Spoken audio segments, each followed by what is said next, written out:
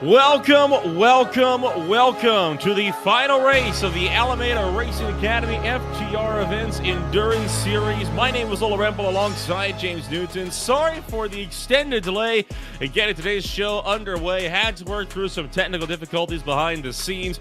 Race in action so far here at the Autodromo Jose Carlos Pache has been running strong so far. Yellow free, not quite incident free, but you still have all cars that started this race still on the racetrack. The GT3s have been running strong. RPM Racing Black currently way out in front of the GT3 Pro category, with German Sim Racing a good 6 seconds behind them. The real battle has been for the GT4 lead. They have been within a second, effectively since the drop of the green flag. Almeida Racing Academy and JKR have been going at it in spades. There was a close moment between Octo Sins as well as Pegassi Motorsports Bravo for the number 10 spot overall earlier today. But since then, James, we have been having ourselves quite the race here at Interlagos.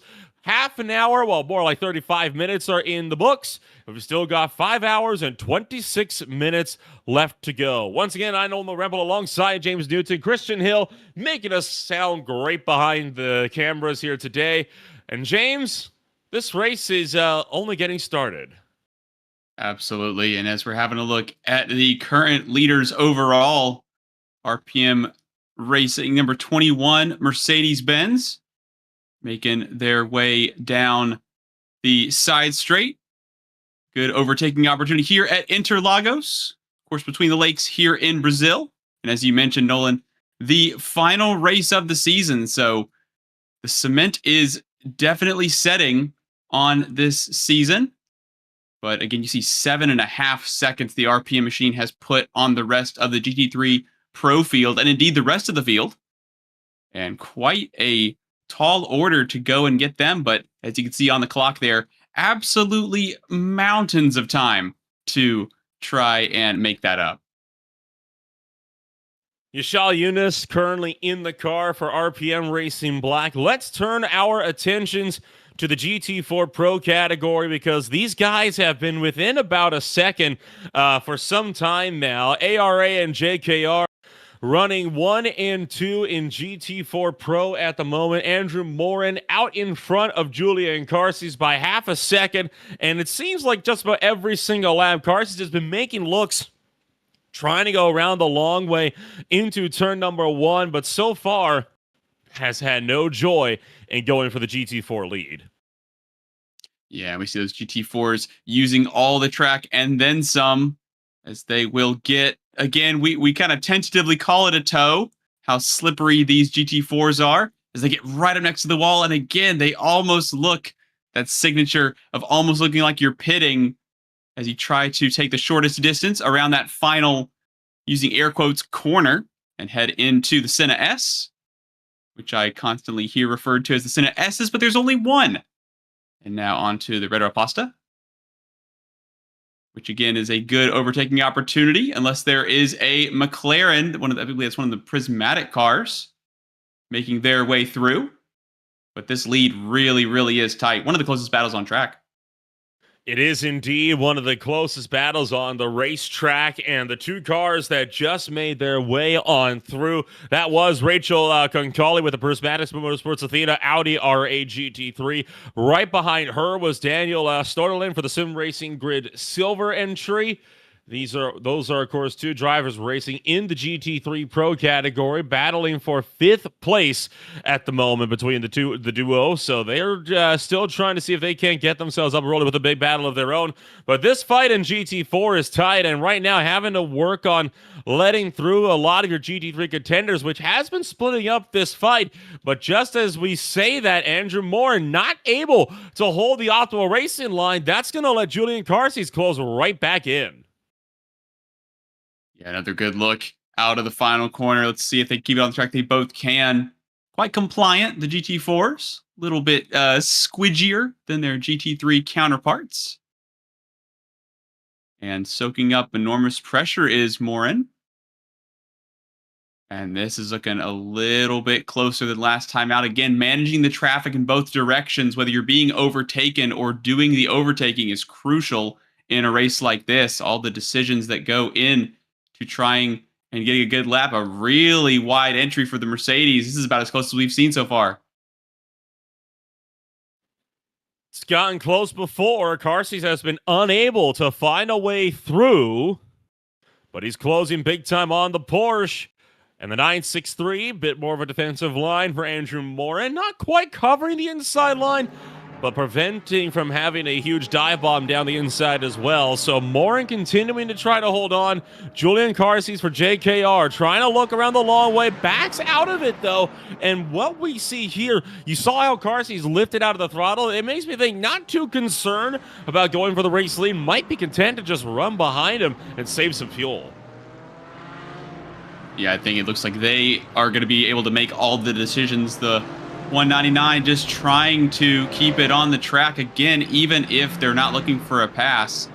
It still can kind of play in your head, kind of stick in your craw, if you will. And we saw a really good defensive move from the 718 Porsche of Morin, basically giving him about 80% of a Mercedes-Benz's width on the outside and way too shallow to go to the inside.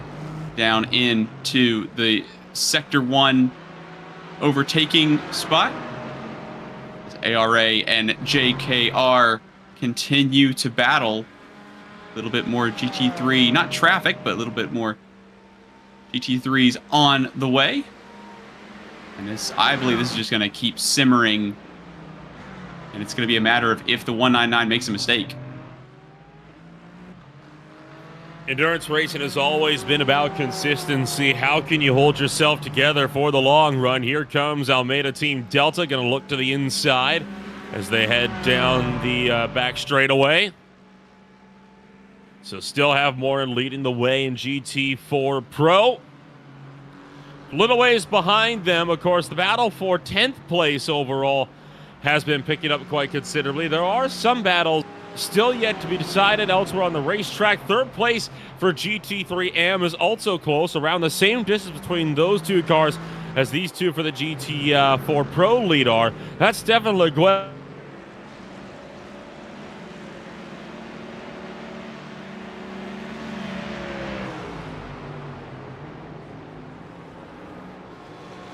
Stefan Le Guin, the number 25 Pegassi Motorsports Bravo, looking quite aggressive. That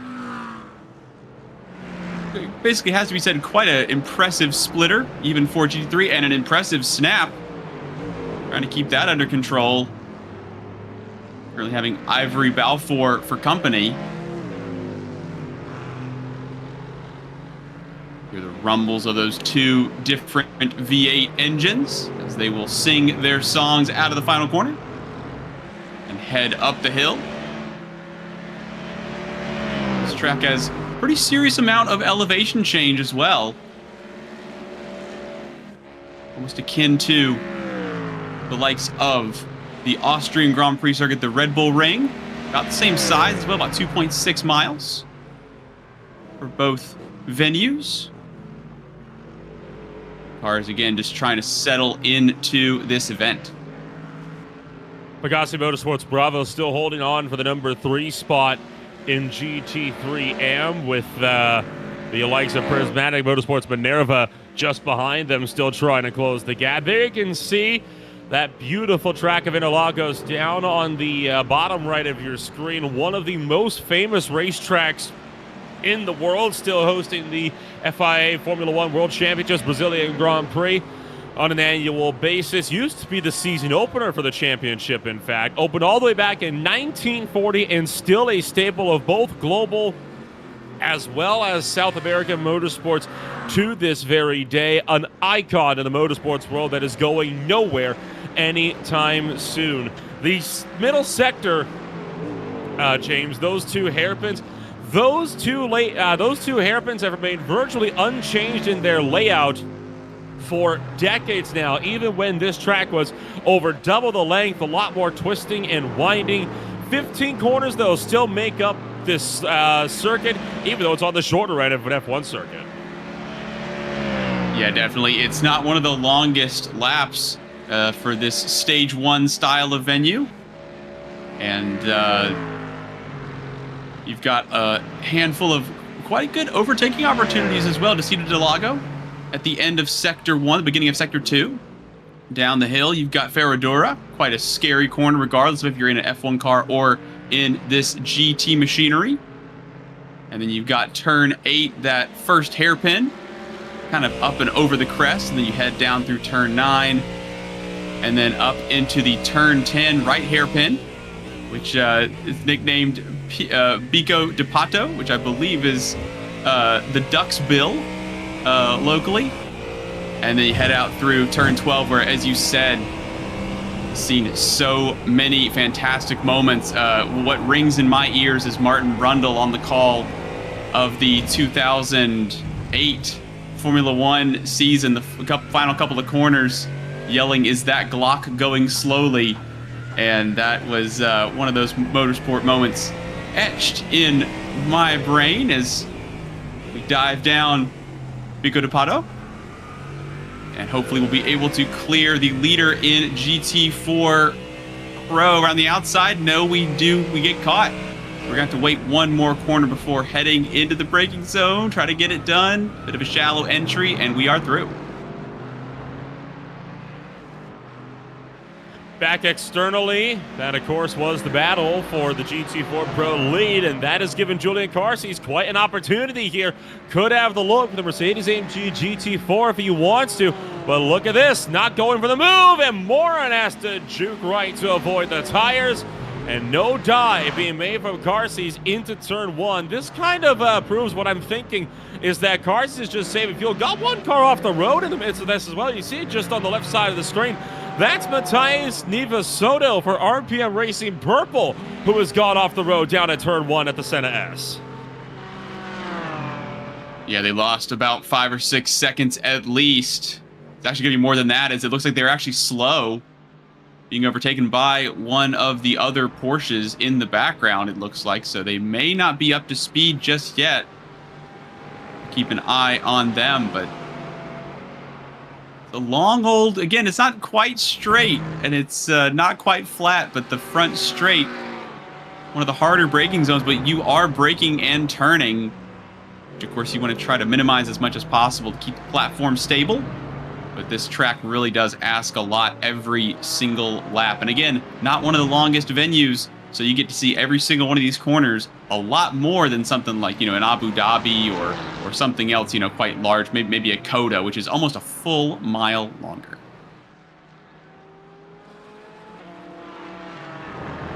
This fight here still remains the closest one of the racetrack, although every lap that passes by, I hesitate to call it a battle more and more. This is what happened to RPM Racing Purple. He had one of the Mustangs. Wow, hold on, and a violent crash coming down to the turn number 1. Not sure who that was. It was RPM Racing Purple, though, who is now into pit road with a destroyed race car, and it was Project St. Race Team Arabica that ended up turning them into the wall with the number 99 entry. They are also to pit road. It was Ricardo Michalewski behind the wheel, and that is a much more dramatic incident coming into turn 1 than I thought it would have been, James. Yeah, that was a whole lot. And of course they have to do, again, we've been talking about how short the track is. Hopefully it's shorter than what we're saying, because they have to go around the entire lap. They were next to the pit lane when that happened. So they're going to have to try and figure out how to get back without losing too much time. Of course, they've already had that big incident, and we're not even an hour into the event. So some unscheduled repairing of the vehicles, I would assume. And quite a strange moment there, Nolan. Kind of interesting. It looked like the Mustang was trying to pinch or at least hold their ground instead of opening up the corner to try and ruin the entry into the Senna S. But quite an unorthodox way into the corner. But I didn't really see any movement from the Mustang per se. It just was kind of a strange one. It's just a case of two lines, two different approaches to corner 1 coming together and ending up ended up careening into each other as a result, and both cars going into the wall. As we still have just over 5 hours left to go. We've seen this before, and in fact, we saw a battle earlier while we were trying to get our technical issues sorted that nearly came to a similar blow between Pegassi Motorsports Bravo and Octo Sins. Of course, that fight has since dropped back. They now have about 15 seconds between them. But it goes to show, right, even early on in these races, a lot of drivers are very, very content to just gut it all out. Hey, it's the season finale. May as well go out and make a statement. Absolutely. It kind of takes the pressure off of some of those teams. And speaking of pressure, I'm kind of curious what Andrew Morin thinks of having luggage in the rear of this 718 Porsche in the way of Julian Carces, who, again, is pushing them down the main straightaway. And it seems like they're both kind of in cahoots at this point, but the only person who is really benefiting is the 143 Mercedes behind. Is there any sense for Almeida Racing Academy to just drop about a second, you know, move to the inside or something, have the Mercedes go around the outside, and then do what the Mercedes is doing? Just kind of adopt that strategy and take it away from their competitors.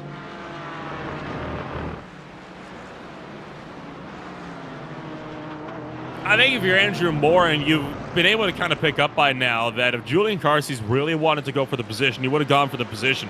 Don't get me wrong, the pressure is still there, and it's not going to be any easier having that pressure constantly in your rear view mirror, but you do have to make sure that you just focus on what is in front of you and make sure that you're ready to defend for that position as soon as the time comes about. But for the time being, all Andrew Morin really has to do is hit his marks, keep running his line, and he'll continue to lead this race as he has from the drop of the green flag.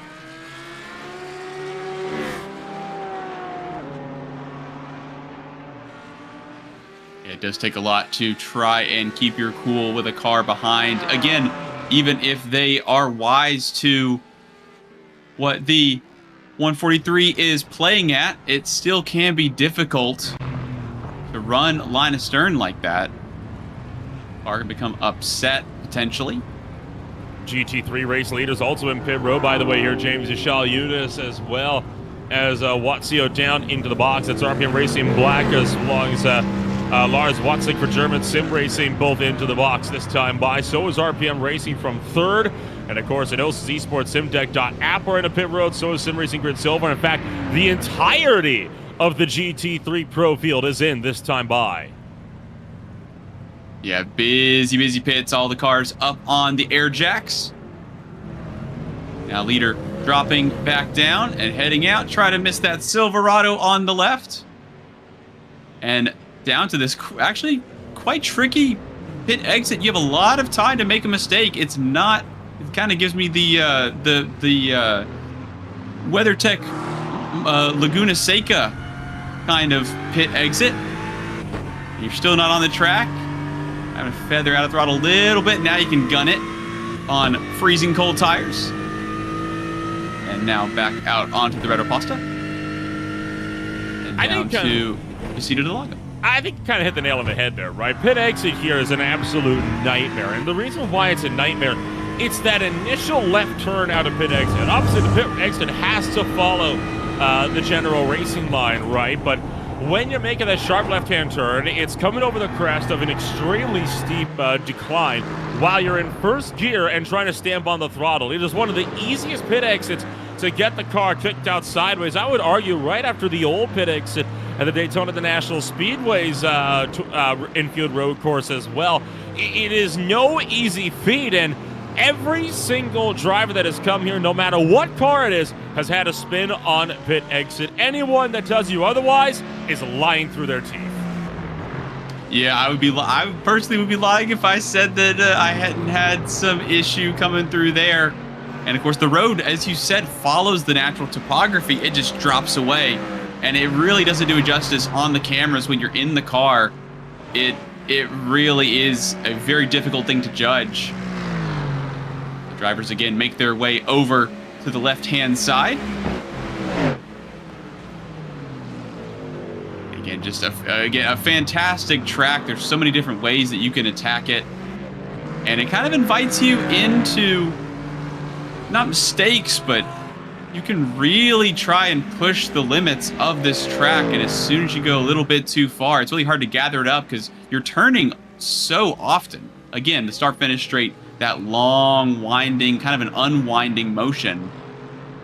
And plenty of runoff in a lot of areas. There's a little bit of something getting kicked up on the exit of the Cito del Lago.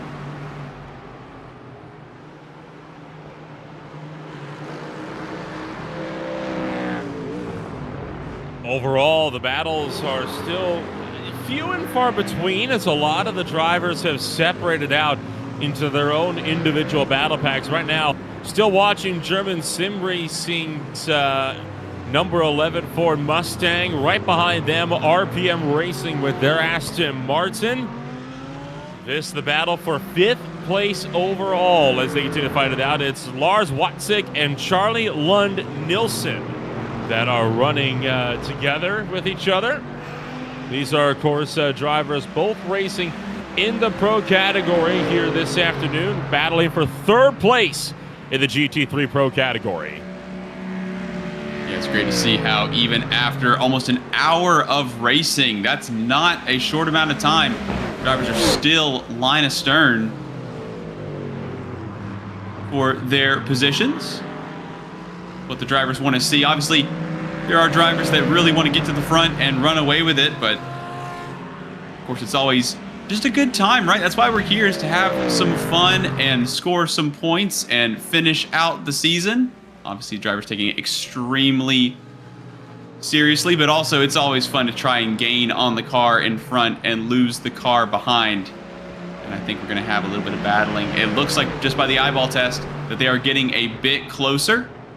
Constantina effect kicks into effect into the first of the 2 right-hand hairpins. And now, again, the cars, they look like they could just leapfrog each other at any point through here. But of course, as soon as you hit the brakes through this section, the other car gets on the throttle earlier. Looks like the RPM machine, 3rd in line here, may be the first car to pounce.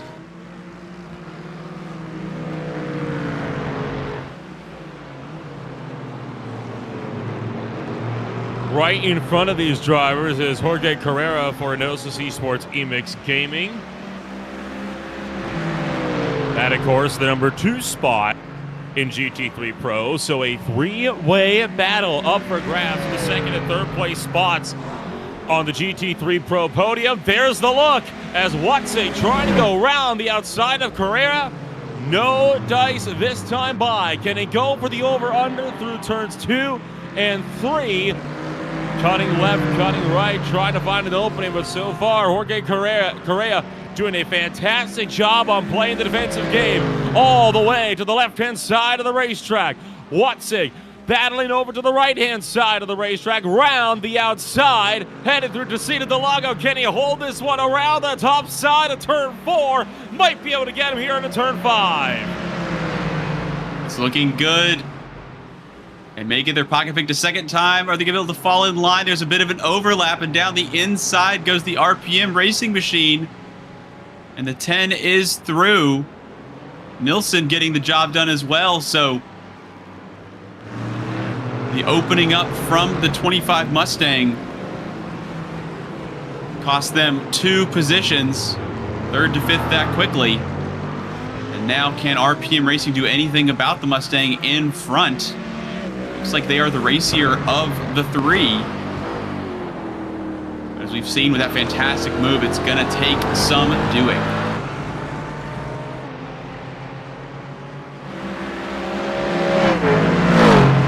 Battling their way past Archer Lorio for NGC by Dorada's 142 GT4. And so the battles will continue onward with no end in sight to all of the action that we have seen so far today, exactly how we wanted to see it. By the way, Correa now under fire by Miguel Angel Gallardo for Enosis Esports SimDeck.app, just a little ways behind. So the lone Lamborghini in the field wanting to make some ground as well. He's going to chuck it down the inside of the Aston Martin, one corner behind these two. These drivers here able to put up a pretty good fight.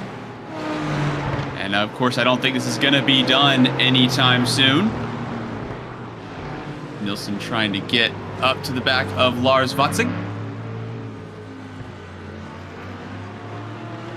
Of course, the mentality isn't always to absolutely destroy every single corner, every single lap. I think it's just trying to hit those thresholds, right? You're looking for kind of a certain kind of lap time, and how many, you know, of the X amount of laps that you run, how many times were you above that water line? How many times were you below? Was it, you know, caused by traffic? What does a traffic lap look like versus what a, for example, kind of a pseudo qualifying lap, depending on tires and fuel. And oh, this is cars stuck together here out of the final corner. And Charlie, kind of a little bit of a wiggle. He made a peek to the inside, tried to scare Lars Vatzig out wide. Lund Nilsson attempted. No joy, though. So RPM Racing will have to wait at least one more series of corners to attack German Sim Racing up the road. Not for lack of trying. I mean, Lars Vatzig has been having his hands full trying to keep Charlie Lund Nilsson behind. And Lund Nilsson has been doing an absolutely monumental job at maintaining that offensive posture as well and keeping Vatzig on his toes.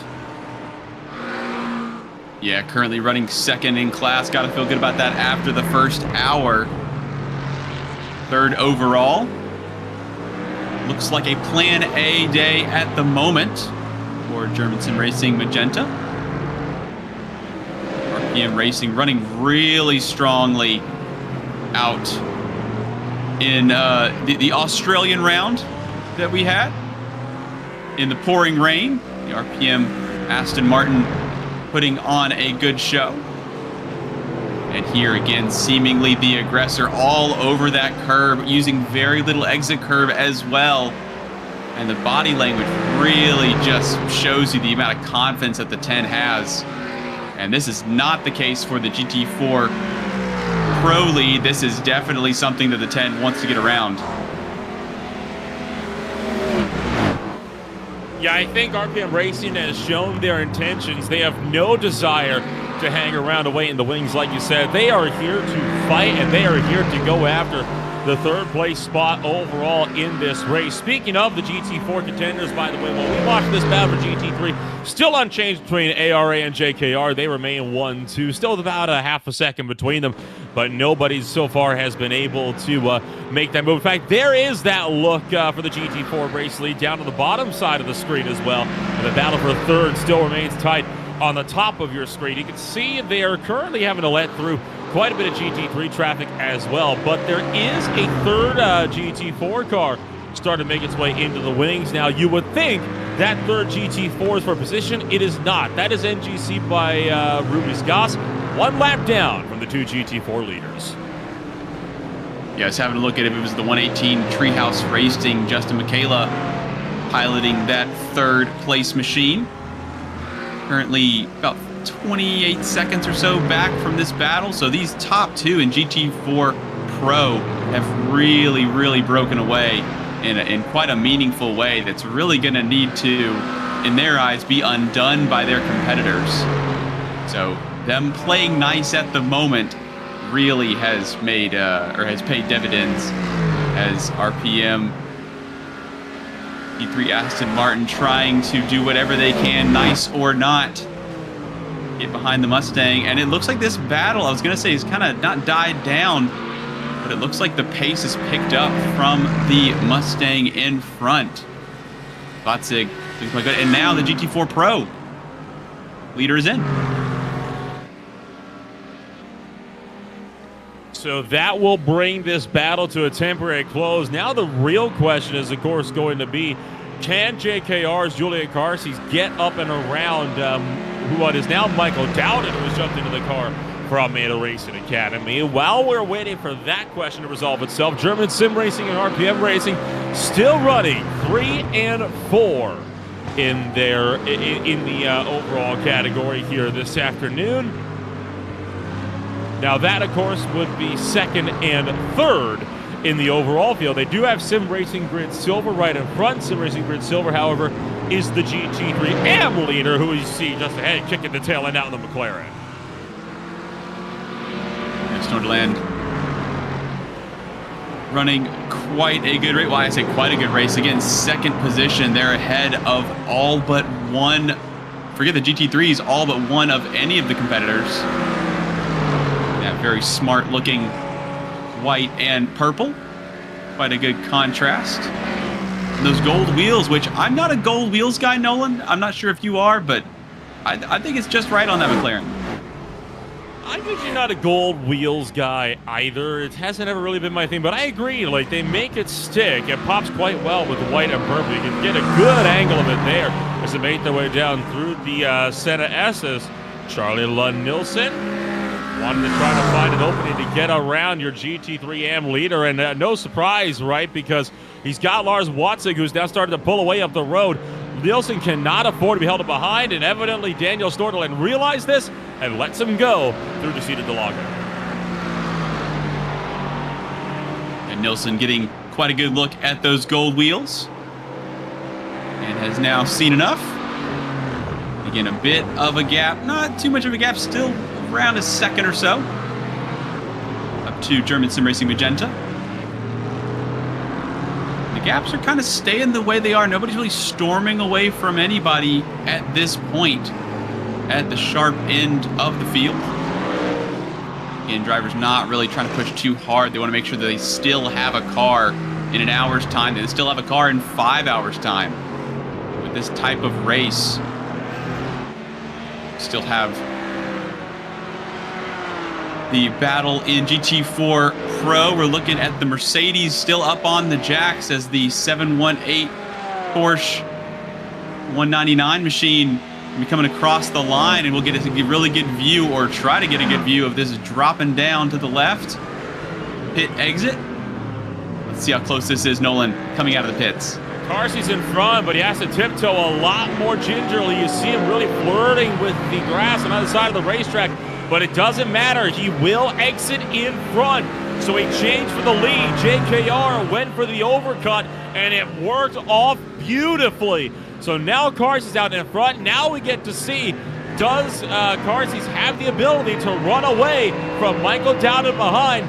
Luckily, got a lot of GT3 traffic working its way through to provide a bit of a buffer zone. Yeah, this is going to be a test immediately, and also through some of the faster corners. And almost a strike. The lone Lamborghini around the outside, almost rubbing the paint off of the leader for GT4 Pro. I said it was going to be a test. I didn't know it was going to be a pop quiz. That was absolutely, it's close stuff. Obviously, the GT3 is having way more downforce, and again, the platform much more stiff. And it helps with those high-speed corners. Minimum speeds are much higher, and now look at the lead has shrunk to it's just about negligible.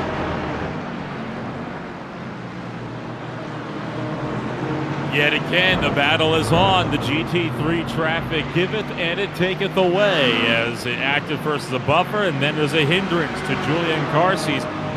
We saw that Carsey's was willing to just play a little bit of the fuel-saving game behind ARA. Now we get to see, does Michael Dowden and Almeida Racing Academy agree with going for the fuel-save strategy, or do they want to go in battle to take that lead right back? That is, of course, a bigger question that these guys are going to have to worry about. We are now over 1 hour into this race, just under 5 to go.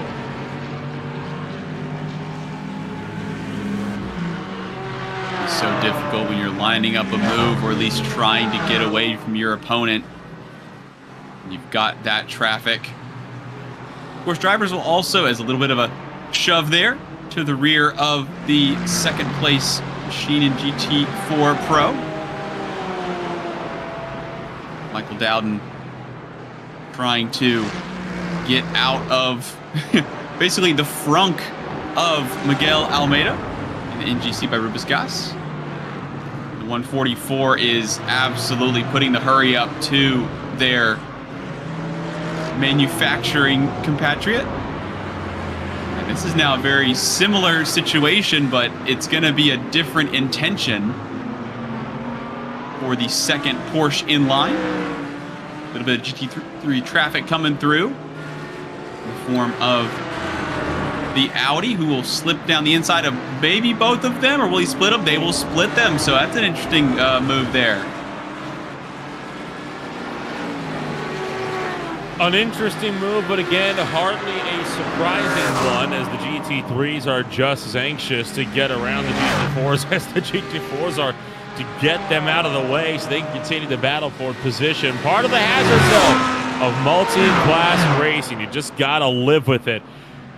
So you still have this battle for the GT4 lead that is starting to separate just a little bit, but you then have the GT3s as well, still up for grabs, up at the top end of the field. Lars Watzig, as well as Charlie Nilsson, still knows the tail.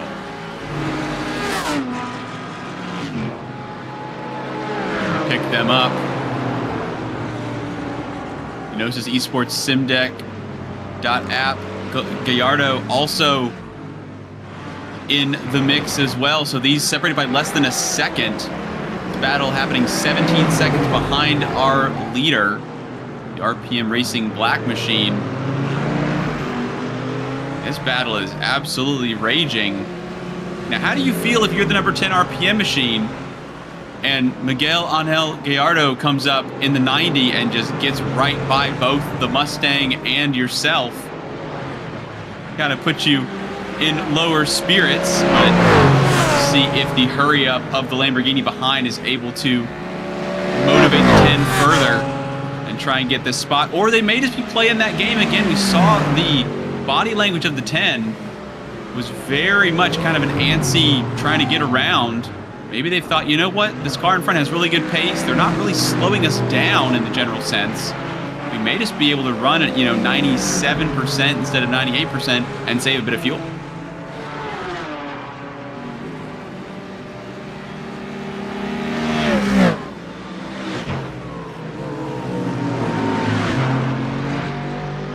Could be seen a repeat then of what we saw in the GT4 battle for the lead not too long ago, as RPM Racing continuing to pressure the back of German Sim Racing. I'd be a little bit surprised if Charlie Nilsson's strategy has changed much, though, given how eager they were to find their way through before. Not to mention, they also have an OC Sports Sim Deck app that is currently hounding their rear end as well. So Miguel Angel Gallardo for that Lamborghini, making this a three-way battle for second place in the GT3 Pro category. I think all three of both the front runners recognize that with how fast Gallardo has caught up to them, if they don't get this settled between the two of them, Miguel might want to get something done on the both of them as well. So I guarantee you that an OC Sports isn't going to take it just sitting around running outside of the podium. Absolutely, and as they continue to follow each other in the wheel tracks, I should say. I've just now recognized that the driver of the number 90 Lamborghini Huracan, his last name is Gallardo. So there you go. It took me over 5 minutes to recognize that. Watzig and Nilsson still trying to figure out what they want to do. Watzig does not seem to be making any mistakes. A little bit of track extension, but it seems to be working. As long as they're not getting proper off tracks. Right there, leaning off of the edge of the track, but Mustang hanging tough. Now we're picking up a bit of GT4 traffic. Oh, at one of the worst times as well. Again, it's that fast right-hander. What are they going to do into the hairpin?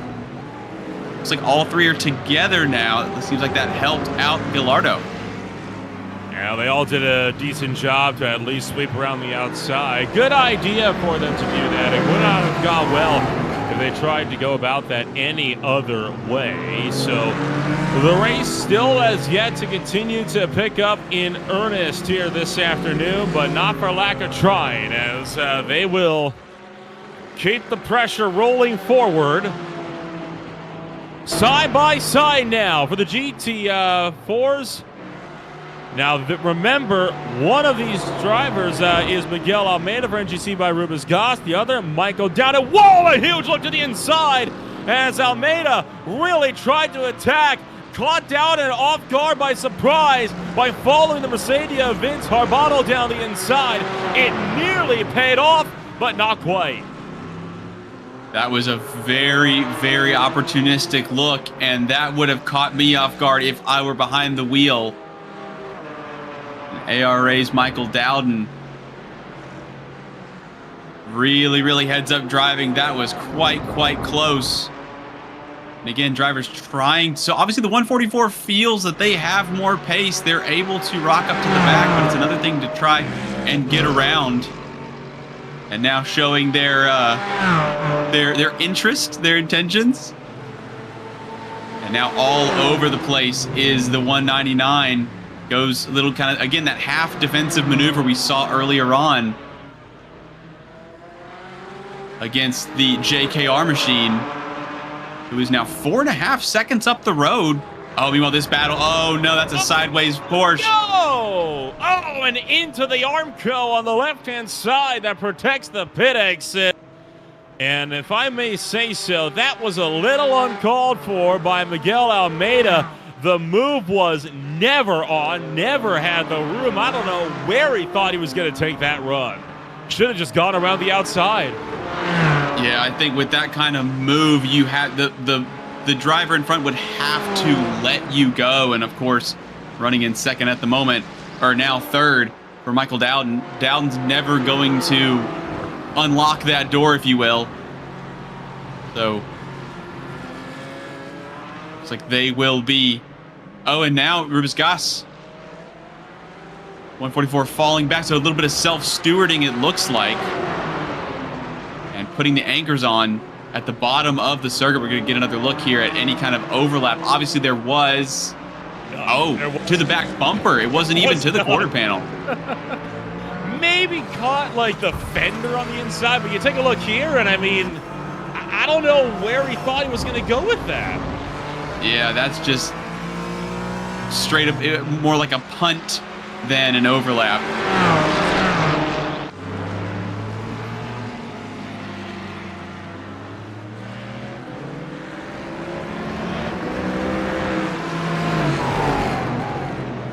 GT3 Pro still up for grabs as well as Miguel Angel Gallardo nearly running into the back end of RPM Racing's Charlie Lund-Nilsson. So yet again, going to show that these GT3s are not done fighting yet. Out of Junsao and heading back up the hill, down towards the front straightaway. Still a long way to go in racing action this afternoon, but the aggression is starting to get up there a little bit. And James, I think a lot of this is just frustration to being caught in the same spot for, you know, we're talking 30, 40, 50 minutes now and being unable to do anything about it. Yeah, definitely drivers will. I mean, you know, of all people, racing drivers are probably some of the least patient people in the world, which is what makes them so good at their craft. But you get the sense of you're trying to make an impact on the race, right? Even if it's not in one corner, if it's not across 3 laps, you know, you're looking at a stint. You want to make a good impact. You want to get some good ground made up, maybe make a place or two, depending on the situation. But the main thing is, again, just trying to run the laps. And if you got somebody in front of you who is even a little bit slower or even faster than you and making mistakes, that's probably the worst thing there, Nolan, is somebody who is, you know, causing you to slow up, but as soon as you catch up to the back of them, they're able to pull 2/10 of a lap, 2/10 of a second per lap. So you're not able to get around on pace, but you have the opportunities to get around through mistakes. It can be so frustrating to be in that situation because try to figure out what you can do. If you go any faster, you might be spinning off the track. If you go any slower, why would you want to go any slower?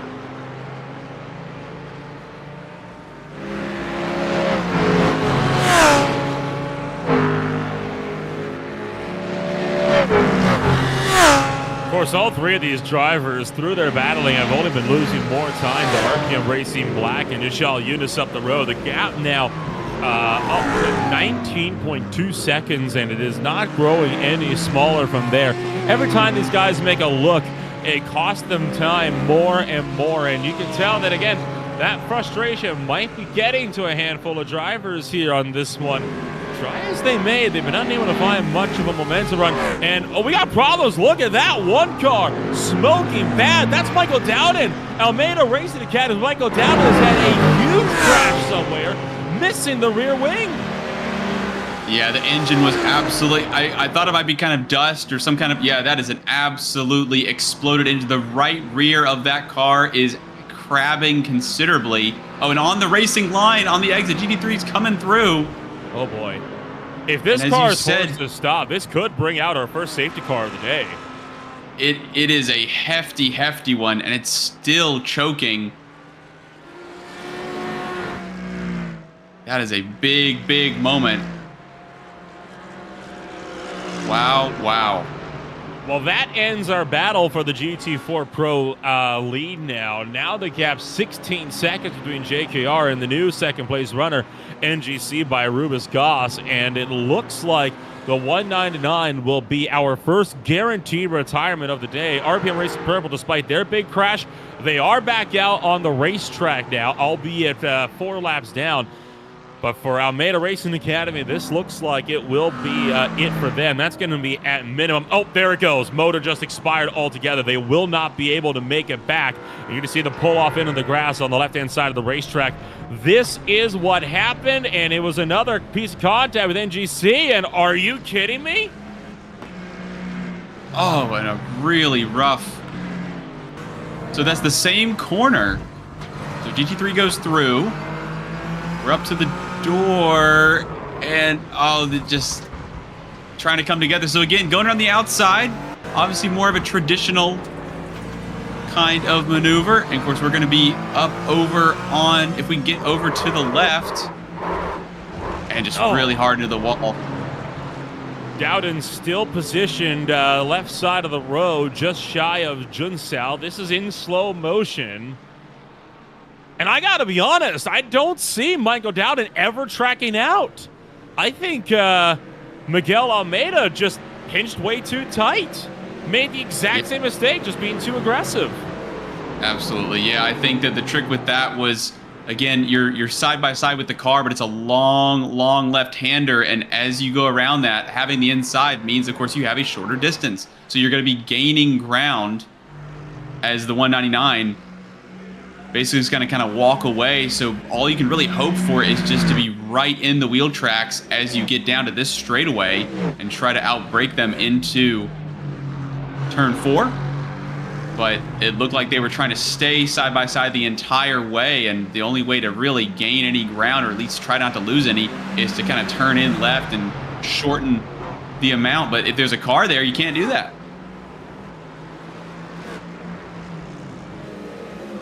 And battle is on as Miguel Angel Gallardo trying to make the look for third place in GT3 Pro. Charlie Nilsson had to go big time on defense into the seat of the Lago.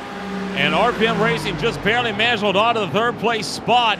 So the fight here very much on, as that Lamborghini yet again proving they are not here to hang around in fourth. I'll be interested to see what this does to the... Well, I was going to say there was about a second between RPM Racing, Nilsson, and Vatzig, who had a bit of breathing room. There's a GT3 that's going to be splitting them as well. But the complexion of this battle has well and truly changed. The Mustang out in front of this trio as it becomes a duo. And my goodness me, you can see how locked in Gallardo is to the back of that Aston Martin. Turning in a little earlier, getting on the gas a little sooner. The RPM number 10 seems like it's going to have to try and run away a little bit. We kind of caught the tail end of that action, but I do not think this is done by any means.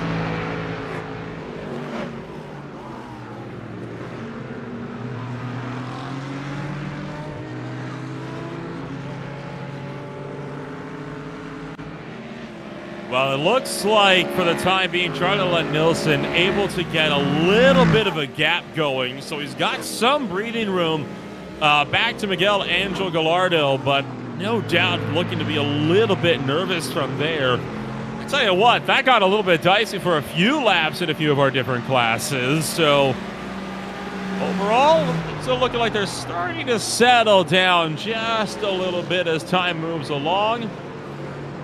By the way, this battle for third, not the only one up for grabs. Overall, 5th through 7th in the GT3 category.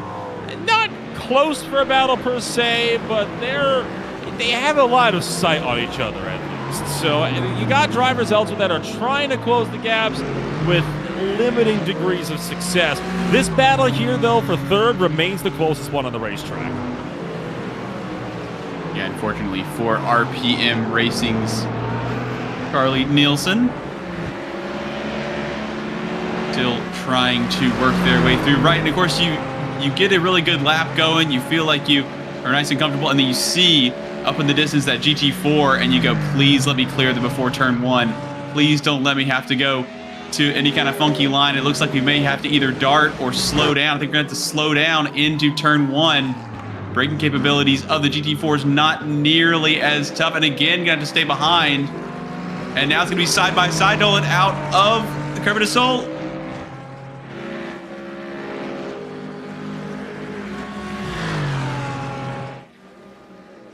You see him looking at those Esports, Gallardo. Now, what was happening there, right? He is not looking for this. Wow, words. He is not looking to go for the position. He is trying to fill the mirrors and let. He's trying to let Nielsen know, hey, I'm still right here, buddy. You have not lost me. And potentially pressure Nielsen. And it was like, there's the dive, big time down the inside. An ambush into the second sector. Gallardo now has to try to hold this one the long way around. Not going to do it, but that is definitely putting Nielsen on notice. Nielsen able to get, and a bit of a shove. Are they going to be able to survive that? The Aston Martin does. Oh, man, Nolan, this is really getting tough stuff here.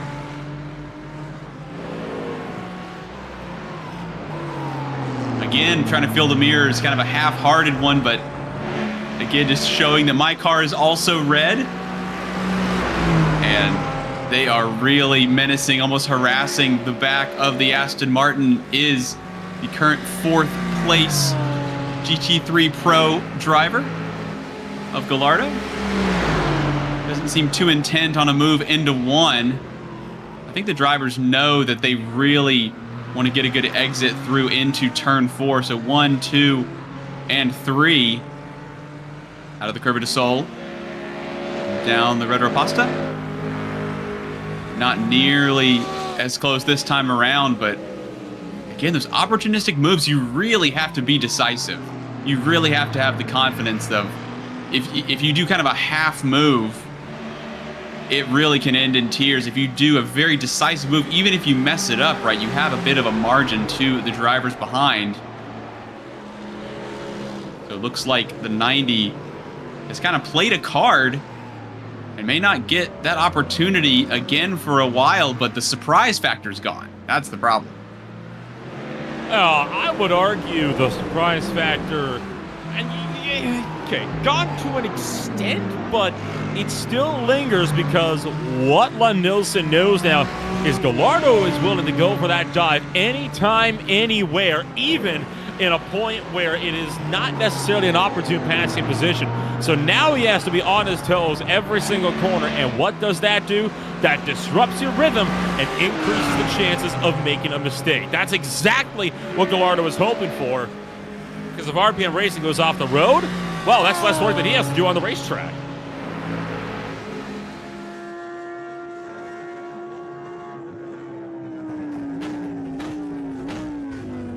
A good look on board and through the Senna S. See what kind of line we take. We are taking all kinds of curb on board the Enosis machine. Gallardo up through the gears. That V10 sings down the straightaway. A little bit of GT4 traffic. Able to clear that just fine. Looking at the different lines. A bit Bit of a late apex for the 10 up front. Plenty of curbing. And again, we're so much sooner, right? We've got the mid-engine of the Huracan and the front engine of the Aston Martin. And it just seems like the front end is so much more compliant. The trig is catching the rear end on the Lamborghini. The nose is just so sharp.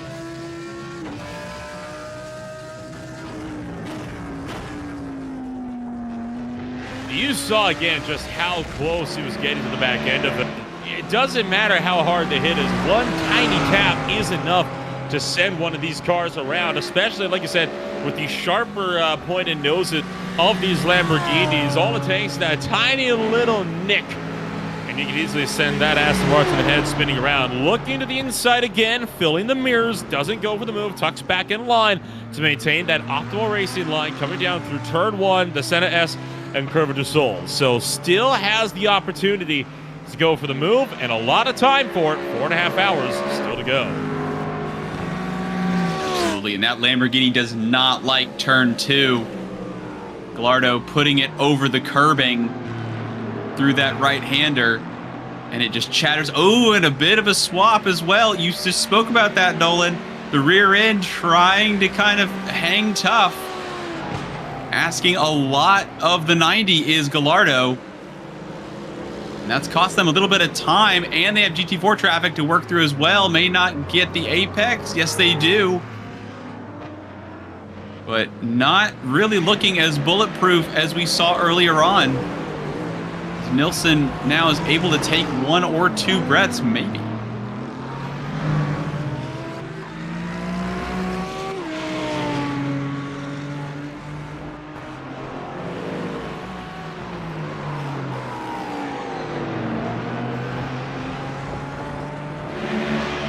Well, again, what this has done is bought Charlie Lund-Nielsen a lot of breathing room here.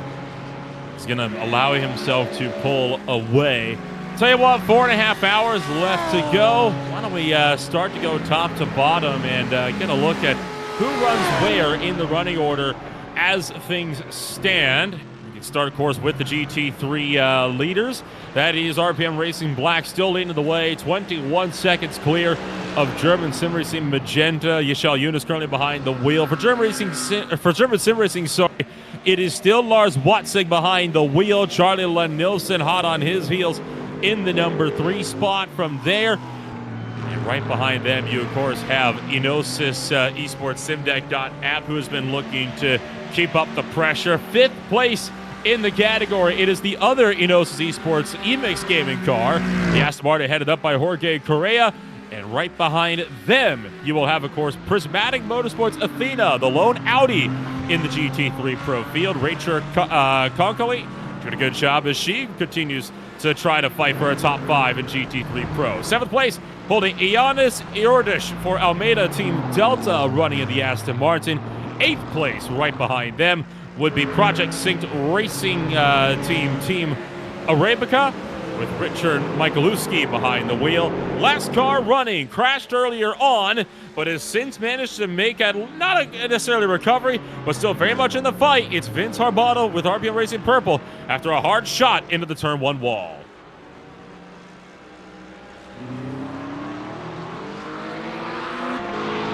Having a look at the leaders in GT3 AM. It's the Sim Racing Grid Silver entry.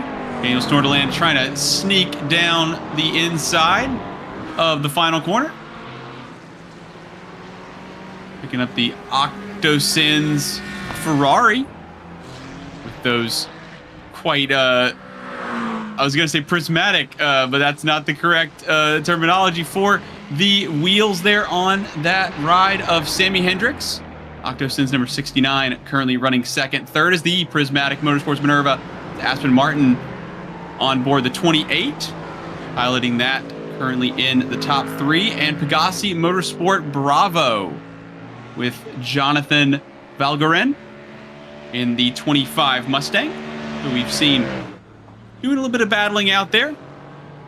Speaking of battling, or I guess the lack thereof earlier on, was the JKR entry, the 143 of Julian Carces, currently leading in GT4 Pro.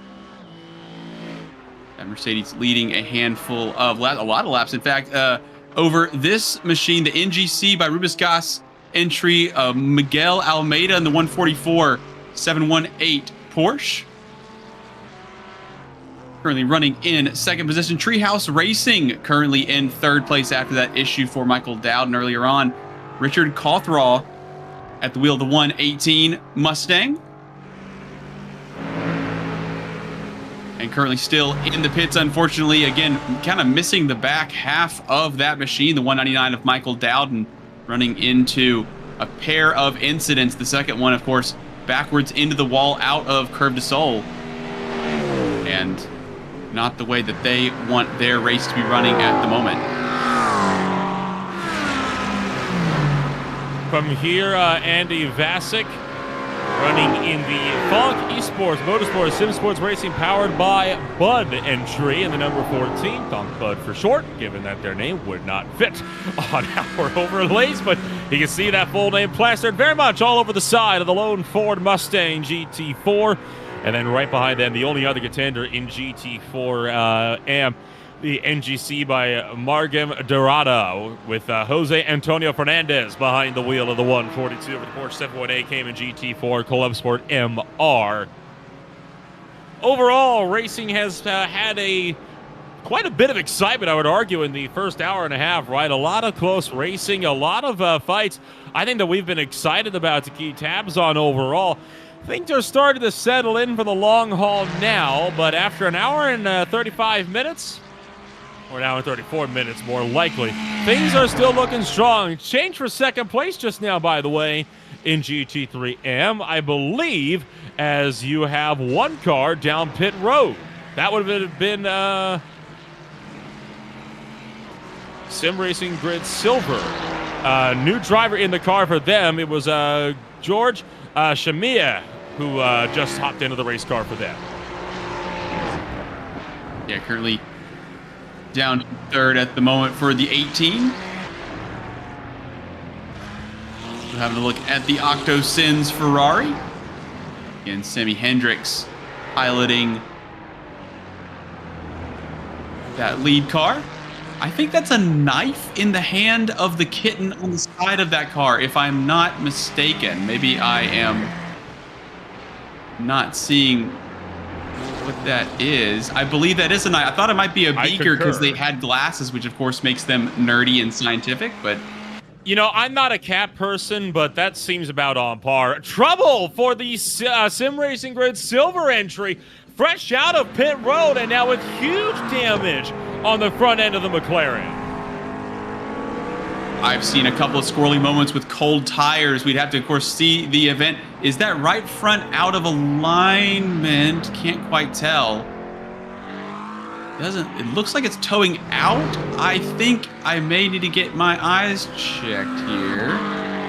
Seems like it's up to speed now. Definitely some front end damage, though. I don't know if it's out of alignment. I think there's just quite a bit of front end aero damage on the car. So that implies likely a square hit into the wall. Let's take a look.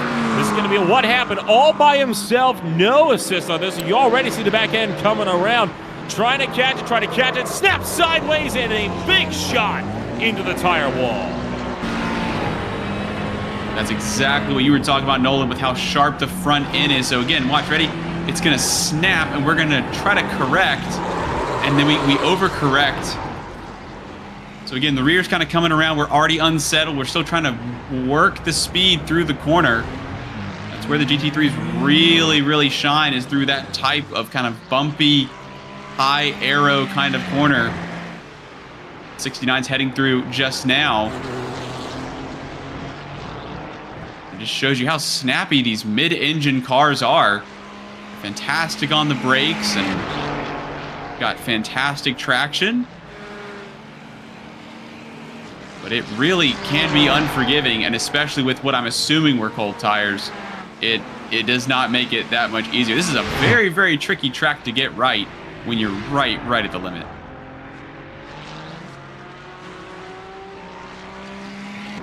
And I agree, that is a knife on the front end of Sammy Hendricks' Auto Sins machine with that in the paws of the cat. Now again, Not not necessarily a cat person per se, but from what I have seen living with a couple of them through the years, yeah, it tracks. It really does track. So obviously, Octosins have a little bit of fun with their entry. Sammy Hendricks, of course, behind the wheel.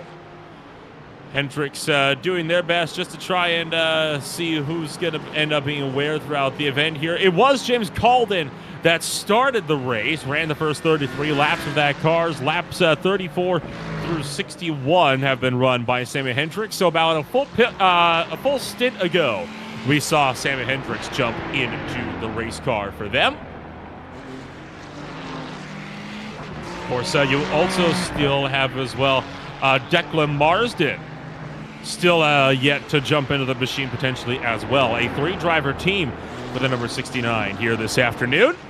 And that Ferrari 296 right now last car running on the overall lead lap.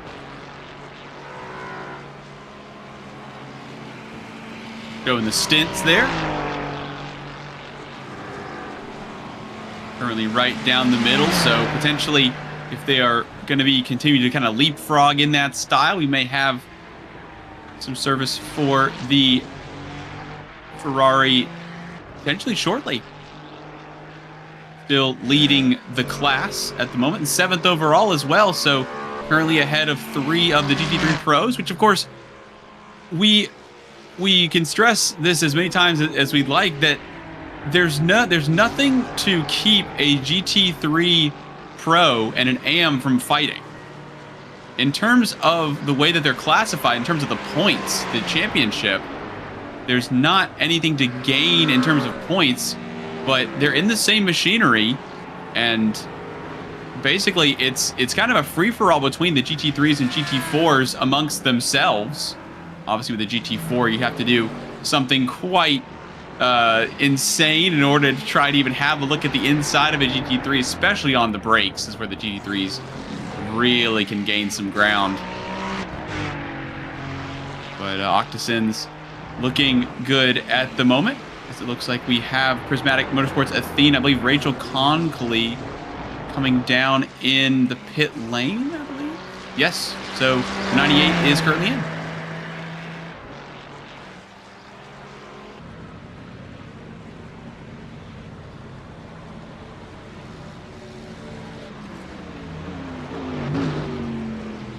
So that is, of course, another scheduled pit stop for one of the Prismatic Motorsports entries. Napshagar Chuknier going to be jumping into the car this time by, as she'll hop up onto the Jags with the Audi. Also scheduled for the car, the likes of Amy Grime out of Hungary still has yet to jump into the car as well. So yet again, another three-driver team for Prismatic Motorsports Athena. So far, it has been Rachel Conkley who has been running this car from the start. So we are seeing the first driver swap for the Athena entry, with Chuknier becoming the first driver to jump into the machine. Yeah, when drivers are feeling good, it's always nice to kind of come in, take the service, head back out there, and just keep in the groove. Team will ask you all good? You need a break? Nope. Ready to roll, enjoying what I'm doing, and just keep on plugging away.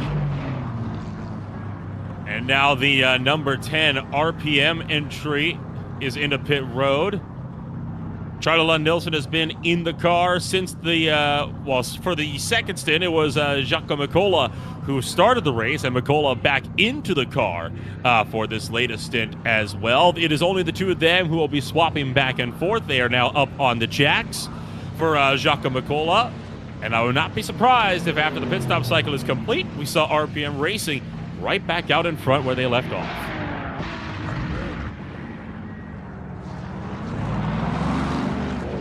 They're on board. Jaco Mikola with the Max Verstappen lid on. I believe Max was running an Aston Martin, if I'm not mistaken, at the Nürburgring. Maybe trying to channel some of that momentum. Heads back out onto the track, and now how do you deal with these tires, right? You've gotten so used to the car in a certain way. So you're going to try to make sure that you are nice and sweet to it for the first lap or so. Again, there's nobody around as well, so not having to make any kind of daring maneuvers. Oh, and again, there's on the brakes, the rear end, potentially a bit of a lock, but trying to literally get to grips with this machine.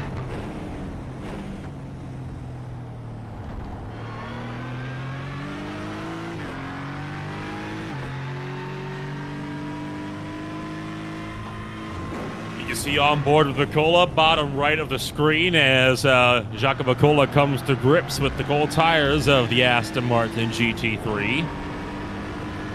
Doing what he can to at least try to keep this one up and rolling. The driver straight out of Finland doing a good job so far on maintaining that pressure. They are down to 5th place for now, but with several cars in the box, expect them to be coming out with the lead. Although I say that, I don't think they actually will. German Sim Racing coming out of pit road, already way out in front. They are looking to retake the 3rd place spot up the road. And in fact, as Nicola comes around, you can see them already struggling on pit exit. And I think Nicola and RPM Racing, they've been jumped by a couple drivers in the field. Right now, Colin David, the next driver in front of them for German Sim Racing. Whereas right behind them, it is going to be Gallardo in the Lamborghini. Yeah. Hi, remember me. I've been chasing you all day. The 90 is still there and will be coming out. Not really anything in terms of any kind of overlap on fuel strategy or tires. So hitting just about the same time. So Nicola and Gallardo will not resume hostilities, but Gallardo will resume looking at the back of the 10 without being able to get by at the moment. There was a change for 5th position in the GT3 Pro, but again, they're all kind of bunching up as, again, the complexion of the race changes constantly. You're in a big pack, you're fighting for your life, and then you're out there 10 seconds to the guy in front, 20 to the guy behind, and then all of a sudden you're in a big battle, or you're trying to split the 2 leaders in GT4 AM or something like that. It really just kind of depends. So that's why it's such a team sport, trying to figure out, honestly, coming out of the pits, try to treat the tires nice. All right, what the heck is going on? Let me know all the information so I can deploy the performance of the machine as well as possible. All of a sudden, it looks like Nicola might have their work cut out for them. German Sim Racing up the road, still has having just come out of pit road, so at this point Nicola's going to have to race down Colin David on outright pace. Now Patrick Gannon currently leading the way for RPM Racing Black, going to be able to retain the race lead they had from earlier on. Patrick Gannon new into the car for the first time this race, their first driver swap all night long. Yashal Yunus did start the race and has been running strong, building up that 20-plus second gap. Now we'll see if Patrick Gannon can maintain it. Yeah, quite the buffer at the moment. RPM Racing Black have to be very, very pleased. Again, it's just about dead even between Gannon, David, and Nicola. So everything going according to plan in the Mercedes group, but they'll still be seeing a handful of cars. I say a handful. They'll be seeing 4 hours and 13 minutes of cars. And just because you've got that lead, you still have to maintain the focus, keep the car in the right direction. These endurance races are just fantastic. It just takes something else than something like a sprint or this kind of one make series, which again are fantastic in their own right, but it really does take something else. And again, the other thing, right, is you lose a ton of time, you hand it off to your teammate. We have a look here at Colin David, currently in 2nd position. This is the car giving chase to that 21 Mercedes. Handing it off to somebody else, right? Kind of handing your baby to somebody else can be very, very tricky. So there's honestly a little bit of trust when it comes to these. You mentioned there, Nolan, a couple of teams that have 3 drivers each, all extremely high-level racers. But you're not in the car. You actually aren't really in control of the race, are you? So there is a bit of trust placed into every team. Well, that's why these teams, when they're preparing for races like these, they go through hours and hours of practice, often more hours than the race itself. And what they are doing, they are fine-tuning their setups, they are fine-tuning their strategies. They are going through entire race stints, one after another, practicing racing drills with each other, especially for major events, right? You talk about the Watkins Glen 6 hours, the Sebring 12, in some cases 24 hours of the Nürburgring, the 24 hours of Daytona, one of the biggest major events on iRacing. Of course, I know that a lot of these teams, they have gone through the practice, so these drivers are confident when handing the cars off to one another, but it doesn't stop the mistakes from occasionally creeping in. The one thing you don't want to do is to be that driver that crashes the car 5 minutes into your stint. Absolutely, yeah, that can be the case, and that can also be the case, right? You get in and somebody's not giving you, but somebody has really made a big dent. They've made up a couple spots. You come out of the pits, you're on cold tires, and all of a sudden Newton loops it, and you are down those 3 spots that somebody fought for 45 minutes, an hour and 10 minutes, or however long they were in the car to get those spots back, and they can just go right back away.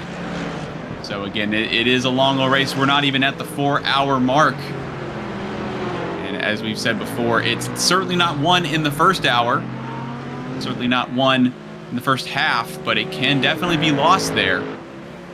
See a little bit of extra track extension. That RPM Racing number 10 is starting to look very similar to Gallardo in the 90, the Enosis entry. Extremely generous with the track limits. And it looks like they may be on the way. Having a look here at about a second and a half or so, and it looks like it may be dropping.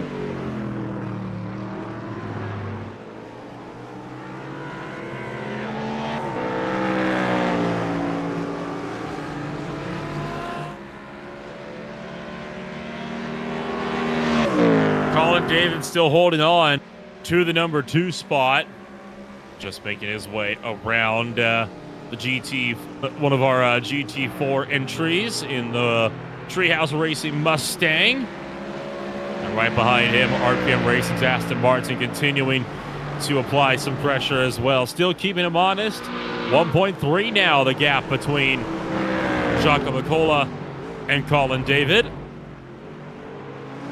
So German Sim Racing Magenta not looking so safe all of a sudden up at the top end of the field. And don't forget, there was that little bit of rain that we had, not at the start of the race, right, but a little bit earlier on. And so I'm still seeing there's a tiny bit of moisture on the inside of some of these curves, especially at the bottom. In fact, you can see a little bit in that shot right there, right side, well, driver's left, viewers right of the racetrack. It tends to cluster around little valleys like that, especially up on the curb. And that's why we haven't been seeing these drivers attacking these curbs as much as you would expect them to in a race like this. Yeah, and of course, we've also seen, as we've spoken about at length, the drivers, they're not out there by themselves. They have the full support of their team, and they really need it for an event like this and just how big that this undertaking is. And so they will be feeding that information back, hey, just, look out through this corner, make sure that you're, taking plenty of curbing. Everybody else is doing it, so we can start doing that.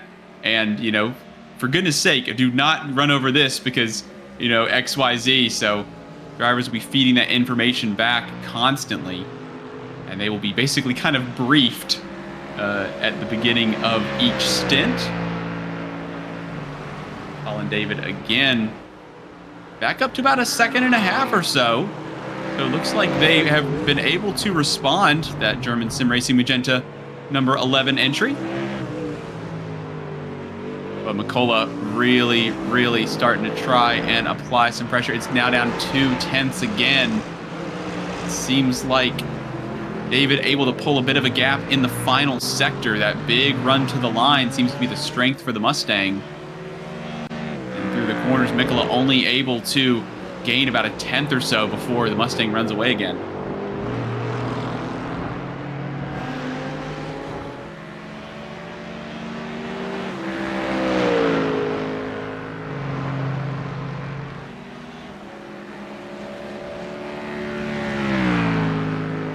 Well, Colin David has been doing a good job to weather the storm for now, and RPM Racing's advantage seems to have stagnated as the tires have worked themselves back up to temperature on both cars. So still holding within 1.2 to 1.5 seconds, but has not been able to realistically close much more than that. I see all of a sudden punches to under 1.2 seconds, but we'll continue to keep close tabs on this one, but I think it might be another lap or so yet before Jacques Mikkola is really within striking distance for second place here.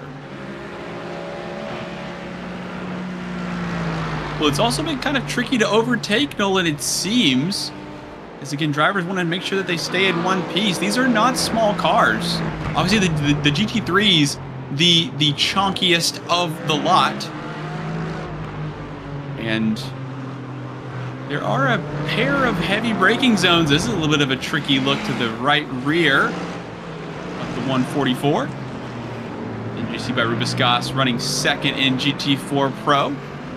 Not really inconveniencing the final podium runner at the moment. But it has been quite a task to get around cars, even if you have, again, 2 tenths, 3 tenths in hand. You really kind of have to have a good amount extra, and with all these drivers running so high level, again, you spoke about the lengths that the drivers go to make sure that they're prepared to finish an event like this, not just try to win or podium. Just to get the car to the end is a feat in and of itself, and because of all that testing, they really know who has the pace, what kind of laps you can run, where you can put the car at certain times, what the tire fall off is like. And the way they have it dialed in so much means that they're so close on timing every single lap. And as well as that, lurking in the wings, but still ever present, that bright red Lamborghini of Miguel Angel Gallardo, hot on the heels of RPM Racing out in front. So drivers continuing to pile on pressure to one another. Overall, no battles under a second on the racetrack as it stands. That doesn't mean we're not due for some as we continue to work our way closer and closer to halfway.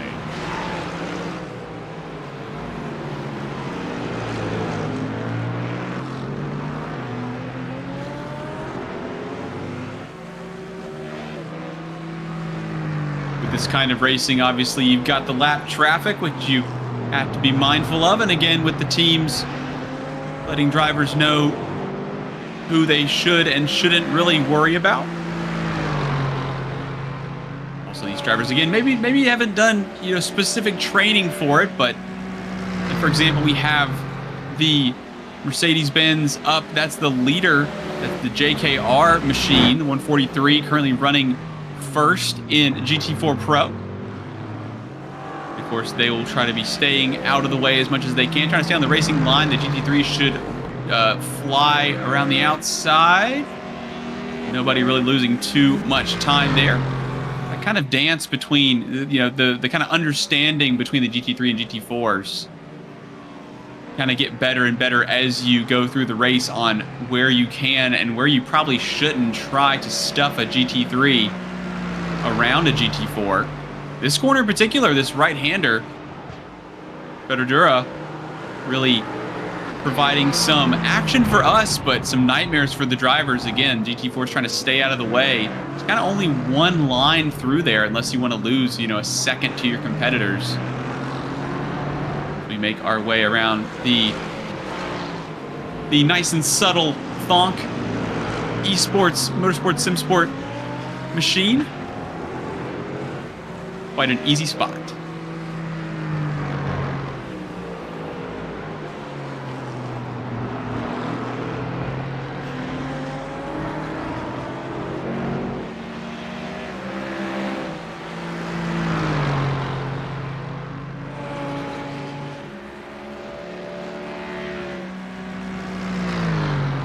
Cola continuing to hold on as time continues to slowly tick away. 3 minutes shy on being 1/3 of the way through this 6-hour season finale for the FTR Events Almeida Racing Academy Endurance Series.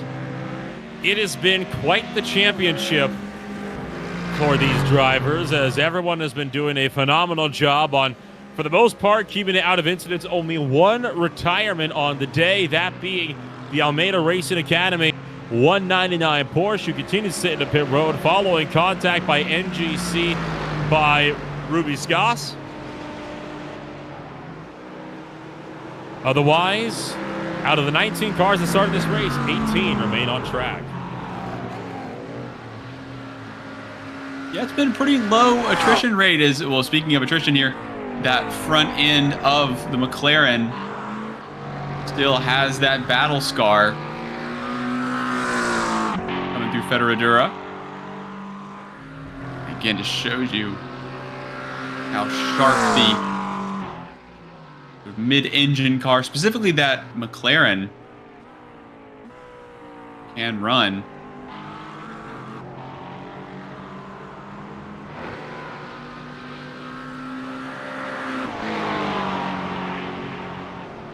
George Chemia for Sim Racing Grid Silver. That damage on the front end has not hindered your GT3M leader's ability to maintain the gap ahead of Octo Sims, still running an almost 20-second advantage. Not bad for a car with significant damage on the front end after a hard shot into the wall. And I tell you what, I'm sure that George's teammates have they're feeling very happy on the fact that these guys have been able to keep that car mostly out of trouble, with Daniel Snordelin now wanting to make sure that car can remain clean for him.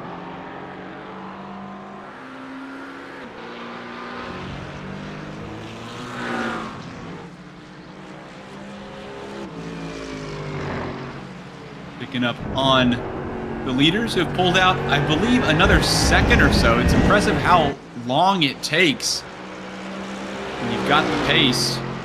It was 21 seconds. I mean, maybe 10, 15 laps ago, something like that. Maybe about, half a stint or so. It really takes a lot to try and break away, and that's what RPM Racing Black have done in the AMG. But the way that they're running now, they're really going to try and be conserving if they can. There's always a threat that all of their hard work gets nullified. So that'll be in the back of their minds as well, those contentions. We are officially 2 hours deep into the 6-hour race. No gap for a class lead is under 5 seconds. Most of them are over 10. For RPM Racing Black, it is over 20. 1/3 of the way through the final race of the FTR Events Almeida Racing Academy Endurance Series. We are going to take a ride on board with RPM Racing Black as we step back to give our voices a rest, as we let you feel the noise from Interlagos on Greenfly TV.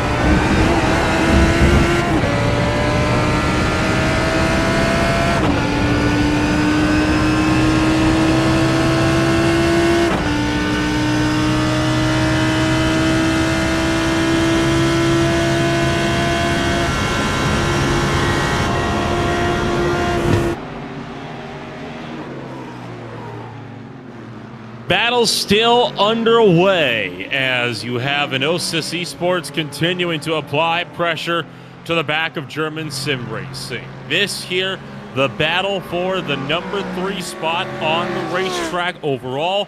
And in GT3 Pro, if you're just tuning in, you are watching the FTR Almeida Racing Academy Endurance Series and their final race with the 6 hours of Interlagos. My name is Olorempo, alongside James Newton, with Christian Hill making us sound amazing down behind the cameras for today's race. This fight for third has been going on ever since we cut to our Feel the Noise segment, James, and it's showing no signs of going away anytime soon. Absolutely. They are still, as they kind of dodge some of those puddles we got to see on board during the Feel the Noise segment, which was quite an exciting Duke, to say the least. We saw RPM Racing's Makola getting around Colin David for second position in GT3 Pro. And that has turned this into the fight for third position. We have Gallardo in the 90 still fighting out for the Enosis Esports SimDeck.app machine.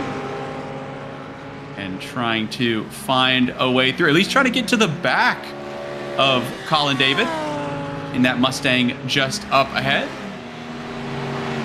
Saw some interesting maneuvers, and again, drivers not really trying to risk it all, but just trying to basically get up to the back. And then once you get up to the back, as we've spoken about earlier, it is so tricky to overtake, it seems, just because of how dialed in all these drivers are.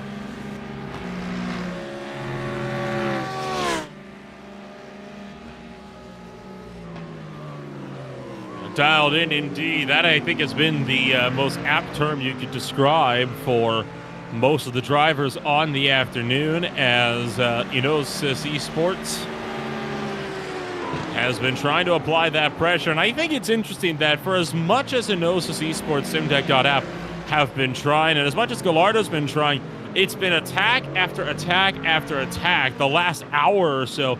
Nothing has worked, though, to get them around either RPM Racing or now German Sim Racing Magenta. Yeah, it really has been, it's more exciting than a slog, but it's been very, very hard work to make it happen. As we see the 90, probably maybe twice a lap or so, using that single windshield wiper. Always makes me try to have a look at the weather whenever I can, and not sure if that's the extra downforce setting, trying to get a little bit more front end, but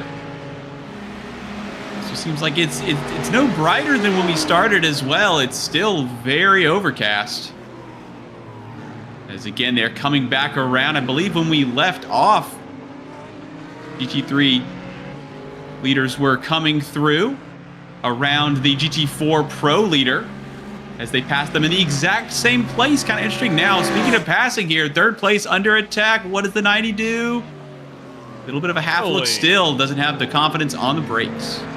I would have thought for sure he would have gone for something into the seat of the Lago. That would have been a prime opportunity. He was right up the back bumper. Definitely had the overspeed to at least get the nose down the inside. So to see him back out, showing a lot of restraint at the moment from Enosis Esports Sim Deck, as drivers are going to try to fight this one out still as best as they can. Gallardo tries and unable to get around Colin David. Do you reckon we're seeing a situation like what we saw with the GT4 Pro League battle when we first jumped in here, about just trying to save fuel behind them for now? Well, I'm trying to figure out if that's kind of like a bit of an excuse for it's difficult to get around them. They're quick and they are putting the car in all the right spots. So, you know, it's like, oh man, it's really tricky to get around Nolan. I think I'll just save some fuel behind him. And it looked like the 90 was going to be trying to go the way of the RPM Racing number 10, trying to stick with them. They were sparring partners earlier on, while German Sim Racing Magenta easily holding down second, but that has changed, and this is looking menacing. This does not look like saving fuel.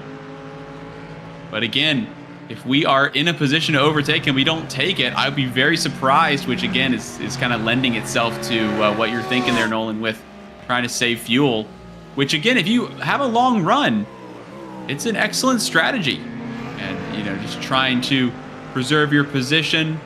Again, instead of running at 98%, you can run at 97, 96 and still be in a good window. The trick is the driver ahead causing you to lose, a certain amount of time per lap? Do you feel that you have excessive amounts of pace? So you can see that 90 diving that nose in nice and early. Quick update, by the way, on an earlier incident that has seen so far our only retirement of the day. If you remember when Almeida Racing Academy's 199 Porsche got wiped out by NGC by Rubens Goss, that incident obviously immediately was investigated by the stewards. Now, there was an appeal to the original ruling of that incident by the 144. However, that ruling has remained unchanged, and it is due in part to the fact that, according to the stewards, that 199 car had held a very tight line all the way through turn 3, and the 144 had, quote, firmly encroached on the part of the track already occupied by car 199. So NGC by Rubens Goss has obtained 3 penalty points as a result of that massive incident that we saw that put the 199 car firmly down and so far out of this race with the lone retirement of the day. Yeah, absolutely. They're still technically in the pits at the moment, but obviously 35 laps down of the leader and not in any real contention at the moment. And extremely bad luck for Dowden and the whole crew at Almeida Racing Academy. Of course, NGC by Rubens Goss having those penalty points applied. Be so tricky. And of course, we're not even halfway through. We're not even close to halfway through this race. So there's still a lot of positions to be taken care of, and obviously we want to see the hard racing like what we saw through the Feel the Noise segment. Mainly just drivers out on track doing their best. Or in the case of the 90, trying to hang on. That's the same line from last time, Nolan. The 90 Lamborghini put the right rear almost in the grass, and we know how snappy the mid-engine cars can be. That time around, it was the 11, the German sim racing Magenta machine, that almost had the right rear on the grass. We've seen also with the overcast conditions, it is not hot out there. It's not toasty. So I can't imagine that grass is going to be very helpful to that right rear under full load.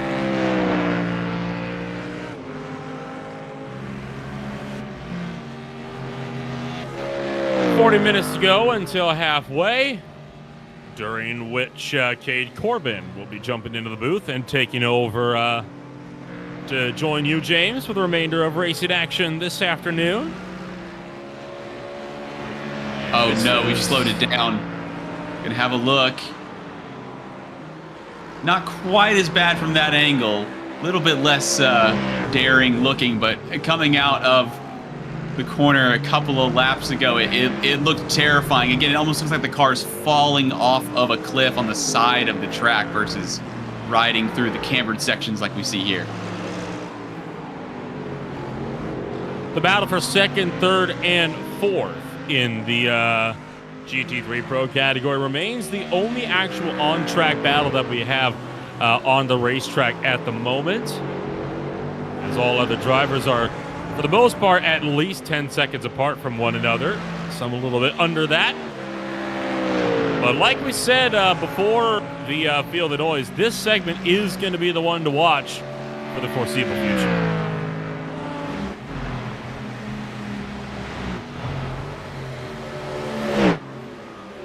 Again, drivers trying to hit those marks on the track, trying to do the lap times that they have, again, most likely agreed upon.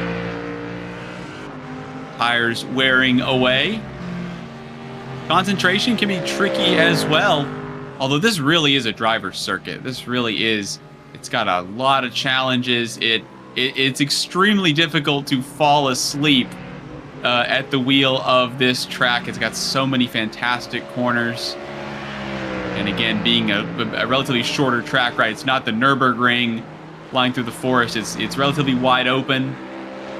All sorts of different cambers as well, and of course, being between the lakes, Interlagos, true meaning, right through there. A handful of puddles on the inside of the track. Drivers not wanting to get anywhere near those. Adding any complications or at least cooling those tires through this section, which is exactly where you need them, is through these very, very fast left-handers. Let's take a look at what's coming up here on Green Flag TV as we continue to battle our way through the opening half of the final race of the FTR Almeida Racing Academy Endurance Series. Tomorrow, we welcome a new league, at least for now, to the Green Flag TV fold. Apex Hunter Motorsports will bring their W12 Formula One Series as we welcome the top echelon of the motorsports world into Green Flag TV's home. They'll be racing at the Nürburgring Grand Prix Strecke. That'll be this coming Sunday at 7:25 p.m. Eastern Time. On Monday, the High Tide Racing League will take the Truck Series to the Kentucky Speedway.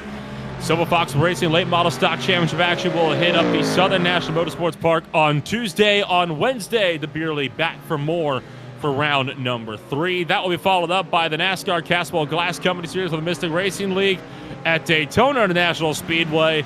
And then it is short track racing for the Speed Cup Series. They will take to the Iowa Speedway, often regarded as the fastest short track in North America. That will be on Thursday at the short track that races like a speedway. All this and more coming up on Green Flag TV. If you want to get your league broadcasted on Green Flag TV, be sure to check us out to see who we are, what we can offer you at www.greenflag.tv today.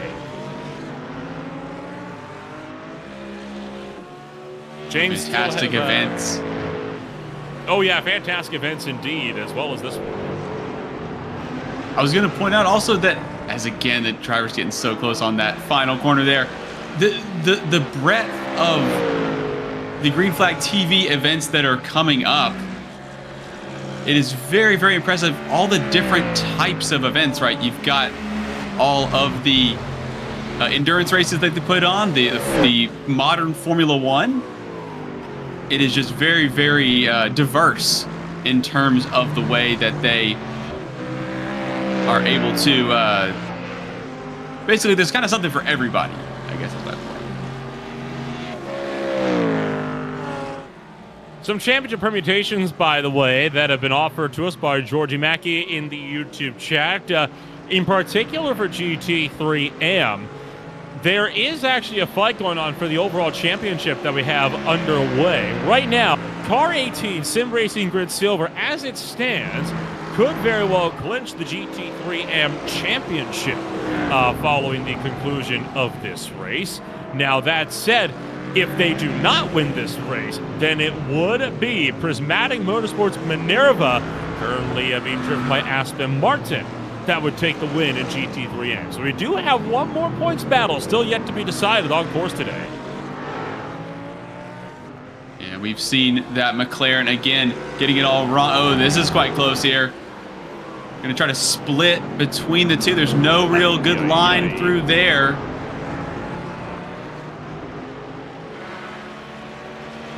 Everybody through unscathed. The Mercedes still down the inside of the 90 Lamborghini and now able to clear. And that somehow has done absolutely nothing to the gap. Still 7/10 of a second to the good for German Sim Racing Magenta. How did they get through there without losing any time to each other? And I tell you what, that's just part of multi-class racing, right? I mean, you got to always be on your feet. You have to be aware, and traffic management, it is just as much a part of multi-class racing as it is any other. It's one of those things, you can't be like an F1 driver and just scream blue flag, get out of the way. The blue flags here, not requirements, they are advisory. All you got to do is find your way around them. You are a faster car, you can find your own way through, and that's something that every driver that runs in, especially endurance racing, is very well versed with. You have to really get good at it quick. And again, as the event goes on, drivers getting more and more used to where you can and cannot pass or let pass in different classes.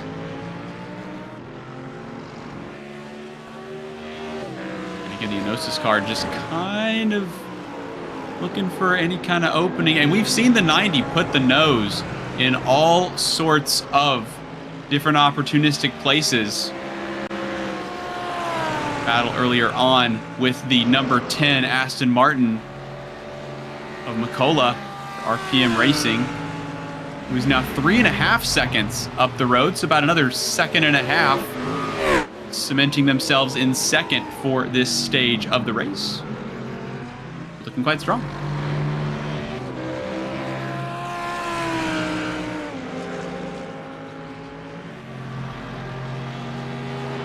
Checking in on some of the other class leaders for the time being. Octo Sins has taken over the race lead for GT3M as Sim Racing Grid Silver is into pit road, and George Shamia getting some damage repaired in the pits while going through the usual sequences of pit stops. And the front of the McLaren just took a little quick check-in on that. Not looking so bad anymore as it was earlier on, so they're not going to be complaining at all. Sim Racing Grid Silver should exit still very clearly into the number 3 spot on the road. JKR still leading the way in GT4 Pro by about 45 seconds now, while Thok Bud continues to lead the way in GT4M.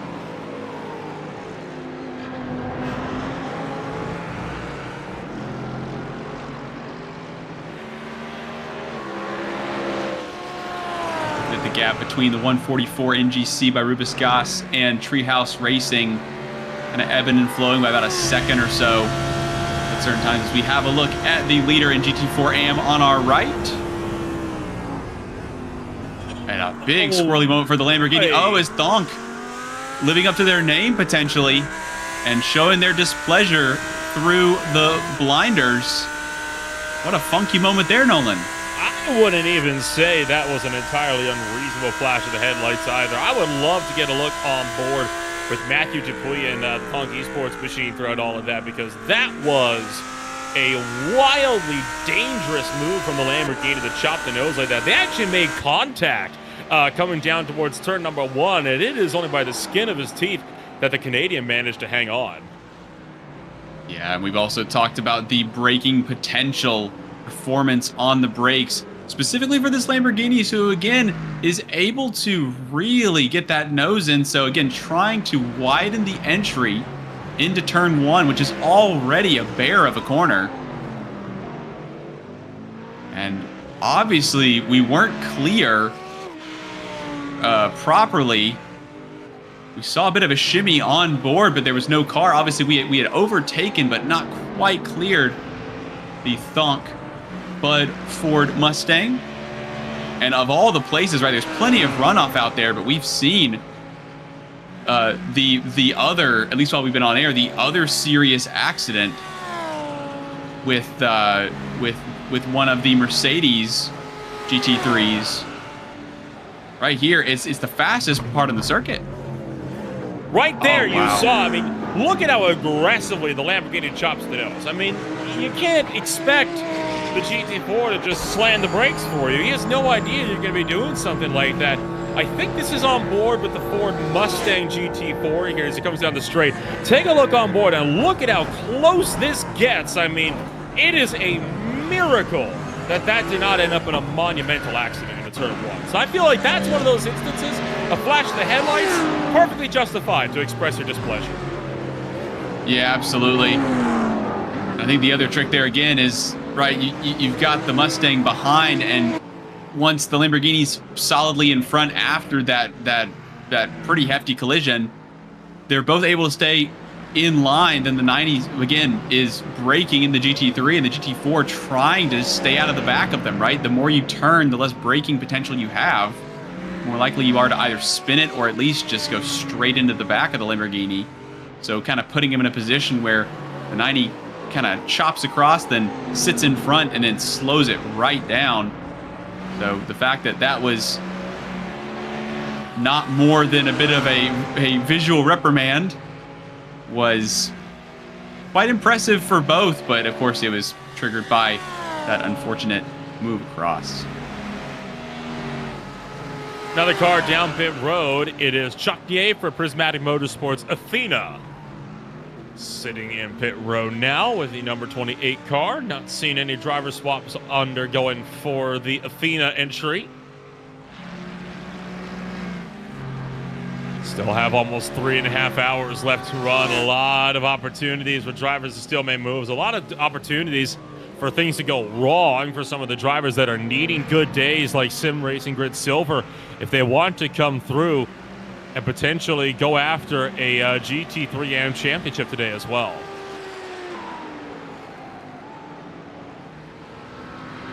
Yeah, the other championships able to be decided, all that consistency paying off and not being able to take it easy. Obviously, again, as we've said, not even winning or podiuming, just finishing one of these races is something to be prideful of. But Sim Racing Grid Silver looking relatively strong, still within a pit stop of the Octo Sins Ferrari. Currently around the 47-ish second mark. We still are following the 90 Lamborghini, the Enosis machine. Not really able to make inroads, and Nolan, I would have to say, for my eye, not able to really capitalize on saving any fuel. It doesn't seem like they're in the range as we have Mikola down the pit lane. The number 10 Aston Martin making their stop. And going for a driver swap as well. Charlie Lund-Nielsen jumping back into the car. Charlie Lund-Nielsen was doing a fantastic job playing on defense, if you remember, against that Lamborghini earlier today. So they got a good defensive driver now in the car and ready to rumble. So Nielsen for RPM Racing will be in, and they should be out before too much longer, which means we can expect to see pit stops from other drivers within the GT3 Pro category coming down before too much longer. Yeah, definitely. Of course, RPM Racing at the head of that 3-car battle earlier. Nielsen should be easily able to clear those two, especially if they are still line astern. Battling with only hurt. And RPM Racing Black still with that 20 or so second advantage. So shouldn't be having any issues with clearing Nielsen, or basically staying in front of Nielsen, I should say, as the 10 rejoins the track.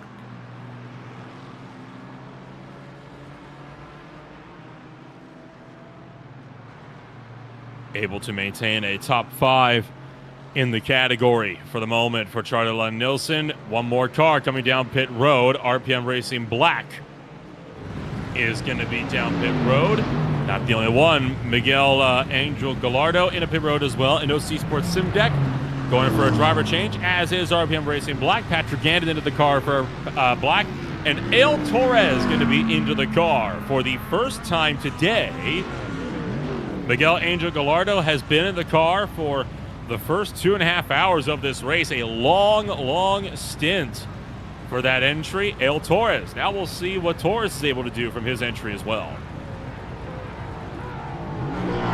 Fascinating to see what the briefing would look like for Torres, considering the 90's been on the attack majority of the day. Also, again, a couple close calls with the 90. Right on board here with Patrick Gannon.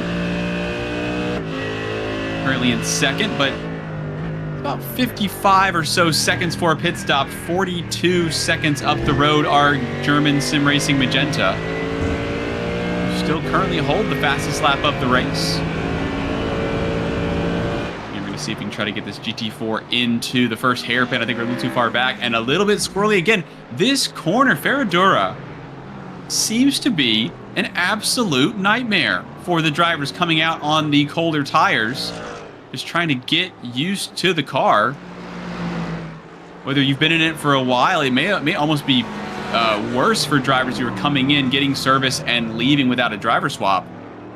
You've got the confidence you need on the old tires, and then you come out with fresh tires, but they just do not seem to be comfortable through there, especially on the brakes into the first hairpin as well. So that might be something to be briefed on next time out. Well, it's one of those corners, right, where it's so unbelievably slow. The aerodynamics of these cars are not able to work at their peak efficiencies they do in higher speed corners.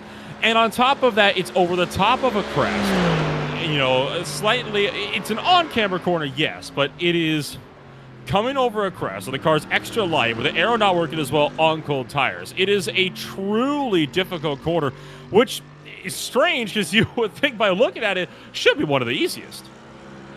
Yeah, you just go up there and turn right. It's, you know, it's almost like directions to the store. You just go over there. But yeah, absolutely, it is very tricky, and it's also long. It is not a short corner. There's not one apex. There's two, but the first one basically kind of tricks you, right? You're going to come up the hill, get over to the left, widen out the entry, but you don't even really need to hit that right apex. It's right here, and it takes forever to get to that second apex, and you're using the back half of that second apex as well. So patience. Again, we talked about how racing drivers are notoriously not so great with patience. Maybe this crew is probably a lot better considering we are in a 6-hour race, but it really can be testing, and you almost seem like you're losing time, but it's all about keeping that minimum speed high as opposed to shoving the front end in. By now, again, his tires should be up to temperature.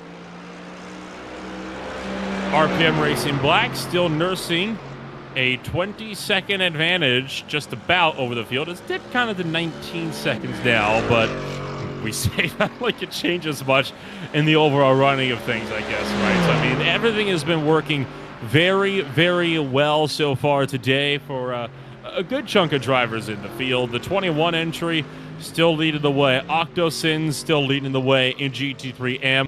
Waited on Octosins to have to come down pit road. At the moment, James Calden and Sammy Hendricks have been traded off back and forth for your current GT3M leader, but they have yet to box. They last pitted, well, just over 30 laps ago.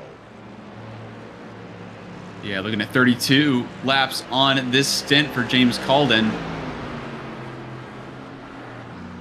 Currently leading the class, of course, but they'll be coming through, and I believe Sim Racing Grid Silver will be, well, it's actually going to be extremely close. So again, 53 seconds between James Calden and George Shamia. 69 of the 18, first and second in GT3 AM. And that's about 54 seconds now. And pit stops around 55 seconds, so that is basically any time now. Calden picking up the pace or making a mistake may be what's going to change the complexion of that battle once they emerge from the pits. That's going to be quite a tricky one to call. Well, this race is just about 20 minutes shy of halfway. And with the battle starting to taper off, what we're going to do, we're going to take ourselves a step back, and we'll make sure to thank the folks that keep the lights on for the FTR Events Almeida Racing Academy Endurance Series. When we return, Kate Corbin will be alongside James Newton to bring you the remainder of this final 6-hour race of the season. You're watching FTR live on Green Flag TV.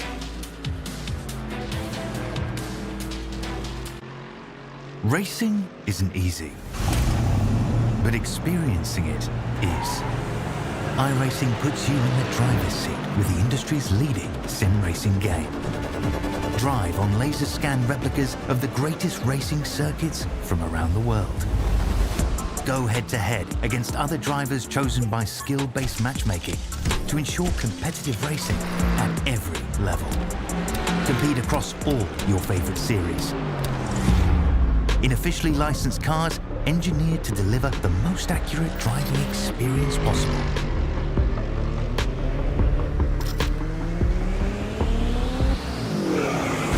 Join a race or host your own with players from across the globe. Race against the computer or in a league with friends. Feel the thrill behind the wheel. Visit iRacing.com.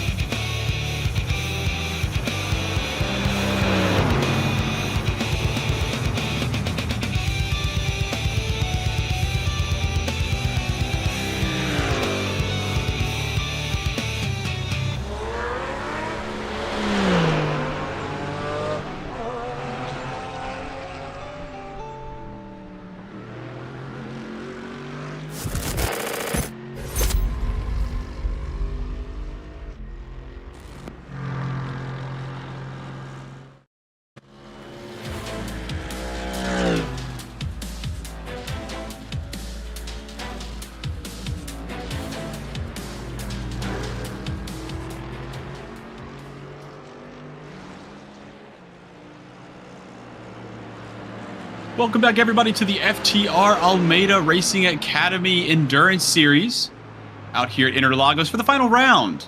Round 6 here. It's Cade Corbin alongside myself, James Newton, Christian Hill in the production booth, giving us all the great sights and sounds of this wonderful Interlagos circuit. And Cade, welcome on into the booth here for a little over the back half of this 6-hour event. Yeah, that's right. We are closing in on the halfway mark. Just about 3 hours down will mean only 3 hours to go. Been a really good performance thus far by that 21 RPM machine.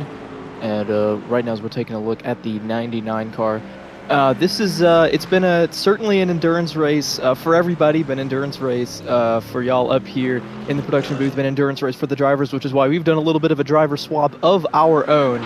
And I'm excited to see how this one is going to end. Interlagos, of course, y'all probably talked about it. Plenty of track that presents plenty of passing zones, plenty of opportunities to make up time, plenty of opportunities to play some pit strategy and shake things up late in the going. So yeah, I'm excited to see how it gets wrapped up here in these next 3 hours. Absolutely. Well, we've got a handful of drivers still trying. I think I see the sun there, Cade. I don't think that Nolan or I got to see any sun, as it blinds our drivers with a lift. It's not terrible, but we've had overcast conditions. We have a little bit of puddles as well in some of the lower sections of the track as it kind of pools to the bottom. We had a little bit of weather earlier on. We have the confirmation there. About 15 minutes until the halfway mark. And we have seen some pretty ferocious battle. We've also seen some drivers really stretch their legs. We've seen Patrick Gannon and company in the RPM Racing Black number 21 machine at the head of the field overall in GT3 Pro. Currently holding about a 22nd. Well, I look at it now, it's about 18.5 seconds, so it's going the wrong way for the 21, but there is a lot of ground to make up for anybody, including Charlie Lund-Nielsen running in the RPM Racing number 10 Aston Martin you spoke about earlier. We've also seen Lars Vatzig and Ale Torres in the 90 Lamborghini, currently battling for third position. That's kind of died down a little bit considering they were running about 8/10 for maybe 20 minutes or so, and neither driver blinking. Had a really close call, the 90 did, with a GT4 car, but able to come out unscathed, fortunately for them. Only lost one so far, and that was the Almeida Racing Academy 199, currently still in the pit lane, but again out of meaningful contention 52 laps ago after an unfortunate incident for, I believe it was the lead of GT4 Pro into Curva de Sol, and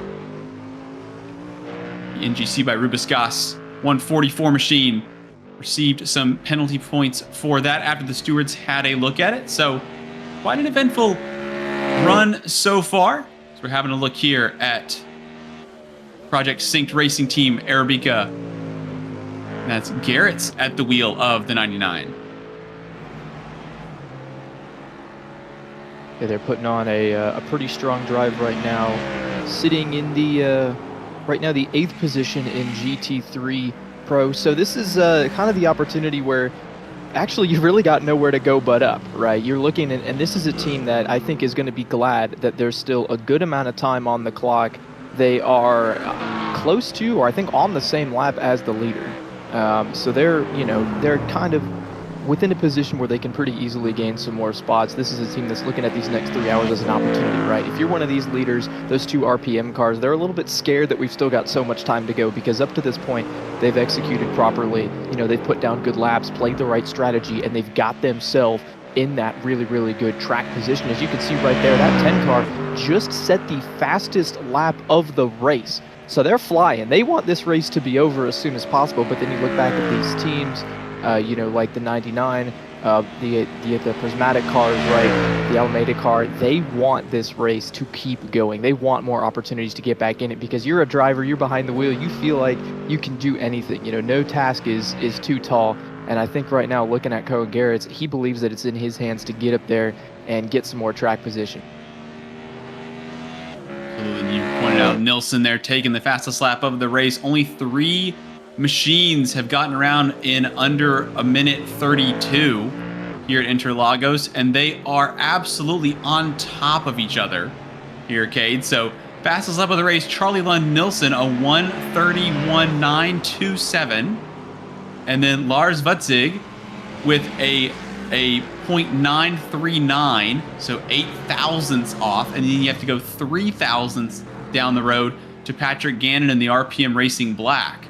So all of them separated by, I mean, we're talking, what is that, about 1.5 hundredths? 15 thousandths separating the fastest laps for all 3 of these drivers. Nolan and I were speaking about how hard these teams work, how much practice and effort goes into not just doing the race, but preparing for something like this as well. And the way these drivers get dialed in, they know the track like the back of their hand.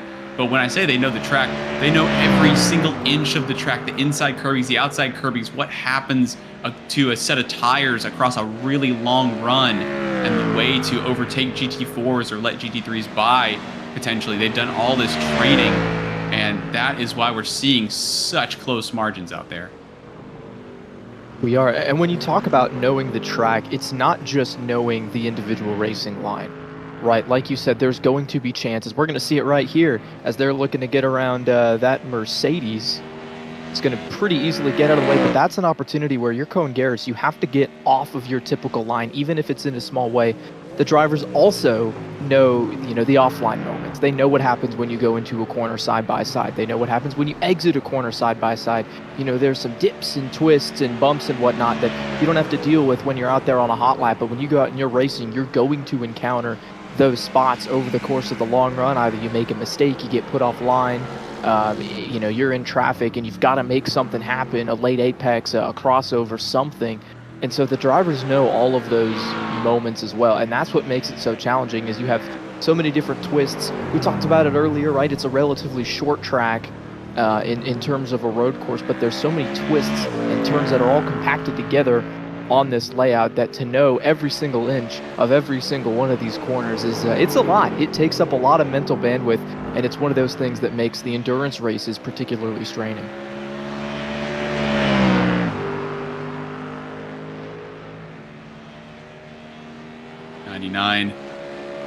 V8 Mustang powers up the hill. Garrett's still holding down 8th. Meanwhile, at the head of GT3 AM is James Cullen. Octosins come down the pit lane and had some service 5 laps ago after running almost 35 laps on a set of tires. Still looking relatively comfortable, over almost 32 seconds ahead of Sim Racing Grid Silver with George Chemier at the wheel. Sim Racing Grid Silver still fighting for that championship and can clinch it here with a strong result. Octosins currently putting a cork in that bottle.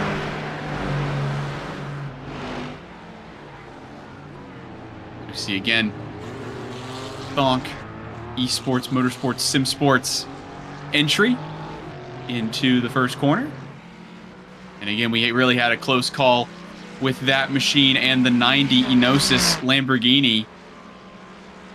Both trying to get the better hand into turn 1, and the 90 Lamborghini kind of coming across in the braking zone, basically not quite clear of the GT4 machine, and almost had quite a close call. We're getting another good look there, Cade, if you're able to have a look at that. The knife in the hands of the kitten on the side of the Ferrari that is currently leading GT3 AM. Yeah, it looks kind of ferocious. It looks yeah, it looks like the kind of cat that I certainly wouldn't want to piss off. It looks like the cat that's going to stare right into your soul as it pushes something off of a ledge and then it shatters on the floor. That's that kind of cat. They're doing a good job, though. They've lost just a little bit of time to the second place car, the SRG Silver McLaren, but they're still hanging on to the GT3M class lead. I want to go back and update something real quick. We were looking at the 99 car a moment ago. They've actually lost a second lap, so they are 2 laps down to the 21 in the GT3 Pro category. And they are currently behind this 69 machine here on track. Still, obviously, plenty of opportunities for them to get back in it, but that just shows you how well some of these GT3 AM guys are doing. They're getting in there. They're mixing it up. Right now, this car is 6th place overall, ahead of about half of the GT3 Pro field. So been a good drive from James Calden and company to get themselves not only ahead of the rest of their class, but also ahead of some of those in the class ahead of them. Yeah, we spoke about that a little bit as well. The idea that there's nothing besides speed that is keeping any of the GT3 cars from passing each other. So interestingly enough, different venues that we've visited this season offering more or less opportunity for the GT3 AMs to mix it up near the top of the standings. Now it looks like it's gotten a little bit darker there, a bit of exhaust flames sticking out of the back of that V8, that 296 Ferrari.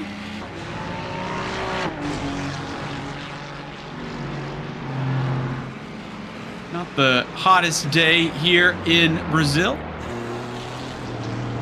About 29 degrees Celsius on the track. Not a lot of sun for that tarmac to soak up.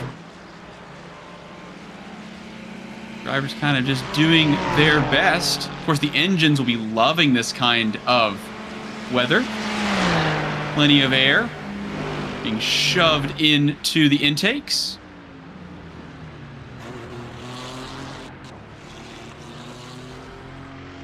Overall, not too much stress on anyone at the moment. Again, the 90 Inosis Esports SimDeck.app machine, the sole Lamborghini in the field of Ale Torres, about 2.5 back from German Sim Racing Magenta. Vartzig at the wheel of the 11. Again, you said James Calden looking quite comfy. And something that you talk about with the weather there, I'm sure you guys have mentioned it before, but the low temperatures, at least relative to what they could be, in addition to the all the overcast, all the cloud cover, that's going to keep the track temp down, and it's going to keep the tire temperatures down as well, which is going to give these drivers a little bit more grip over the course of a long run.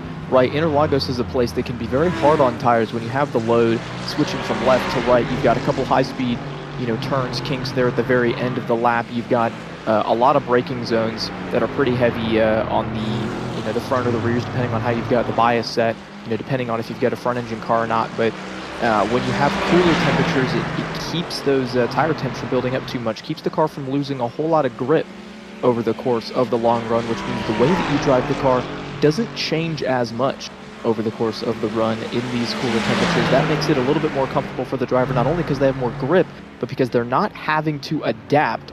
As right here, this is kind of an interesting battle. This 69 machine, James Calden, they are trying not to go a lap down to the overall race leader just behind him. I think eventually at some point he's going to have to pull over and give the spot. I think that's what he's going to go ahead and do now. So Calden going to tuck up behind Gannon, their race leader. And for the first time today, the Octosins Ferrari has been put 1 lap down to the GT3 class leader. So there was a little bit of a moment there. I think Gannon lost just a little bit of time in that number 10 machine, but all told, they've still got 18 seconds back the gap on second place. And James Calden didn't lose too much time either, although he is maybe a couple of tenths slower right now than that 18 machine.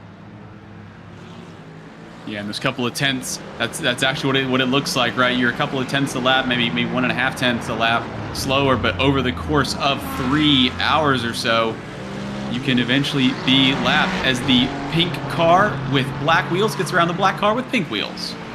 Both leaders on track again. Quite an interesting moment.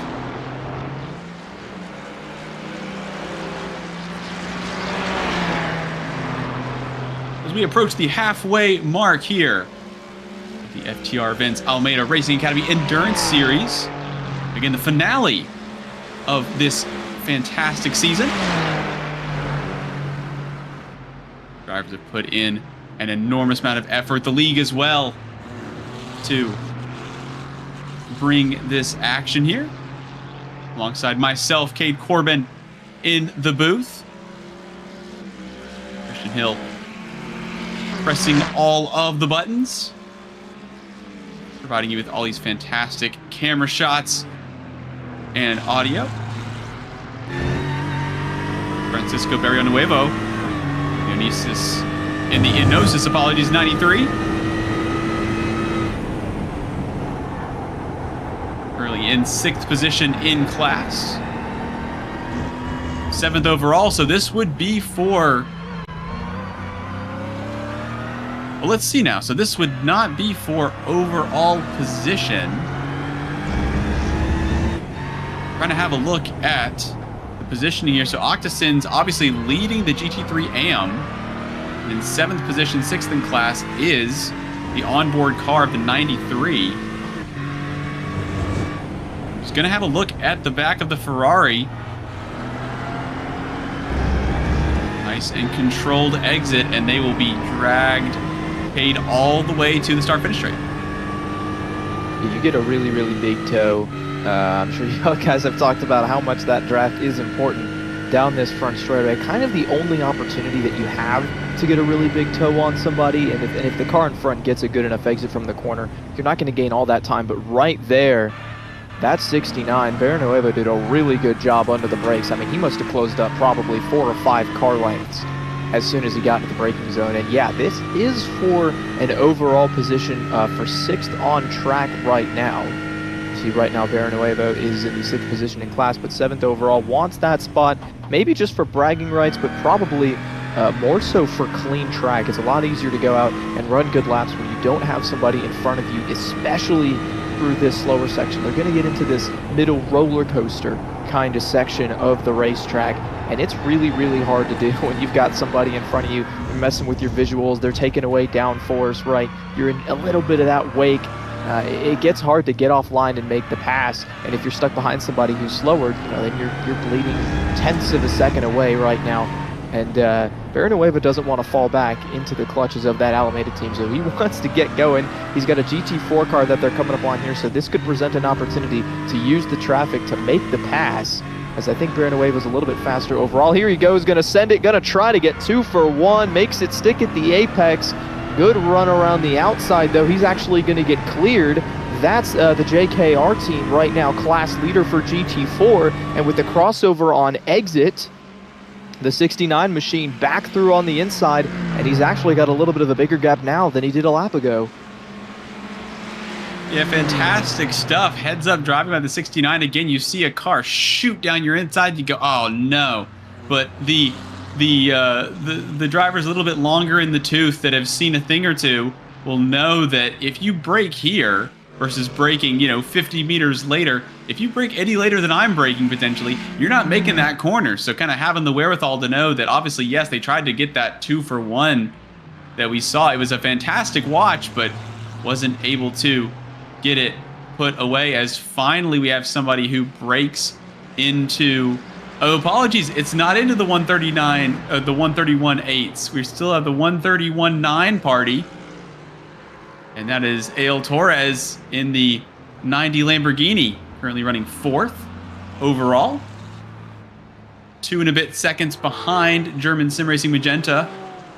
Bartzig in the 11.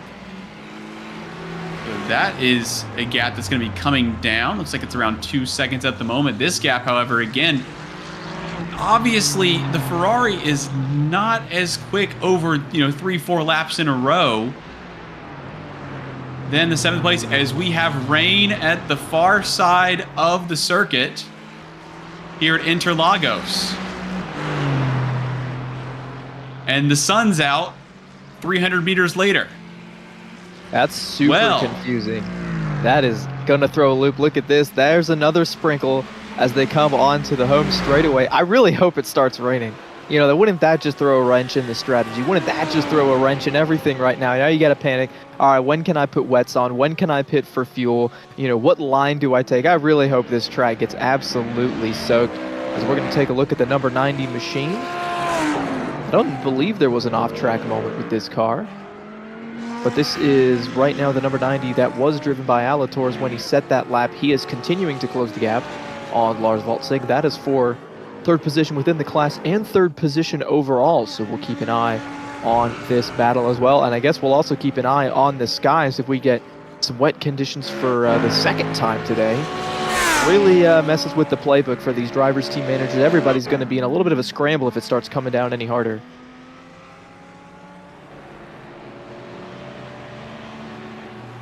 We have a look at that windshield wiper on the front of the 90 as we're going to head into Federadora.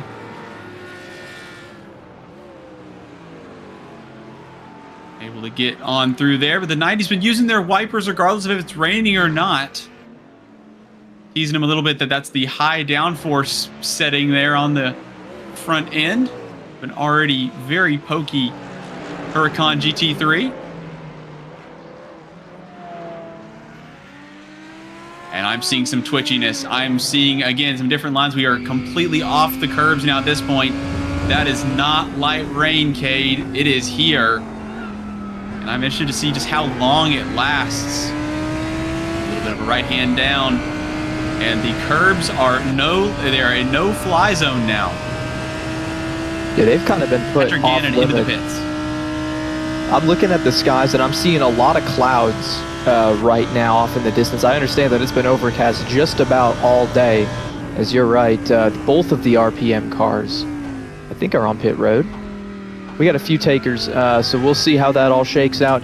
Could be for wets, could be for fuel. This track is going to take a little bit to fully get wet, right? This is a pretty heavy rain. This is a substantial amount, but the track is going to take at least a few minutes to fully get that moisture. You can certainly run probably, I would say, 10 minutes or so on these slick tires and you'll have pretty much no problem. But once the pace drops off enough, you will want to come in and put on treaded tires, as that is going to be right now the GT4 class lead, driven by Julian Carces, getting out of the way, causing no problems.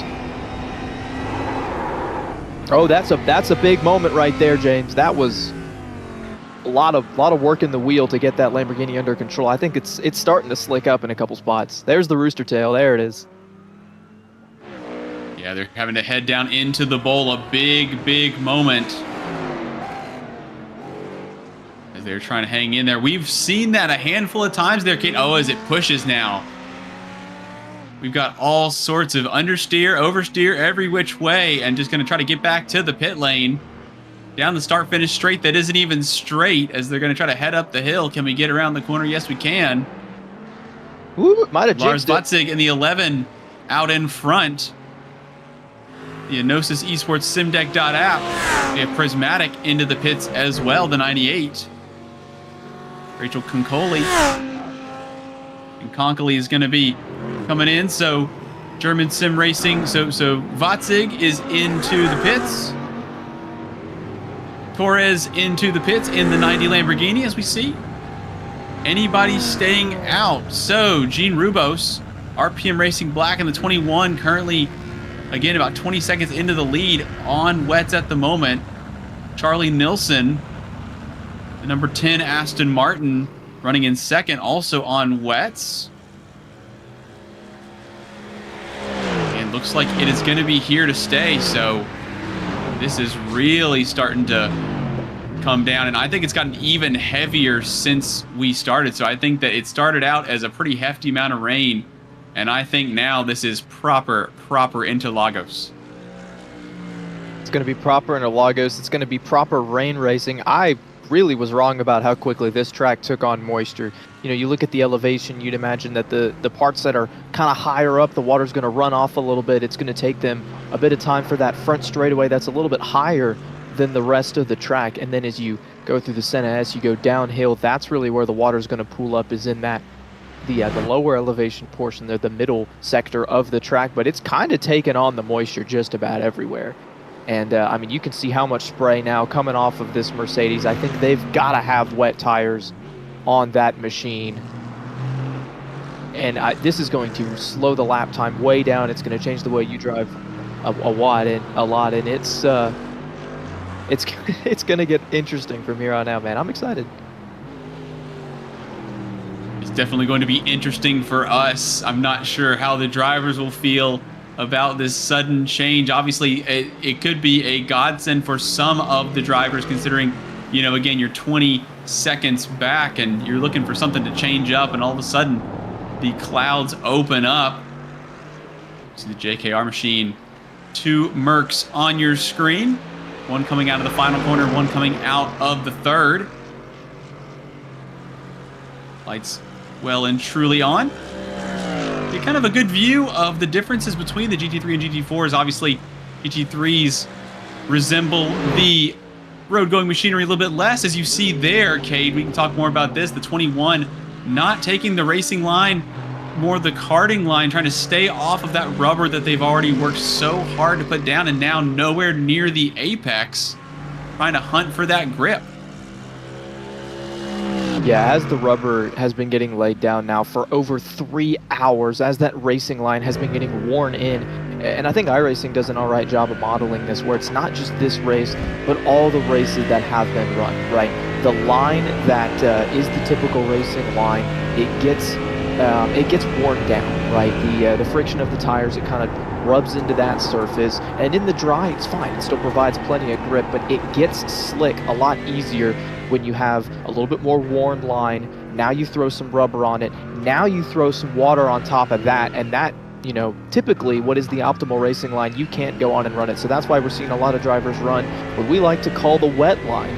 If you're a little bit newer to the motorsports, you see he's not going to get all the way to the apex. In fact, nearly going to miss the corner, as that was super, super sketchy in the braking zone for the leader. You're also going to look out the windows and see plenty of puddles forming in the little dips, the lower areas that are around this track. You really want to stay off of those puddles. I mean, you hit one of those, everybody's hydroplaned before, and it's even less fun when you're going in excess of 140 miles per hour. So you can see he's not getting all the way against that curb. That's the line that's been worn in, it's been rubbered in, and now that it's wet, it is much slicker than the part of the track that is typically, we would say that it's suboptimal, but now that rain line is the line that you want to be in. Absolutely, and even keeping the rear end behind the front is going to be quite tricky.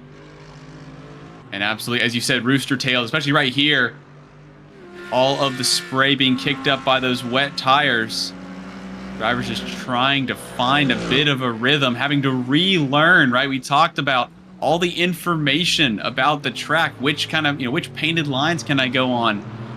Where are the bumps, where are the dips, where's the off camber? Go ahead and tear those pages up, because this is a completely new track, as there's a puddle right in the middle of the track as well. Seeing drivers now darting to the inside, where they're sweeping to a late apex earlier on. Again, lap times obviously are tumbling. The other trick here, Cade, is that we've got drivers that, as the 21 able to make their way around the outside, we've got drivers that are going to be trying to catch up to the GT4s and making passes effectively, but it's not going to be about, I lost a tenth or two. It's trying to make sure that both drivers have enough grip, because once you are kind of forced onto one line, 2x2 doesn't work so well in the rain, because you don't really get to choose which part of the track you basically catch the traffic at. It's going to be very difficult for these GT3s. If it wasn't harder already, it's going to be much harder in the rain, trying to dictate which line they want.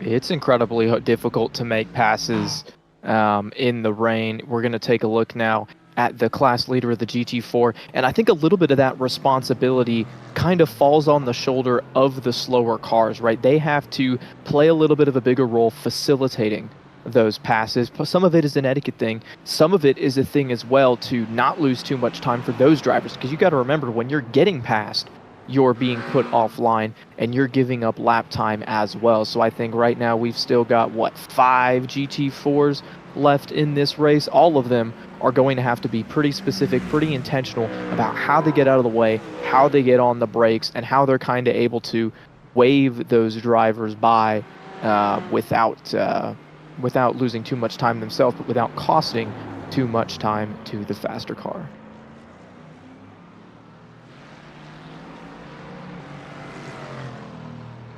Drivers try to settle into the absolutely brand new conditions. Look at all of, for a racing term, all the junk coming off of the side of this Mustang. Looking for visibility, looking for grip. Crossing over that rubbered-in line, you can see it. The sun kind of pokes through the clouds a little bit. Down one of the lowest parts of the track. Couple of puddles to greet us. Climbing the hill on the right side of the Project Synced racing team. Garrett's in the 99 going quite deep, but again, kind of running what they would, you know, we call it the rain line, the karting line, different ways of explaining how to make sure that you aren't on the slippery stuff. Again, it just really opens up opportunities, but it also means that the cars almost, in a way, Cade, they kind of take up more space on the track, right? They're a little less predictable. Oh, speaking of unpredictable, around goes the 99.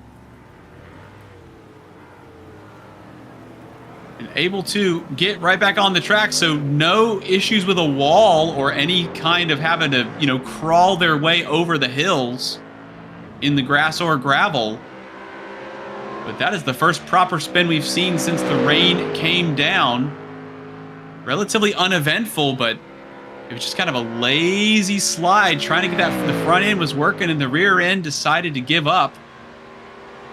That will raise a few eyebrows, not just in the 99 camp, but on the whole pit wall.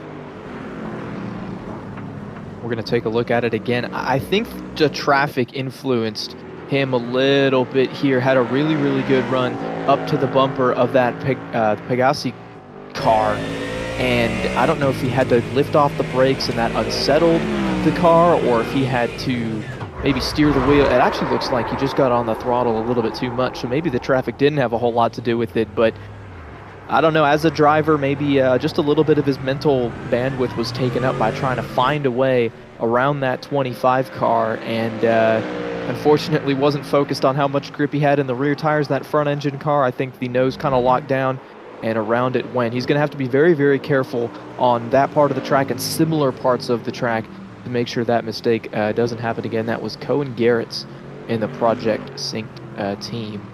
Still hanging out in the 9th position in the GT3 category, trying not to lose too much more track position, as these last few minutes, last couple of hours rather, they're going to present some opportunity, but also they're going to present many, many obstacles.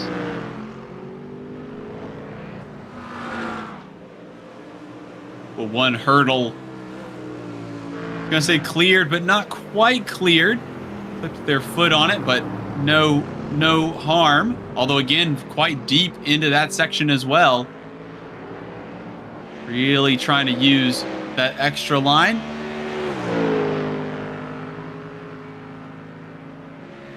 Two bits of housekeeping, having a look here at the 69 of the Octosins Ferrari machine, the black with pink wheels. What I'm showing on my timing information is on dry tires, which I cannot believe that can be true.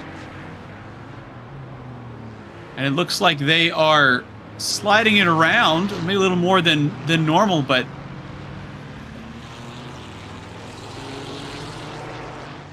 yeah, that's a dry tire. That is a slick Declan tire. Marsden on a slick tire in the wet at Interlagos.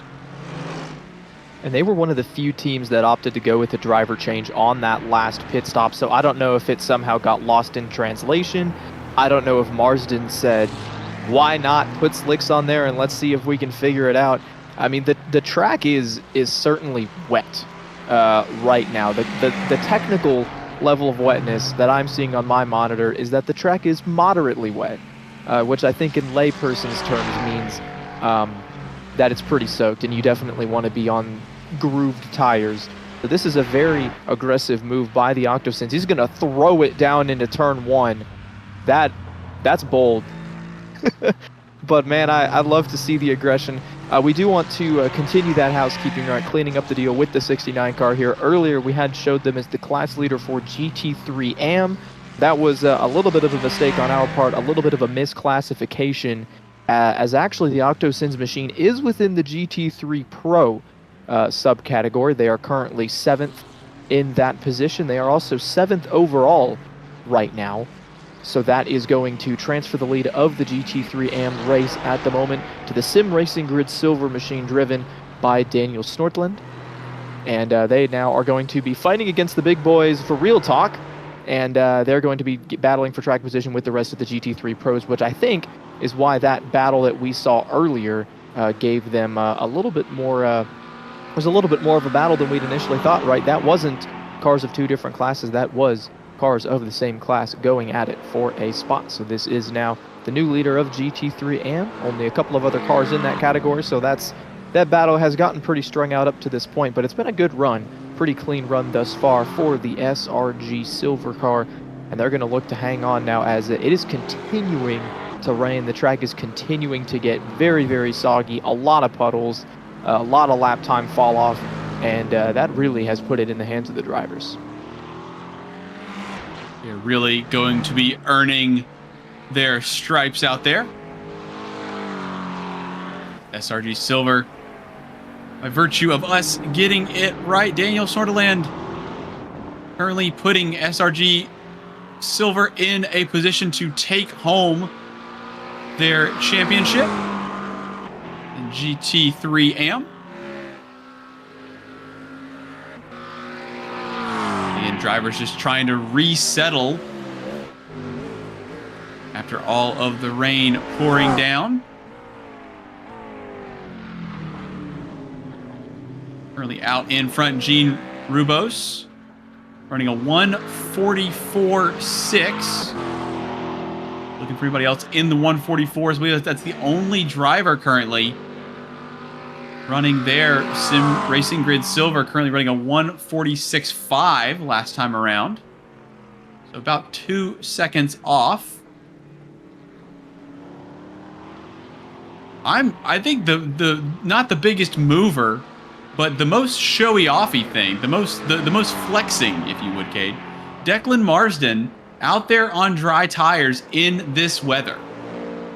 I mean, this seems like the weather where, you know, one of your parents would yell at you to make sure that, you know, keep your socks dry or make sure you don't stay out there because you're going to catch a cold. I feel like that's going to be coming the way of OctoSins, where somebody's going to be getting on to them for being out there on slicks, but it seems to be working. They're running a 145.9 last time around, so they're right in the window. And it was interesting to me that they came in and pit last time, right? Because if they'd stayed out on slicks and somehow been able to cut out a pit stop or shorten a pit stop, that would be one thing. But they pit at the exact same time as the rest of the field, kind of kept themselves on the same fuel strategy as everybody else, rest of the GT3s at least. And now they've gone out there and they're putting the same lap times down, but they're doing it in much more treacherous conditions with a lot less grip. So, like I said, it may have been some sort of mistake in the driver swap, right? iRacing, those buttons in the black box are super finicky, trying to put wets on, put dries on, trying to tell the game what compound you want. It happened to a team that I was part of in the Daytona 24. It started raining somewhere around the 12th hour, the 13th hour, as a big move. Oh no, Snortland is able to save it on the exit of turn number 2. That was a huge save.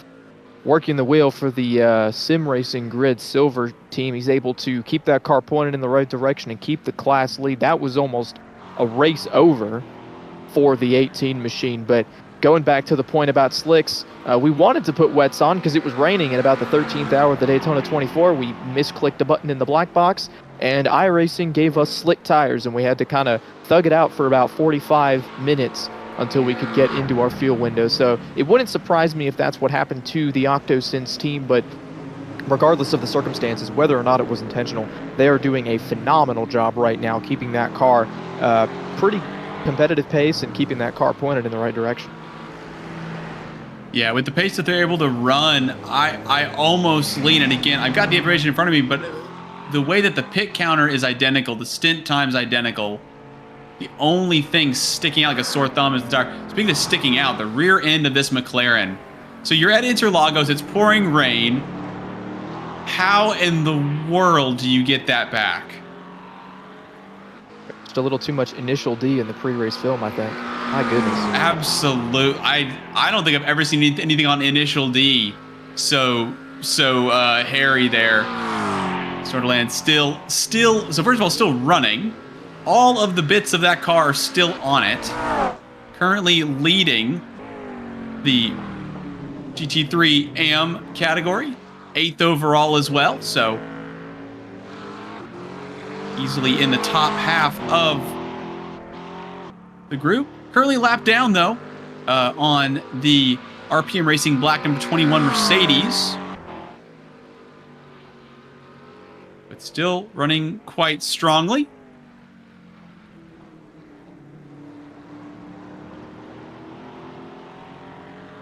I can't believe it. That car was almost 90 degrees perpendicular to the racing line.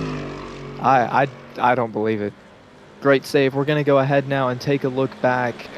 This is currently Vince Harbottle for the RPM Racing Purple right now. The one of the three, the sister to the top two cars, haven't had as good a day as the leaders right now. They are currently 4 laps behind their sister teams, but they're doing all right in the wet. This Mercedes does make me scared a little bit in the wet because of the weight distribution. I think we're going to see a moment here where that exact problem comes into play. Super easy to get the car oversteered, but that's a 360 under recovery, James. I would say they get at least a couple of style points for recovering that one pretty smoothly.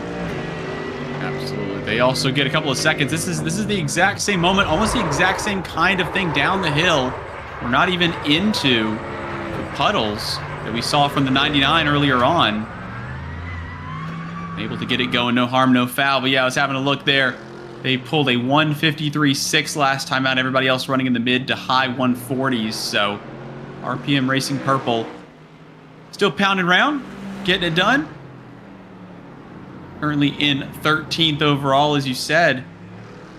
And being greeted with this new challenge of the rain, which again, it looks every once in a while like the sun's coming out, the light gets in my eyes, the sheen off of the racing surface, as we talked at length about how slick it can get on the racing line, the dry racing line, I should say.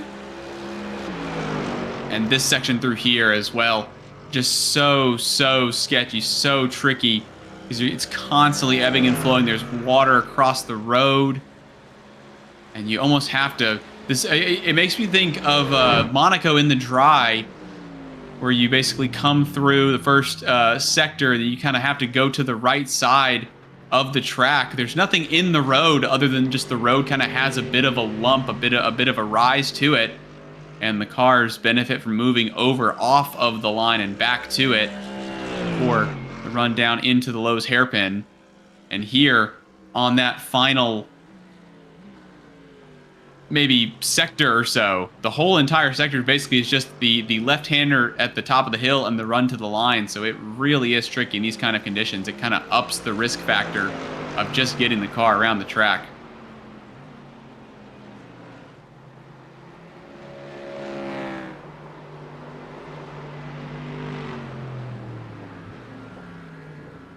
Somebody in the YouTube chat has asked us how to change tires in this car, so we're going to have a look at the Thonk machine right now leading GT4M. It's really quite simple. You're going to go into that black box. You're going to see a little option in the menu. For all your tires, it's going to have your tire pressures, and just below that there should be a little drop down menu that has wet and dry, and you're going to move that little slider over from the dry to the wet. And on your next pit stop, iRacing should bolt on some grooved tires instead of the typical slicked one. So that's the way that it works behind the scenes. Just about every team did that on the previous pit stop to put wet weather tires on for this run. It makes the car a little bit slower down the straightaways, but overall it can push that water out of the way, get the contact patch onto the racing surface, and make a little bit more lap time. And iRacing does a pretty good job simulating that, as we can see Andy Vashtik getting out of the way for one of the GT3 machines. I believe that was the Ferrari getting by him. This is a unique paint scheme for this race, I believe. Haven't seen this one before, and it's making my eyes water a little bit. Looks like a chameleon got into some drugs and decided to get hit by a race car. I don't know what kind of chameleon it is. My producer's telling me it could very much be a mecha chameleon, and they're doing all right today. I know what a mecha chameleon. They're doing all right today. Good run thus far for the GT4 machine. They absolutely are. Although last time around, I'm actually curious to see what Andy Vasic in the 14's able to put on the board, because it looks like they're losing about 2 seconds a lap. It could have been some lap traffic having to avoid a GT3. 156.6 there for Thonk Bud. Andy Vasic getting back up to speed, so it must have just been a little bit of lap traffic there. Again, trying to, I say the water line now as it's pouring down rain. The idea of running laps as many as you can under a certain threshold or above a certain threshold. Not about, you know, taking 1/10 every single corner, putting in qualifying lap after qualifying lap. It's just kind of setting the bar where you want it and then just doing as many laps as possible across a stint. You want to, you know, 25 of your 32 laps, you want to try to get, you know, sub 1 minute 32 or something like that for a GT3. And obviously that's been absolutely thrown out the window. We have the 25 machine, Bugatti Motorsport Bravo. That's Jonathan Valguerin. Currently third in in GT3 AM down pit road. Oh, very, very wide moment there for the Aston Martin, just in behind the Octosins 69 machine. So the trick here now, Cade, is you may have a bit of confidence, if I dare say so. You've had a handful of laps. You feel like you may have found your groove, and now you start trying to push. And obviously, it is a race. These guys are trying to get it's not just trying to keep the car on track. It's trying to push the envelope, right? If you're comfortable, you're going to get in trouble with your team saying, hey, man, pick it up. And these drivers really trying to push the envelope. So now the trick is, how far do you push the envelope? We saw the SRG silver car getting, as you said, almost 90 degrees sideways. How hard do you push in these kinds of conditions? And, you know, whenever you have that confidence, do you turn that confidence into lap time?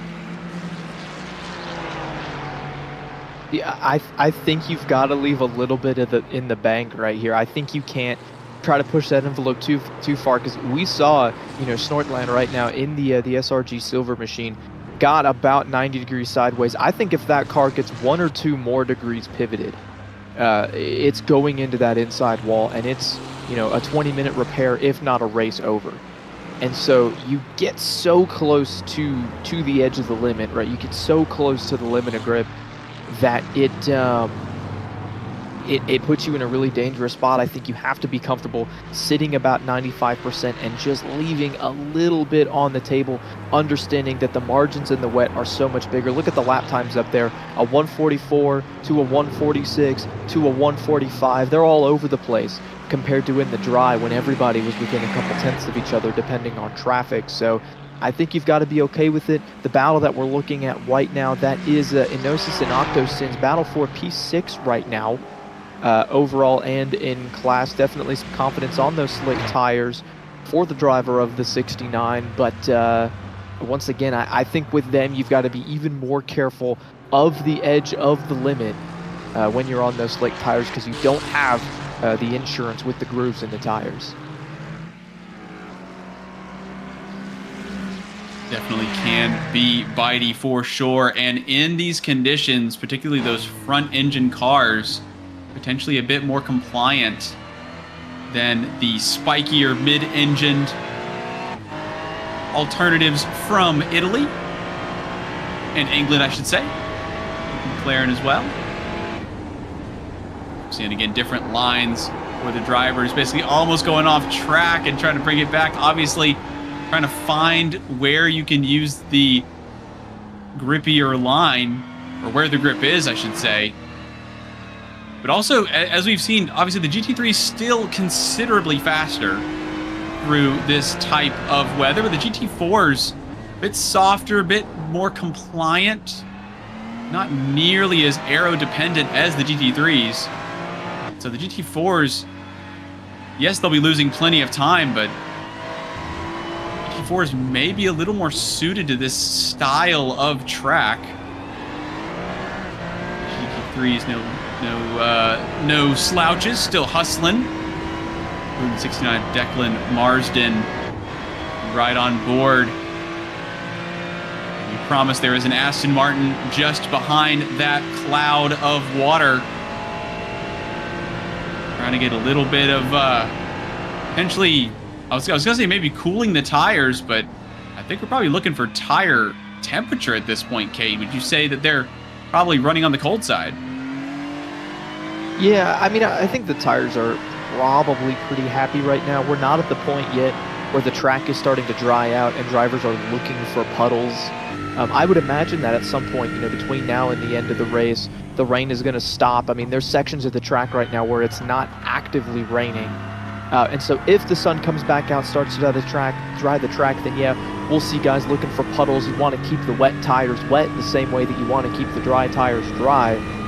But, if that crossover point, I don't think it's going to happen soon since we do still have active rain falling. So I think the temperature's probably pretty happy right now. They may be a little bit on the cool side. I think it really depends how hard the driver is pushing. Could depend pretty heavily on setup as well. Some of the setups, the tunes that the drivers and the teams bring to the track is a little bit more suited for wet racing. A higher downforce, maybe a little bit of a stiffer car that doesn't push as much force into the sidewalls of the tires. That kind of setup could be better tuned for this type of racing. Whereas other guys, they've kind of trimmed the car out just a little bit, made it better for the dry, and that they could be suffering just a little bit now that the track is wet and the driving style has changed. So I think that's going to play a part into it as well. As we close in less than 2.5 hours remaining, I think we are going to get a transition from wet to dry at some point in this race, and how you manage that transition when you decide to put the slick tires back on, I think that is going to offer the opportunity for a huge swing in track position, not just tenths of a second, but full seconds, dozens of seconds, if improperly executed. So I think that's kind of the next thing on the horizon. Now that everybody's gotten comfortable in the rain, it's going to go ahead and stop raining, so we can throw another wrench in this race and keep everybody on their toes. Wrenches flying everywhere. Again, we see this battle getting closer and closer. Bernuevo trying to fend off Marsden. Ferrari menacing more and more. Using a bit of curve on the exit of turn 4 there is the 93.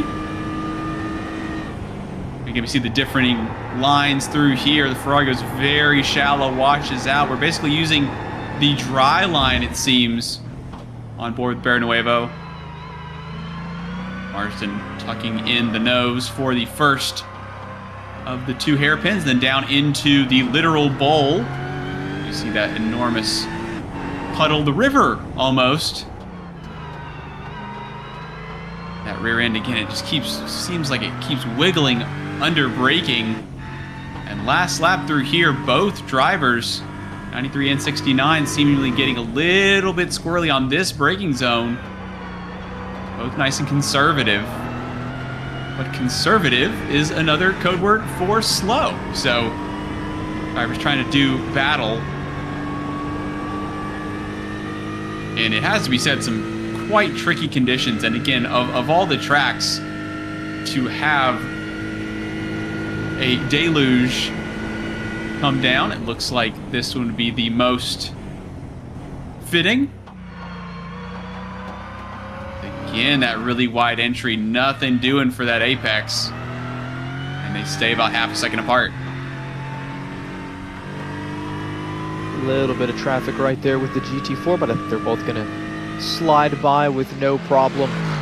So we talked about Octosins, right? They had a driver swap on that last pit stop, gave up a little bit of time. They were battling with the 93 and Francisco Bernuevo before the rain came and the pit cycle started.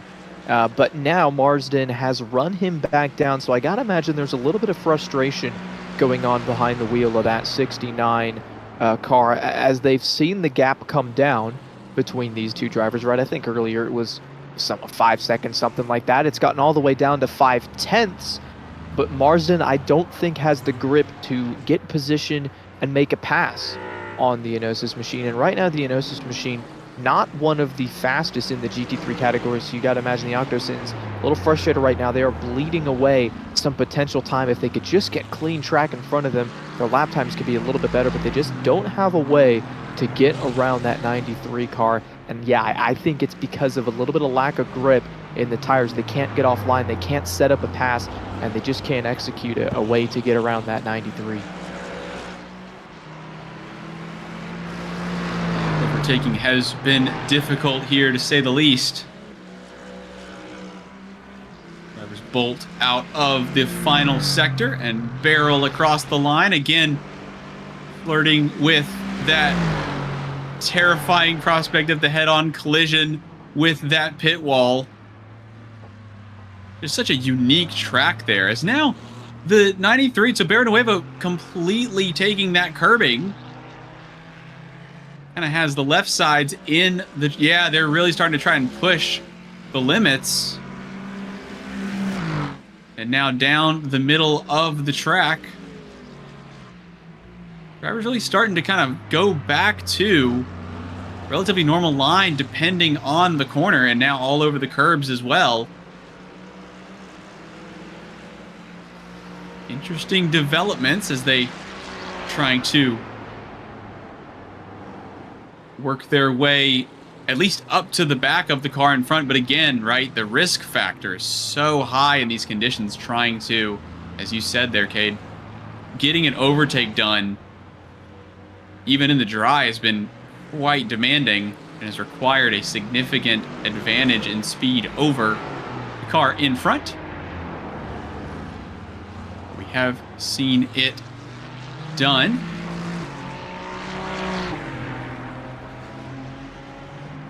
And I think the reason that drivers are able to get over those curbs a little bit more is because it's not actively raining at a majority of this racetrack, right? The track is still definitely wet. You can see the puddles, you can see the dry line, you can see the wet line, but the curbs themselves are not getting any wetter. You know, the track is starting to come back to these drivers, and I think there's going to be an opportunity for this 69 to make the pass. It's going to come here. They're going to have to wait a few laps, but when the track does start to dry out, the 93, they're going to have to go looking for puddles. They're going to have to go looking to water to keep the wet tires wet, because otherwise they're going to have no moisture, they're going to get super hot, and they're going to lose a lot of lap time. And wow, that 93 has to go find some puddles, you know, go make sure that they're keeping their tires cool. That's going to give the opportunity for the 69, take the racing line and make that pass. As they're coming up on some GT3 lap traffic here, could present an opportunity as well. That car not going to be as easy to pass as a typical GT4 when you run into some lap traffic. That is a Mercedes within the GT3 Pro category. As here goes the move, that's the 69 to the inside through the puddle. Is he able to keep the grip? Yes. And 6th position is going to go to the Octosins. Finally gets the move done on dry tires. Now here's going to be the move on traffic. He's going to be the first one to get to that Mercedes. So we'll see how it all shakes out as the track now starting to dry out. The sun peeking through just a little bit. It's not actively raining. There's nearly contact, but luckily no incident there, and both of these drivers able to get around the Mercedes. Extremely close call there in Pico de Pato. As the Ferrari maybe going, that looked like there was a right front lockup, it seemed. A little bit of a right hand down into a left hand corner. Looks like it is going to go the way of the Ferrari. 69 able to get around. Quite a brave place, it must be said. Again, no longer raining, sun shining on the start-finish straight. I think that the puddles at the top of the circuit, at least, the end of Sector 3, the beginning of Sector 1, starting to clear. But down here, it is still all kinds of soaking wet. And I think and that's again, going to all make of the it, last laps are kind of all over the place. You've got a 147.5 from the leaders. You have a 145 from Charlie Nilsson in the number 10 RPM Racing Aston Martin in second position. So there's a handful of different drivers. They're kind of, all split by about a second or so per lap for their last time by. Declan Marsden running a 145.4. So gaps are kind of moving around a little bit. And Bernuevo's not gone away either. So Bernuevo's still right there. And it would only take one simple mistake to cost not only a position for the 69, but just try to get back on track is a chore whenever it comes to this kind of condition.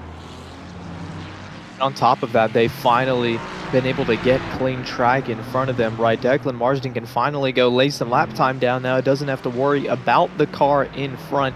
What I was going to say earlier is going back to the part where you've got some of the puddles starting to dry out as the sun beats down on the top, the higher elevation part of the racetrack. That's going to dry out a little bit quicker. It's going to have a little bit more grip. And so you might think about putting slicks on, but then you get down into that roller coaster, you get down into the middle portion, those tight turns, that aggressive pass we saw Marsden make. And that section of the track still going to be very wet, still going to be a lot of puddles, still going to be a lot of slick spots. And so in part of the racetrack, I would still want to have wet tires on, and it makes it really difficult to decide when you want to make the change, because clearly you can go out and make lap time on slick tires. Right now the 69 machine is doing it. But doing it at what risk, right? Doing it at what cost? And additionally, you want to make sure you're still inside your fuel window. We're at the part of the race where there's probably only 2 pit stops to go. You don't want to add a pit stop having to change from dries to wets, as Marsden off track for a moment there, but able to gather it back up, get back on, and avoid that puddle. So the teams, they got a lot of decisions to make coming up here as this track starts to dry out. The guys on wets are going to have to find those puddles. Could give a brief advantage to the 69, but after that, everybody is going to be coming up on needing to pit for fuel as we approach the top of the hour. So lots to keep a track of here. We'll see how it all shakes out as we're coming in on, just 2 hours to go. Just a third of this race left, and the switch over back to the dry finally starting to take place here.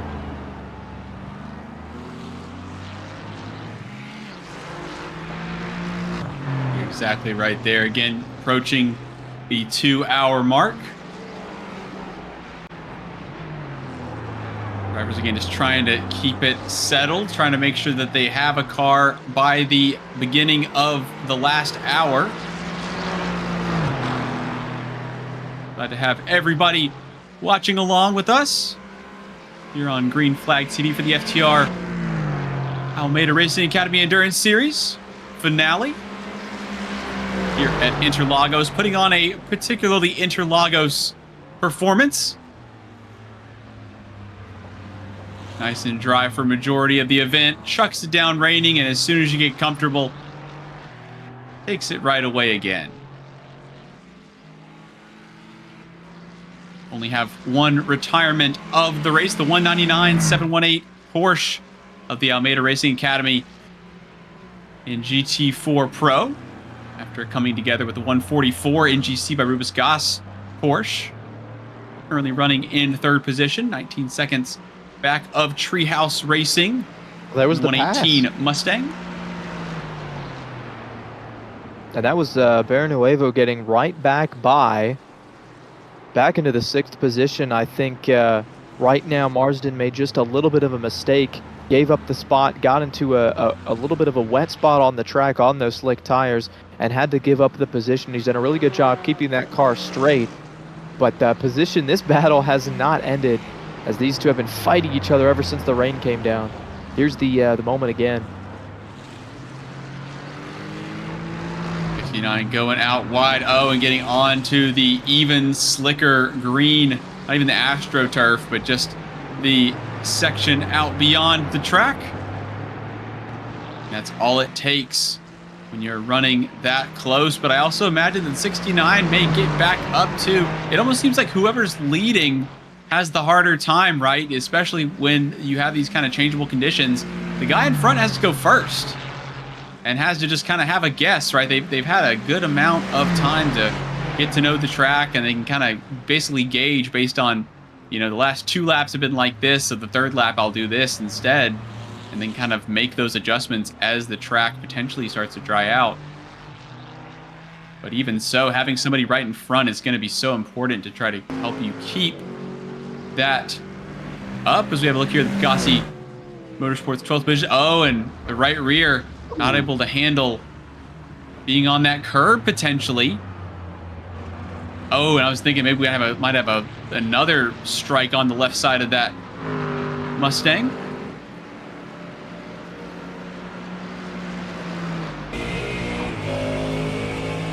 Jonathan Valagarin. Oh, you can hear it. You hear the revs rise there, Cade, as the rears break traction.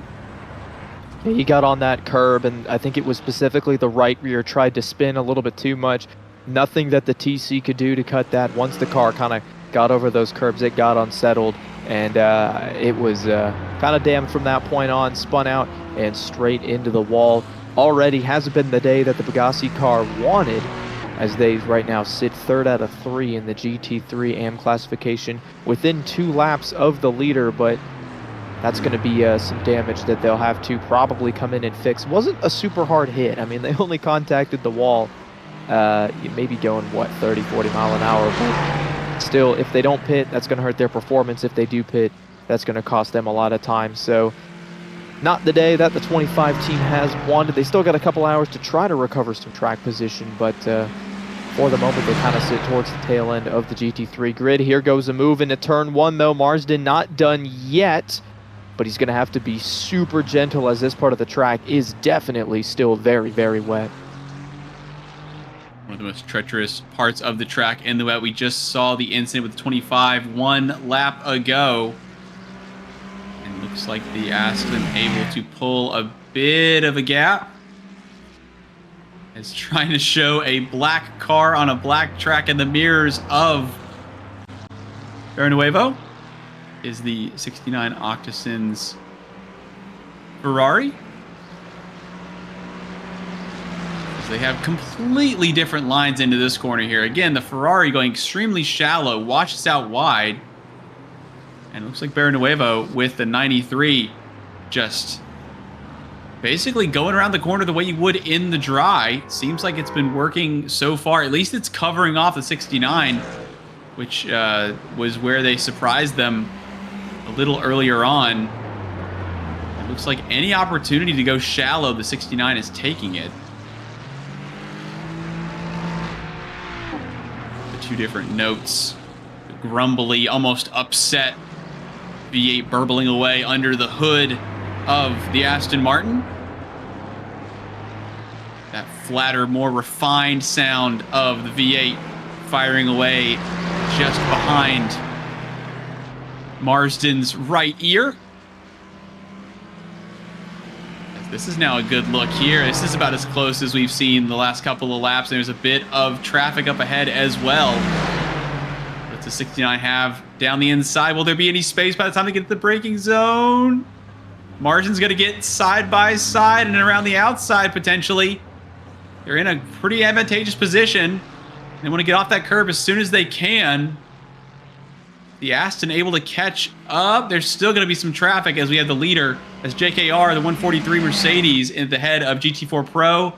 And it looks like Marsden is through for now. We'll have to see if that changes. And Bernuevo, typically he would have the advantage in turn 2, right? That kind of second, that right-hander following turn 1 where you can cut back. He would have had the inside, but it's so wet down there. There's that giant puddle that's kind of built up around the curb, and he wasn't able to drive through that, wasn't able to take the typical racing line, and so instead of being able to make a move on the 69, he had to back out and give that spot up. Still in a pretty good position, and they were both able to get around car seats cleanly. As we do have another battle heating up as well. Right now it's for the 2nd position. The 10 car being driven by Charlie Lund Nilsson has lost a lot of time in the wet, and they've been run down by the Enosis machine. That gap is closing down to, it's less than a second now, as Alatorres has a huge run on the 10 car. So we've got that battle heating up. We've got this battle heating up here. We've got a little bit of rain. You could see it on the, I believe that was the south end of the racetrack. Everywhere else is pretty much starting to dry off. Here it is. There's that little bit of a sprinkle as they head through the final turn. That's actually the north end down the front straightaway. So we got a couple of good battles heating up. That's the situation, and I want to say the advantage right now is going to go to the driver that gets on slicks the soonest, but being able to do so within their fuel window to the end. Don't have the exact numbers on that. I think the teams are going to play their cards pretty close to their chest, but as soon as we see one of them hit pit road, they'll probably be putting slick tires on, and they'll be trying to make it to the end of the race. Yeah, I'm thinking it's going to be a really tricky stint. I'm trying to look. So normally the stints will run about 30 to 35 laps or so. And we've seen kind of a shorter and longer version of that. Really looking at 26 laps, but obviously using less, because the speeds are lower, using less fuel in the rain, and you're also on throttle a lot less as well. So that will be something the teams will need to keep in mind. Again, this battle rages on. About 8/10 of a second in it. I'm gonna catch a replay here, having a look at the leaders in GT3 AM, and there's a sideways McLaren. And again, no harm, no foul. We saw with the 99 Mustang earlier on. Oh, here comes the Pegassi Motorsport Mustang. A bit of an issue there. See the revs here. Oh, it just goes quiet, Cade. It's just that moment in the rain where the wheels aren't turning, but you're not stopping. Yeah, that's a scary moment, and unfortunately Daniel Snortland not able to save it that time. We saw earlier he had a phenomenal save, but a similar moment I think happened to the 28 machine, this prismatic car in second for that class, so able to keep the lead for the 18 machine. This now on your screen is the battle for second overall. It's Torres versus Nilsson, two of the best drivers in the dry today. Nilsson, however, found the wet and struggled. He's lost almost 40 seconds. That's 20 additional seconds to that sister car, as now Torres is going to have a peek to the inside.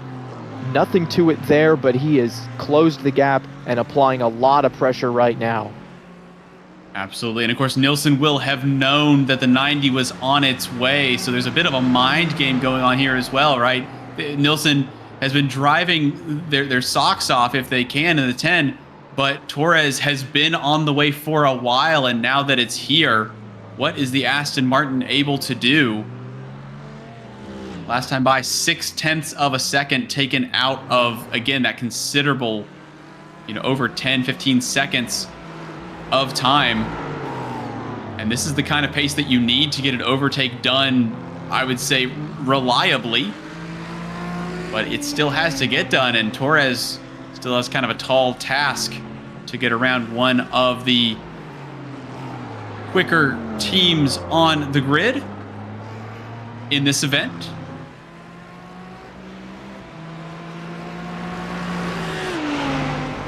Now trying to tuck into the wheel tracks, trying to have a look. Most likely won't be into turn one, but we'll try to set it up around Curva de Sol.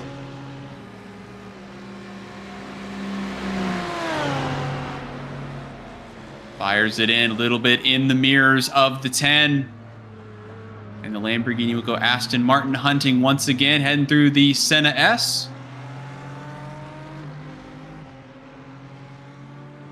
Curva de Sol onto the Red Pasta. A little bit of a twitch there from the 90. Trying to get on it. That's kind of a half-hearted look. The 10, half-hearted defense. It's so touch and go in these conditions. You just want to make sure that you've got the grip you need. Try to take advantage of the pace you have. Oh, and a bit on the grass there for the 90K. They're really pushing that Lamborghini. Yeah, that was sketchy to put the right front on the green. Any of the green here is rough. As you see, they're going to catch the Rubis gas car. This, I believe, is the 31 machine. Gets way off into the grass. That pass there with the Pegassi car, not for position. Excuse me, that was not the Pegassi car. That was a different Ford Mustang. Oh, and then he clips the curb and it goes around. So 2 off-track moments right in a row. Big excursion for the Almeida team. That car being driven by Yanis Jordache. Able to get it back on track. We'll ride along board to see what happens. I think this is the first excursion where the car is going to push and get way off into the grass. Now the tires are dirty, they're wet, he's offline, kind of approaching it in a weird way, and another front engine car right here is going to spin, just loop it around. As at the bottom of the screen, you can see on the live, it is close. Down the front straightaway, Torres finally has a legitimate look to the inside. Going to get to the left rear quarter panel of Nilsson and throw it into turn 1. Careful here. And he's cleared. Through to the second spot goes Ala Torres. Great move out of the Enosis machine. A lot of hands and elbows in the 90 as we saw them come through Curva de Sol. Able to get it done, but I was very worried about the rear end of that Lamborghini.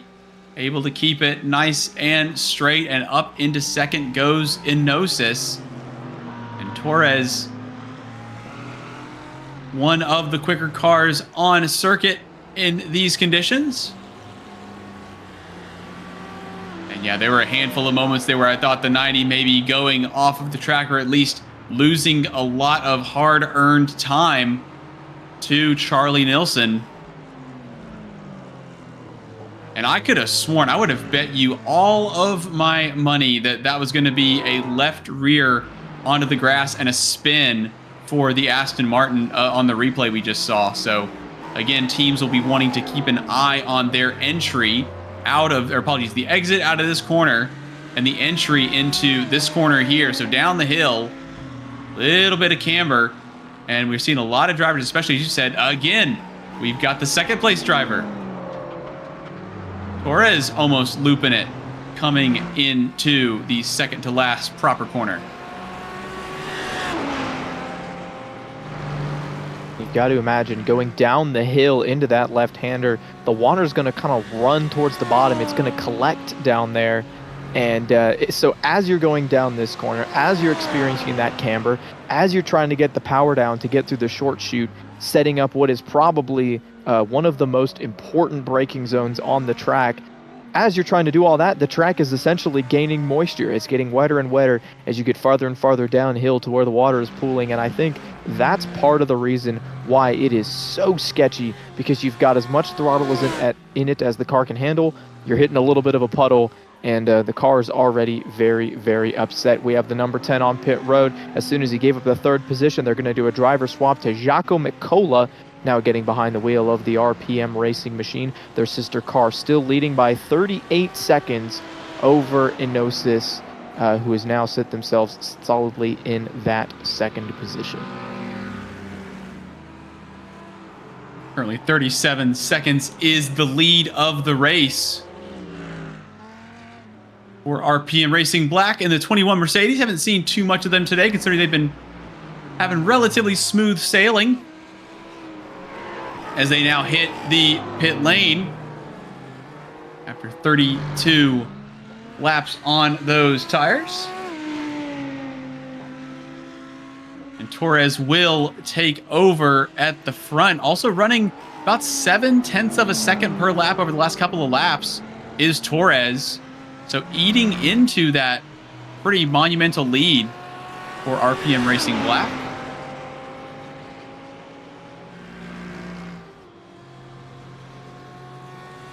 And I'm curious if they're going to put slicks on here or exactly what the situation is, because looking at the fuel numbers, in theory, once you pit, you put slicks on, and the and the track starts to completely dry off. Once that happens, you only want to make one additional pit stops, right? So for the 90 team, they only really want to stop 2 more times in this race, but we saw both of the RPM teams come in right at the top of the hour, right around that 2 hour to go mark. And I don't know if they can make it on one more pit stop fuel-wise. I think they've got the tires that they want. They're on the strategy that they want, but they may have to make an additional pit stop, a splash and go, or they'll have to do some hard saving under green to get to the end of this race. Meanwhile, the Enosis machine, as they continue to push right now on wet tires, I think they have a better chance to make it on 2 more pit stops from the lead right now. So the strategy has gotten really interesting, going to be something to keep an eye on as we're going to go back and look. This is the 31, the 18. I believe there was a little bit of contact here as they're racing. Oh, that's into the braking zone. Wow. There goes the front of the McLaren.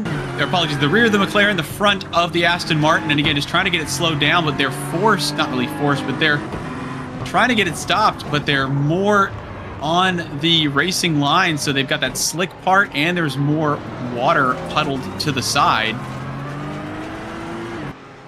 Not able to get it stopped in time. A little bit squirrely under braking. As we are seeing RPM Racing Black with Rubo still at the wheel of the 21. Currently in second thanks to that pit stop, because of that pit stop. Still on wet tires, so nobody down pit road as we have the leader, the 90 Enosis of Torres, coming down for service.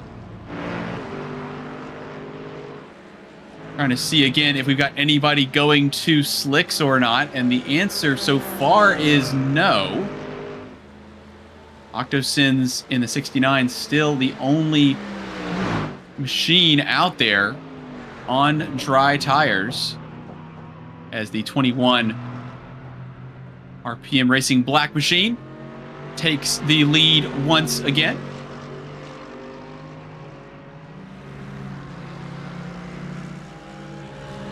I go back to that moment with the 18 to the 31. That was for that was for a position overall. You know, that wasn't within the class category, right? You had an AM and a pro there coming together, but that was for an overall position. I think fighting a little bit too hard for it. I want to say Daniel Snortland, right, leading the AM category, was a little bit more conservative on corner entry, and that's what resulted in the difference in speed. Both of those cars have come down to pit ever since then, and the 18 for SRG, they have done a good job to hold on to that position for the moment, still leading in the GT3 AM category. As the 31, the Almeida car, has slid back to 9th within the pro category. So we got a mess of cars right here as we're keeping an eye on our leader in the 21 machine. That is Jean Rubos.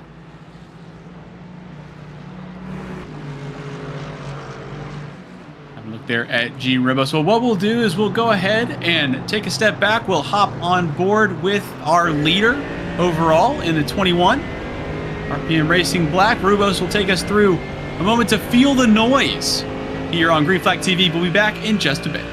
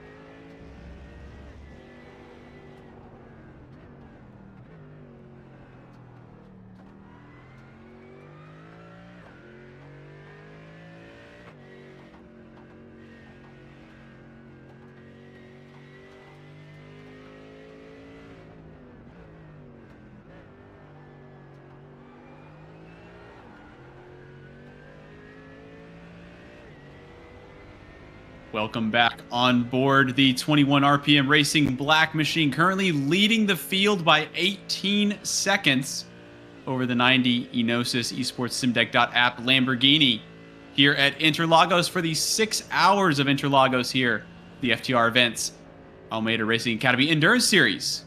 The finale of the season, myself, James Newton, alongside Cade Corbin, Dustin Aulis in the production booth, giving you the sights and sounds of a soaking but potentially drying track here, Cade. It is starting to... it still looks awful, but I think it is drying a little bit. Yeah, there are some spots where it's getting a little bit better. We are right now going to have a look at the Treehouse car driven by Richard Calthraw, as it was a little bit of a moment for him, so we're going to hop off board with him, as that is actually the Treehouse machine just ahead of the leader right now. So hoping to navigate that cleanly as he gets into one of this drying parts of the track.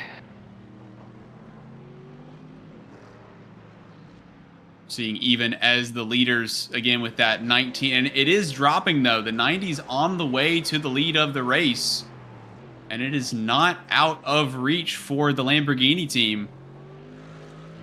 RPM Racing Black still trying to find a bit of a groove, and it seems to change every lap, trying to find where you want to put the car. We saw the 118 Treehouse Racing Machine through probably the worst part of the track you'd want to catch GT4 traffic. 118 currently holding down the second spot in GT4 Pro.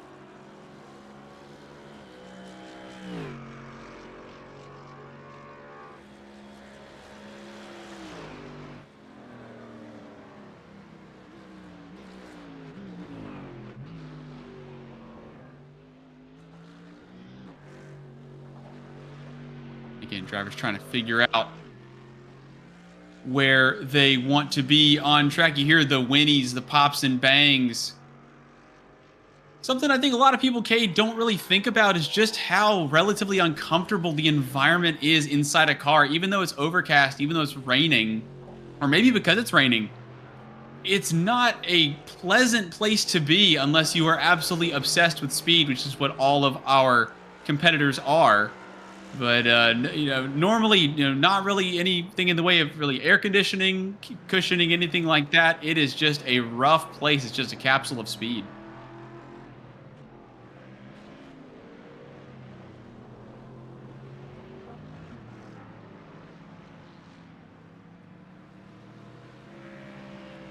Yeah, as we have a look here, we are showing a black flag at the moment. That is for the 39 machine driven by Vince Harbottle, the RPM Racing purple machine.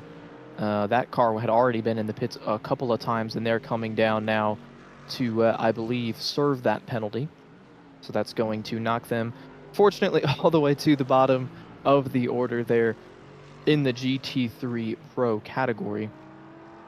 Really, among all the GT3s, they've kind of unfortunately bringed up the rear. Somebody has got to be the caboose.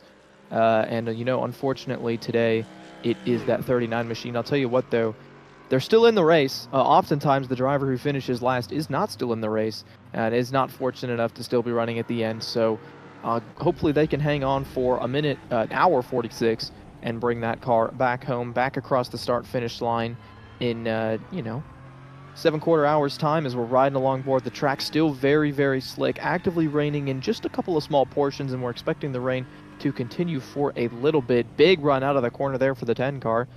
Going to be able to get a move. There is the radar. That little black dot right in the center is us in Sao Paulo, Brazil. So once we get through that little cloud of yellow that is moving diagonally towards the top left corner, we are going to be clear. There it is. It's just going to touch the northeast portion of the track.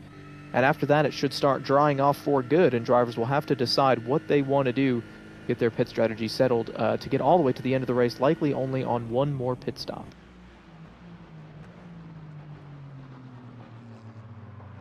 Going to be fascinating to see how it unfolds for sure, as the leader in GT4 Pro now hitting the pit lane.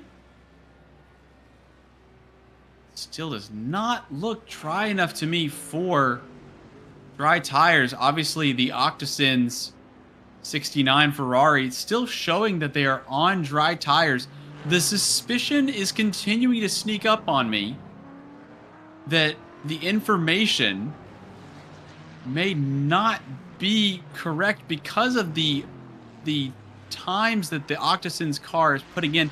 They're putting in the 145.8s, 145.9s, a couple drivers in the 146s. Our leader running 144, 145.5. So it really is right on the money with wets. So they're no quicker, they're no slower. So I really am not quite sure about whether or not they are on slick tires. Declan Marsden's still doing a fantastic job. Currently gaining down on Colin David in German Sim Racing Magenta number 11 machine. Right on board with the Ferrari. Yeah, we talked about how difficult this circuit is, and you also talked about this here, Cade, that it hits different parts of the circuit right here.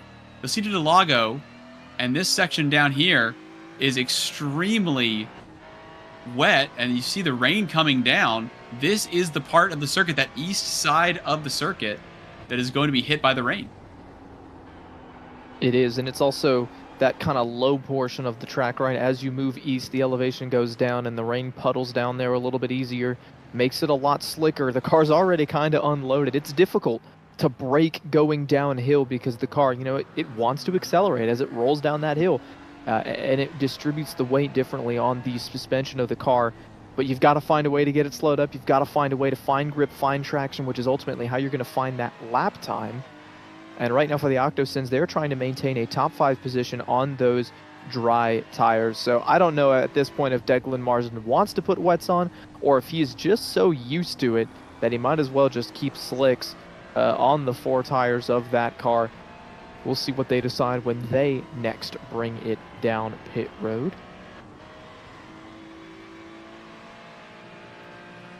Once it does go dry here in, I was going to say the near future, just in the future in general, that those dries should still be effective on a dry track, logic would assume.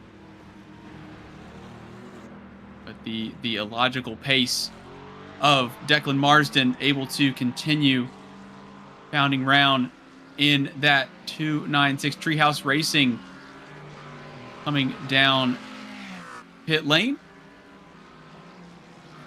118 Ford Mustang, currently second in GT4 Pro. As we see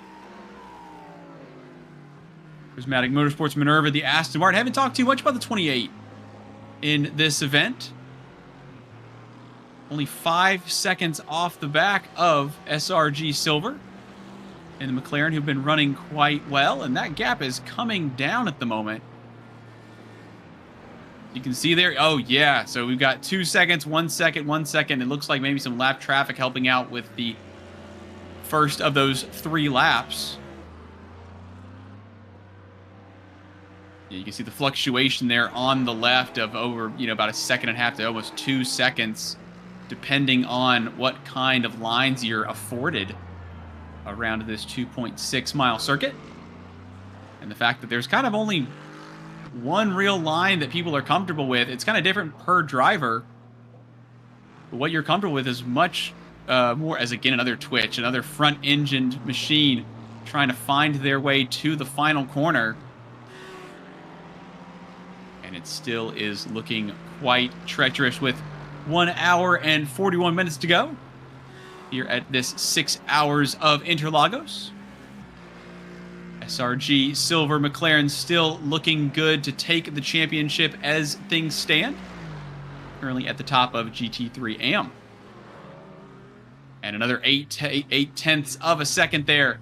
Aston Martin in the Aston Martin putting the pressure on the 18 out in front.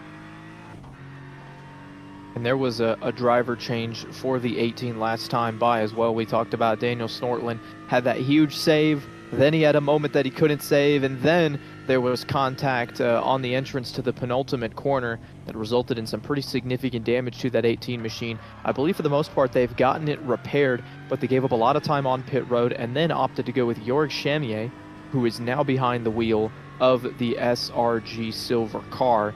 And he, I think, has just struggled a little bit to get acclimated to the wet. You can see there, full second, 8/10. Not in a whole lot of traffic right now. A lot of it's just raw lap time. Nothing against Chamier. Maybe he can find a little bit of time, maybe find a better line, get a little bit more acclimated. Maybe he'll be better in the dry, but right now Aston Martin does have the advantage in the Prismatic Motorsports Minerva machine, and this is essentially the closest battle on track, and it is only getting closer. I mean, you look at the trend, if it keeps going, as there's a little contact there between Aston Martin, and that is the GT4 class lead, I believe. I want to say that's the JKR car being driven by Julian Carces. So, if they can avoid contact, at least, Aston Martin should be there 3 to 4 laps. We'll have a battle for the GT3 AM category on our hands. Absolutely looking forward to that developing. As we're seeing again, a little bit of difficulty trying to get around the Mercedes is the 28 Aston. Meanwhile, having a look, this is the 90 Lamborghini in Enosis machine going around the outside of the SRG silver McLaren. And again, the opportunity presented itself, right, when the heavens opened up earlier on in this event, about the halfway mark. The race seemed kind of settled a little bit. We had a couple of battles for second, third, and fourth in GT3 Pro. And we also had that really intense battle right at the beginning for GT4 Pro as well, with the two Porsches going at it. But I think that it's very interesting to see which teams can capitalize while it's wet, and once the wet goes away, their advantage may be dropping. It will. The faster car going to continue to change as track conditions continue to change. We saw right there the 18 Jorg Chamier losing a lot of time in the exchange, trying to let Alatorres get by, which he was successfully able to do. Alatorres has lost about 6 seconds since the previous pit cycle to the leader, so that Enosis team slipping back right now. But an interesting scenario kind of presenting itself in the points, as it's going to be really, really close between the 90 and the 10 to see who is going to win the GT3 category. We'll keep you updated on that one as the math kind of gets updated as the race runs. Remember, this is the last race of the season. We're going to crown our champions here today, and so that kind of gives you that extra incentive to go out and finish the best that you can. In the event of a tie, the tiebreaker is the best finish this season. So you want to have a really good run here. You want to try to get yourself that championship. Try to do what you can. This right here, battle has closed down, James, to under a second and a half. Aston Martin and that Prismatic machine is coming. Yeah, we've seen this with the RPM Racing number 10 and the Enosis Lamborghini at the sharper end of the GT3 Pro category.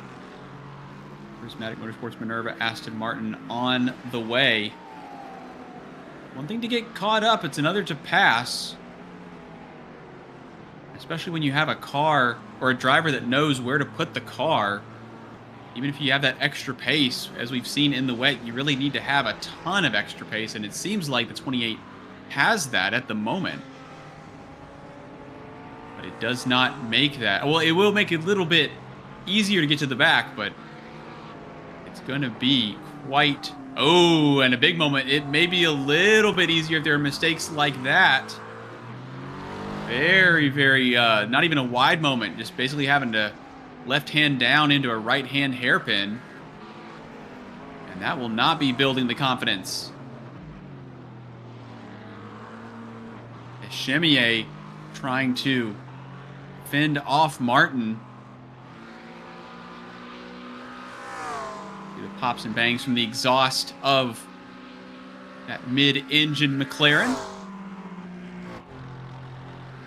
And Nolan and I were cutting up a little earlier on. Nolan Rimple also on the call earlier on. Myself, James Newton, Cade Corbin here, Dustin Ollis in the production booth, but we were discussing gold wheels and quite a striking look. I don't think there's anybody else with gold wheels on the grid. Cade, are you a gold wheels guy? I can appreciate colored rims every now and again. I think silver looks a little bit better. It kind of goes with everything. There's a little bit of clashing going on with that kind of oranges. To me, it's more of a bronze. It doesn't look super gold. Maybe that's just the lighting. Maybe once the sun comes out, it'll look a little bit nicer. There's a little bit of clash, but for the most part, it looks pretty good. I can appreciate it. I like colored rims, whites, silvers, some gold if it's done correctly. I'd be curious if maybe they switch it up sometime in the future, try some silver rims. Maybe I like matte black rims. Maybe they could throw those on there. Could be a little bit of something to try out if they're looking to spice their paint scheme up a little bit. I'll say this, though, the battle itself is spicing up. The prismatic machine has caught, and you talk about championship battles. This one is even closer for the M category compared to the overall machine. Right now, these two are tied in points.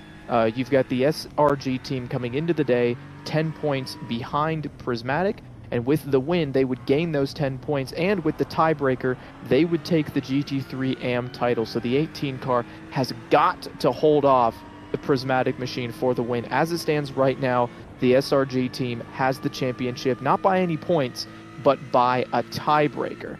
If the Minerva team is able to get by, they will win the GT3 category by 20 points. So this battle, not only is it a battle on track, but right now this is the battle for the championship. This one position represents who will be the winner of GT3M category at the end of what has been a very, very long season. Certainly has been, and tons of opportunities as, oh my goodness, are we going to lose the right front? We are not. We're just speaking about the championship ramifications. And SRG almost got a lifeline in a one of the most dramatic fashions possible. In Prismatic Motorsports Minerva, Aston Martin almost losing it coming out of Curva de Sol. And now there's another lifeline here for the Aston Martin. As we have, I believe that's Treehouse Racing just up ahead. Second in GT4 Pro. And this battle almost ballooned, or at least went the other way, and now it's going to cause the Minerva machine to have to go shallow into this corner. We head down the hill toward the wetter part of the circuit. Front engine cars not liking that transition. Down the inside goes the 28. Almost having to grab some curb. And we'll set back off, and it is now under 1 second, Cade. Oh, it just popped over 1 second. But I believe in the braking zone, that 28 will be trying to use the same line they've been using to catch up, but probably try a different one out of Curva de Sol.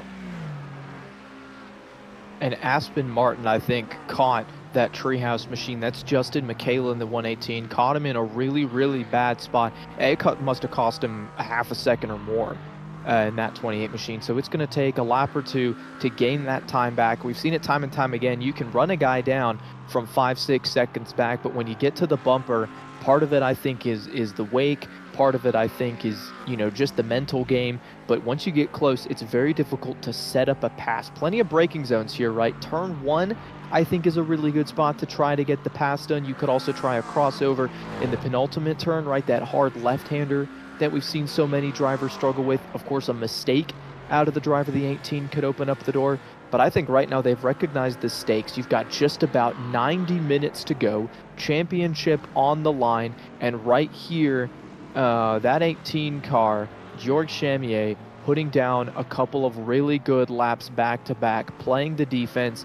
And sometimes the best defense is offense. Go out there, just run a quick lap. If you never get caught, you never have to get off your line. Is right there, much faster than Aston Martin through the middle sector of the track, putting up about another 0.2 of a second.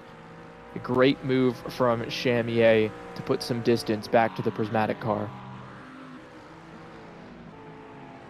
Yeah, it seems like momentum is really swinging back and forth. There's not a lot of margin, though, and again, it is back to around 1 second.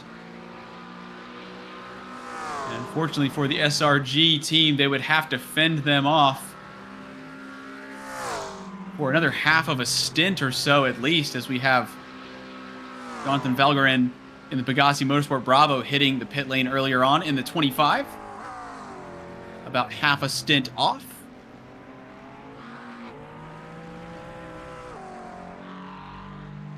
Out front, the RPM Racing Black AMG still leading. It's gone up to 30 seconds up at the front. That Mercedes really starting to stretch its legs once again. We saw that in the dry in the opening stint of the race. And they're being caught by the 90 Enosis Lamborghini. And now are pulling away. And this lead is very, very important. We talked about the championship standings early for the AM. This is what it looks like for the overall GT3 category. Right now, the RPM Racing number 10 has the point lead by 12 over Enosis. If Enosis finishes second and RPM finishes third, then that doesn't give Enosis enough of a point gain to undo the 12-point gap, right? So the RPM number 10, that Aston Martin team, would still win the championship. It'd be by only 2 points, but they would still win the championship if they finished as they currently run, which is why it's so important for the number 10 sister team in that 21 to go up there, as that's a big slide out of Chamier. Had been pulling away just a little bit, but now going to give up a ton of time to Martin. So anyways, if they finish as they're running for the pros, championship goes to the number 10, which is why it's so important for the RPM Racing Black team to go out win this race. If Enosis makes the pass and wins the race, Enosis gets the overall championship. This right here is for the GT3M champ. Big block by Chamier. Martin looks back to the outside. A little bit of overlap there. They're going to throw it side by side into the Senna S. Who's going to be able to roll a little bit more momentum? Is there going to be contact? Chamier not able to get clear. Now he is. Throws it down to the curb and maintains the position for just a moment. Really, really close stuff, and it began with a moment into the final corner proper for the SRG Silver Machine. McLaren able to get a decent run, and then the Prismatic Motorsports Minerva Aston Martin put 2 right wheels into the grass on basically the exit right before the pit lane. Extremely daring stuff, as it is still looking absolutely nasty out there. And again, Cade, your point of trying to get around versus trying to catch, or I guess the other way around, would be the better way to say that. Obviously, pulling 8 tenths, 1 tenth, or 1 second on the person in front. As soon as you get to the back of them, you're kind of trading blows, right? You lose 7 thousandths, you gain maybe 1 tenth, you lose another tenth. It is back and forth, and now it just seems like a traction race more than any kind of braking. It seems like if you can get a better run, you're going to have 5 miles an hour more and have it more quickly, as again, all out of shape. This is a gold wheel car. It's looking almost like a Subaru, getting all kinds of sideways into that final corner. And they've got another GT3 closing in on this battle as well. I believe that's a pro car who's on a different lap. I can't exactly make out who that is. It's the Prismatic Motorsports Athena. Oh, okay. So that could play a little bit of a role here. If they play really nice with the 28 and get up to the 18, I don't know how common team orders are going to be here, especially with more than an hour to go in the race. But that is the other Prismatic car that is closing in on this battle a little bit quicker than these two. You can see him just off to the right of the screen. But this is going to be super frustrating for Aston Martin in the Prismatic Minerva machine, right? Ran the car down, had the opportunity to make the pass on Georg Chamier, finally got side by side. I mean, for a moment, I think the nose was actually ahead on the 28 car, and instead got themselves put in a position where they had to back out and live to fight again another day. You hate to do it, but it would be much worse if you stuffed that car in the fence and gave up your shot at both the race win and the title. Big slide there out of Chamier. See, this is why you keep yourself in it, to try to take advantage of these moments. Is Martin side by side? No, not enough overlap to get the pass done. Still stout defense, if desperate, from Chamier. How many times can the McLaren go in almost sideways with the left hand down? We're going to get another look. Oh, so they're already left hand down through the right-hander. And again, we're just sliding it sideways like the wheels were put on sideways. And again, trying to get on the anchors. And then again, with the traction race up the hill. It's lurking in the background, Prismatic Motorsports Athena. It's Rachel Conkley trying to have a look at this situation. The situation is that they are going to be side by side down toward turn 1. Where do you brake? Where do you dare slow down? Looks like the Aston Martin going up the inside. It looks like the McLaren does not have what they need on exit of the Senna S. All into those puddles on the left side for Aston Martin. 2 twitches in a row, and now right to the middle of the track. Take up as much space as possible. Give as much spray to your opponents as possible. No movement from the Aston Martin on the brakes. McLaren not able to respond, still in the fight, and did not lose any ground really to the Audi behind. And now they're going to hit traffic as they head through one of the trickier parts on the lap. And that, I mean, that was a throw into turn number 1 by the 28 machine there to get the race lead. As a little bit sketchy there as they work their way through some traffic. But now we're going to see if Aston Martin was able to pull away. We're going to have a quick look. This is the number 39 machine. This is the RPM car. Oh, same spot as before. Coming out of that corner. Instead, they bury it to the inside grass rather than the outside painted area.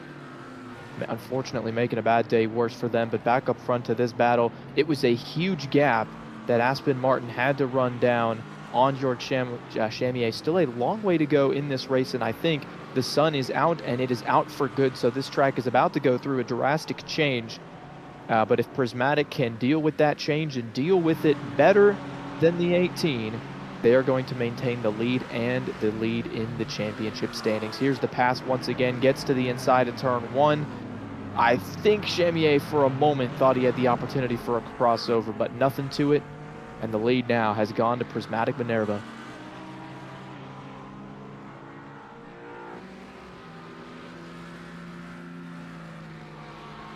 Very, very tough stuff for the McLaren camp. As again, you say the sun coming on out. All the chrome bits are going to be blinding here as we are going to see the track go through the evolution that you talked about. Going to have a look at how that also changes the, I guess you could say the power rankings of the teams, right? You've got all the different drivers who are excelling in the wet, maybe getting an opportunity that they didn't really have in the dry. Some teams who were kind of bossing some of the runners able to try and hang on to their spots during the wet as soon as it goes dry, which again could be a while from now. Going to see what they can do, if they can make up any time that they lost during this phase of the race. That McLaren seems to be more and more of a handful. It looks like it's almost getting worse on the brakes. And just trying to slide it sideways, or trying not to slide it sideways, rather, into the braking zones. Still only 0.8 of a second in it. For second, or probably just for first in GT3 AMP. Again, as we've spoken at length about the championship ramifications, so SRG Silver only has one car on track that they are worried about, and that is the 28 of Prismatic Motorsports Minerva machine.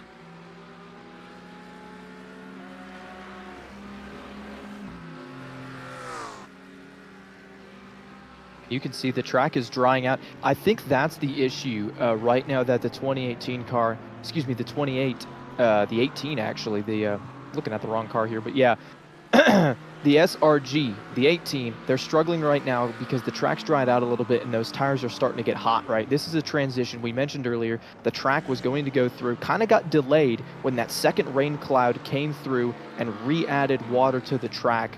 But right now, it is starting to finally dry off a little bit. And if you have those wet tires, the grooved tires, they like water. You've got to keep them cool. Go find some puddles on the straightaways. You actually now want to put the car in the wet line to keep the temperatures down in those tires. If you just accelerate full tilt on the dry, it adds a heat, and heat takes away grip, same as typical conditions. I want to say the 18 has pushed just a little bit too hard trying to maintain that lead, that added heat to the tires. Don't get me wrong, they are not out of this battle, right? You can see within just a couple of car lengths of Aston Martin. But I think that was the issue for York Chamier. Took a little bit of grip out of those tires, and now they're going to struggle as they're on wet tires, but the track continues to dry out. Reflection of the race changing all the time, from 8/10 down to 4/10. And looks like the shoe may be on the other foot here. As again, still tons of spray, but we're seeing a couple more curbs being taken as well. Drivers getting more and more, I'm gonna say comfortable, but if anything, you're having to push harder to try to make sure that you're using any available grip that's being given by the track versus being taken away by the rain.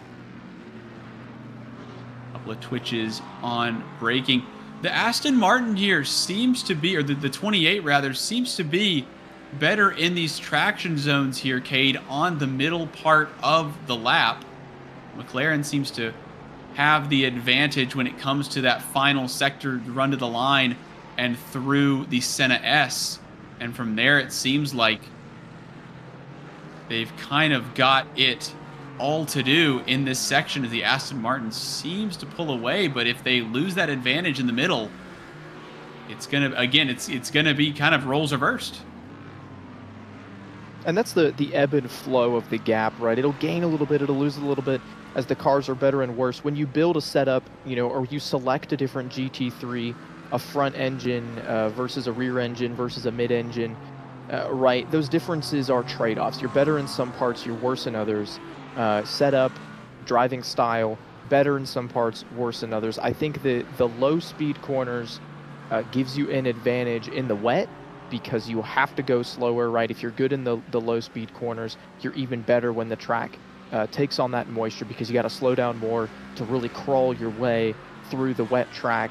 But down the straightaways, corner exit, I think that's where right now the 28 is excelling. They're able to get through the final sector of the track, as of course actually right there they had they had gained a little bit of time. That's 3/10 that Aston Martin was better in the final sector. And I think that comes down, car choice and possibly the setup that they have on that 28 machine, the way that they've got the suspension set to get that car to roll corner exits, carry speed down the straight high-speed portions of this track. And that using that to their advantage, I think, is going to allow them to maintain this lead.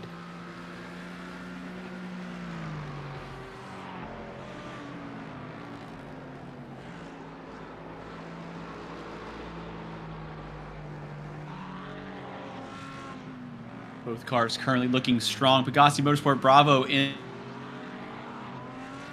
the Ford Mustang Bo. We have a look at the 6th place Prismatic Motorsports Athena, the sole Audi in the field. 98 still having a look at the back of these two. Not really able to make an impact, figuratively, of course. Not able to really make an impact on this battle. There was almost an impact, and again, still doesn't have it under control. It's a wild ride, and all that hard work for SRG has more than doubled the gap there. As again, it's not even the entry, it's the exit of the corner prior. And you really want a good exit. As you were just talking about there, Cade, the exits are so important in the wet. You can eat up, half a second, per corner. if you can really get those exits dialed in, as opposed to just piling the speed on entry. SRG, again, really, really good on the... Oh, and another snap as well. That car is absolutely wild, and here comes the 98. And I thought it was pretty good of Conkley to kind of stay out of that battle. I don't know if that was intentional or just kind of based on pace. But Conkley had let those two fight it out, right? I suggested team orders, but it's really just came down to SRG versus Prismatic. And, you know, the Minerva car driven by Aston Martin was able to prevail. So now that Conkley has kind of snuck ahead, I don't know how much blocking they are going to do. Right now they've gained a little bit of track position because the Octosins have brought the car down pit road as Chamier has to make another save. That 18 car is free in the back end, and it's just getting worse as the track dries out. They're going to lose. That was almost a full second lost all the way up to Martin. And now they don't have to worry about the car ahead. When it comes to that rear grip, all that lateral acceleration, are we thinking that, oh my goodness, this is a corner or two away from being facing the wrong way around? It looks like the 18 really trying to hang on, as we've been looking at. Is that going to be... I couldn't imagine that that's the rears overheating. It seems like they're able to find plenty of water, and again, it's a serious rooster tail, right? Once the water's gone, yeah, there's no real puddle, and oh my goodness, almost full opposite lock there. And that still doesn't look happy into the first corner. It has not looked happy for a while. You got to remember, this car got run over not even an hour ago on the entry to that same corner, right? They got hit from behind by the 31 team, and I don't know if they were able to get the damage completely fixed, as, oh no, the Octosins machine completely destroyed. They had been working it on dries for so long coming out of the pits, so this is the outlap for the 69 car, being driven now by Sammy Hendricks. They did a driver change, and I'd be willing to bet that it was the back end that went around to absolutely destroy that race car and knock them out of the top 5. Wow. So again, this is a similar spot we've seen issues.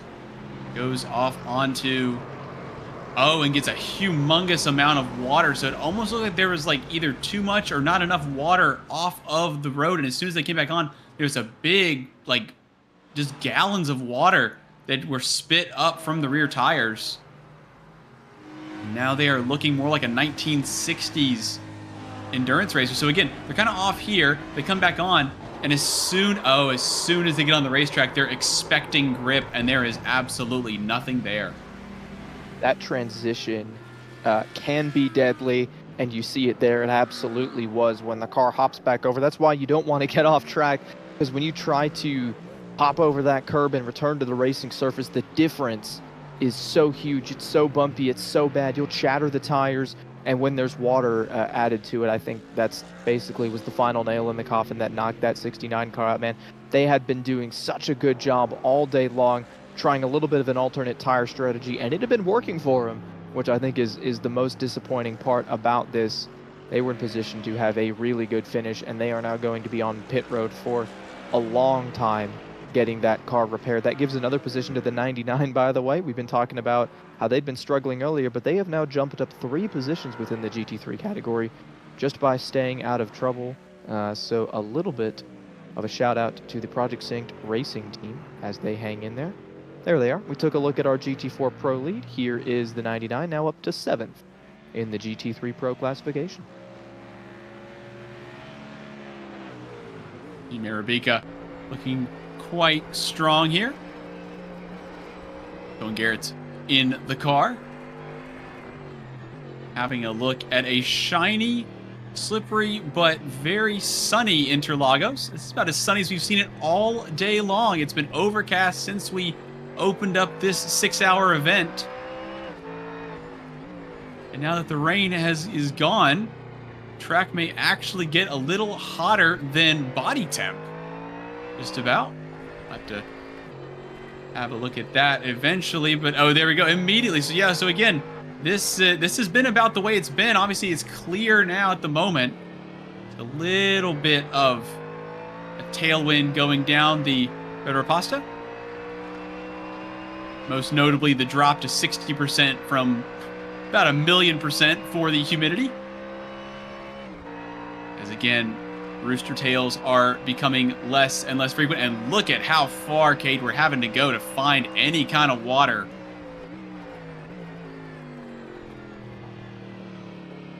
Almost to the pit wall. Almost looked like we were coming across to take the flag. And yet you can still see all those puddles. And as we get a little bit sideways, the revs rise at almost 100 miles an hour out of the third corner. Again, now drivers using the wider line to get the braking done. As we said, they're very good recovery drive for the 99.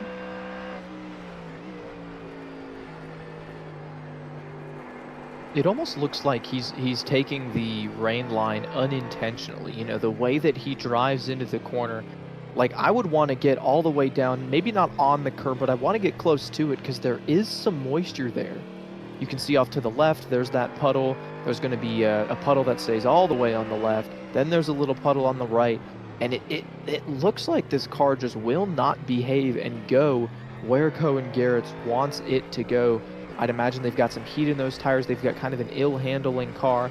I think they're in the Mustang. I don't know if that was really the car choice of the day, right?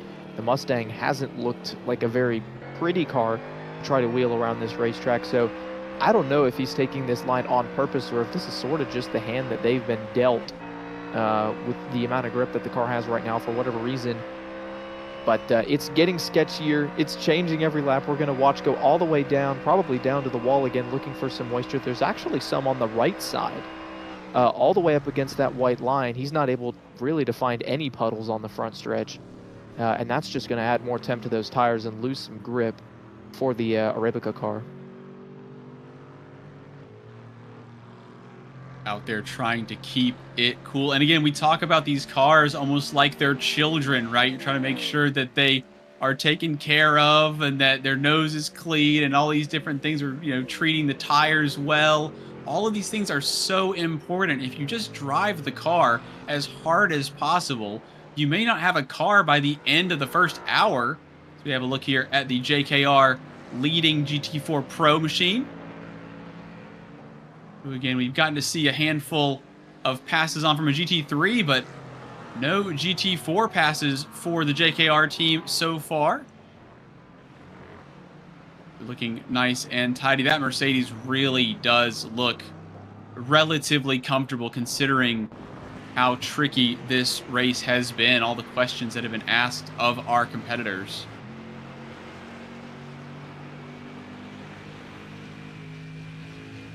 The 143 looking very, very strong indeed. And looking over to the right side, obviously there are the grandstands and all of the spectators, and looks like maybe that's why the track has not been drying out. It takes a ton of curbing, but I would assume in the fast stuff you could definitely aquaplane or hydroplane over that. You know, we're going 85, 90, 95 miles an hour coming out of this corner. So it's very easy for the car to be pulled in one direction as that side of the car slows in some heavy water. But I think especially in those bowl sections, as we're going to be approaching it in half a lap's time, trying to take those apexes and trying to get those sections of the track almost dried off for yourself, even if the other competitors are able to use it. Because if you don't run there, it's just going to stay wet, especially if it's, you know, multiple inches of water.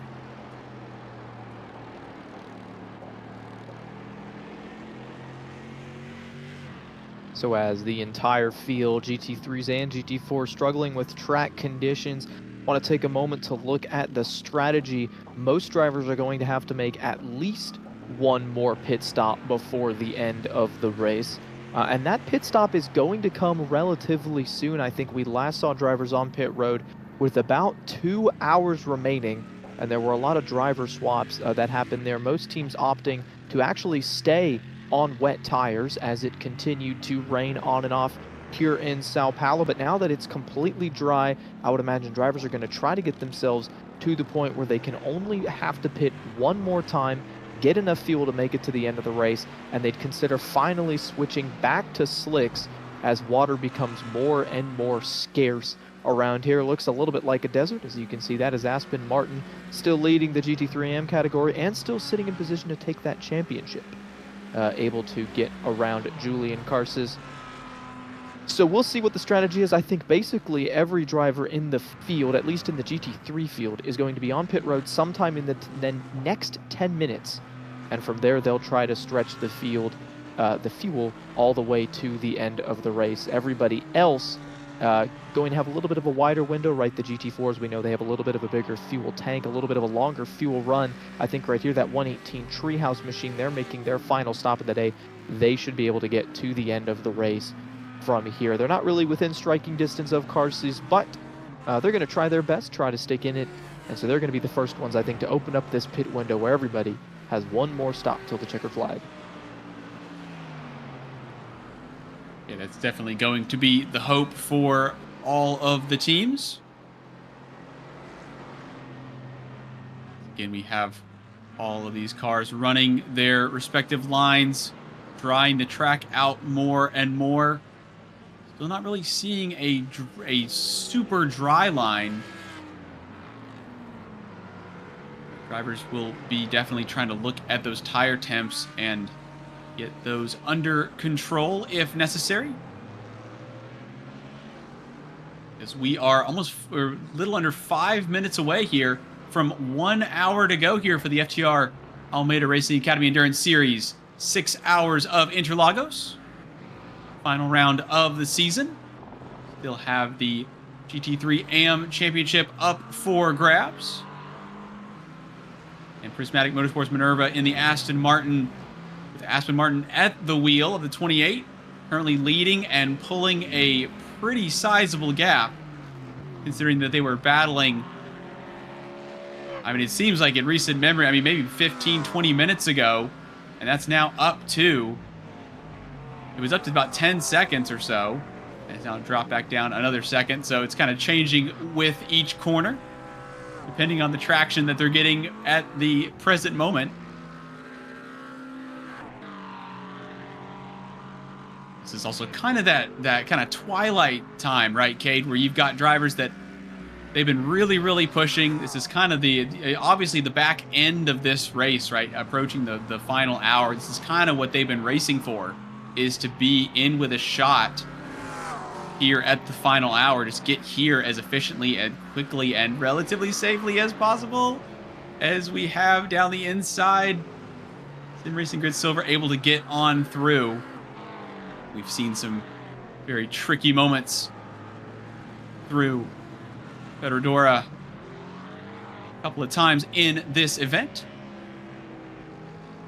And meanwhile, out front, RPM Racing Black in the AMG 21, 41 seconds. Let's make sure we get the number right.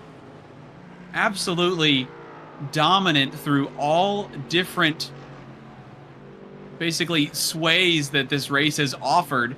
They were not the quickest by any means in the wet, but they did what they needed to do, and they stayed out of trouble.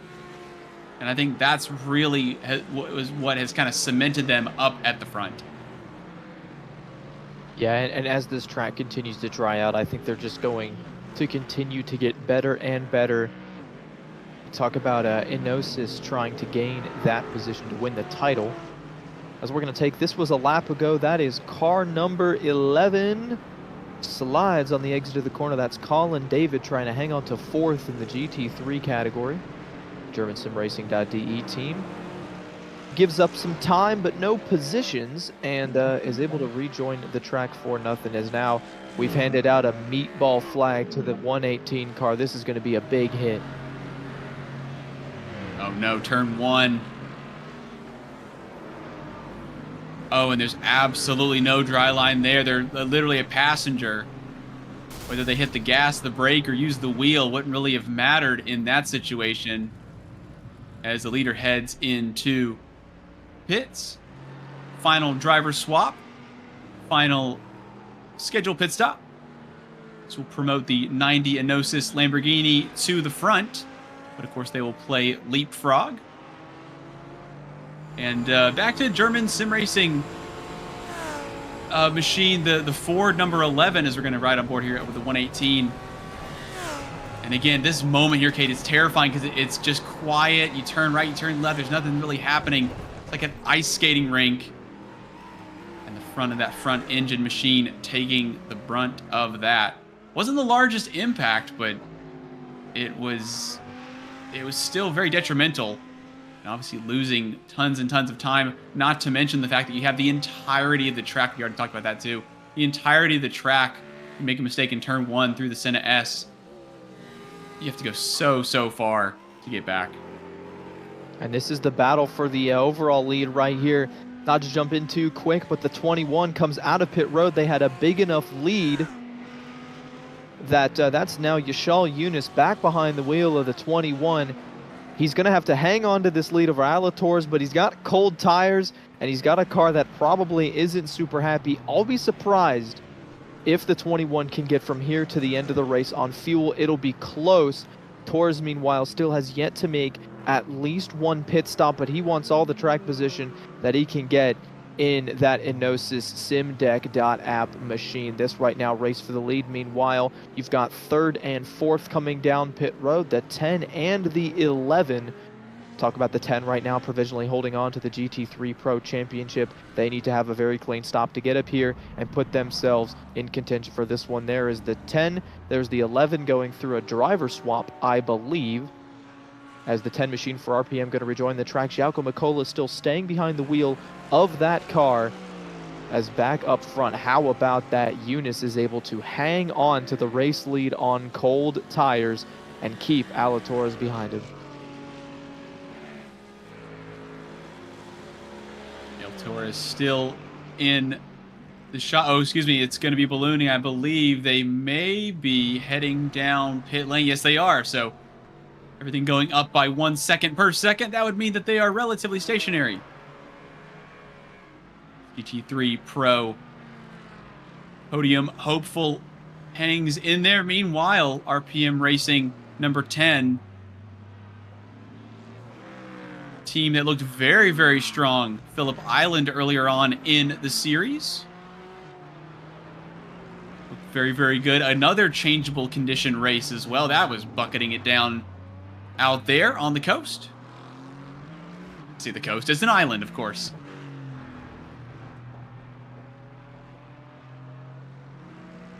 And the 4th place German sim racing team, that number 11 Ford in GT3 Pro.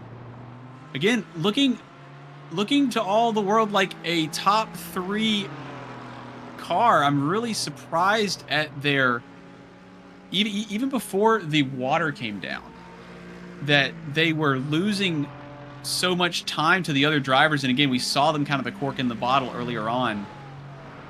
I'm pretty impressed with how they've tried to fight back, but it really just seemed like they had a really good amount of track position and just weren't able to hold it. And as soon as they lost it so early in the run, it just seemed to kind of go backwards from there. So still about 12 seconds ahead of 5th position. But it really was a case of just if they were able to hang on to it that much longer, maybe even when the rain came down, if they were able to hang on to it for another 30 minutes or so, which is obviously an enormous task given the field of drivers that we have, could have been a very different story for the 11, at least in terms of track position.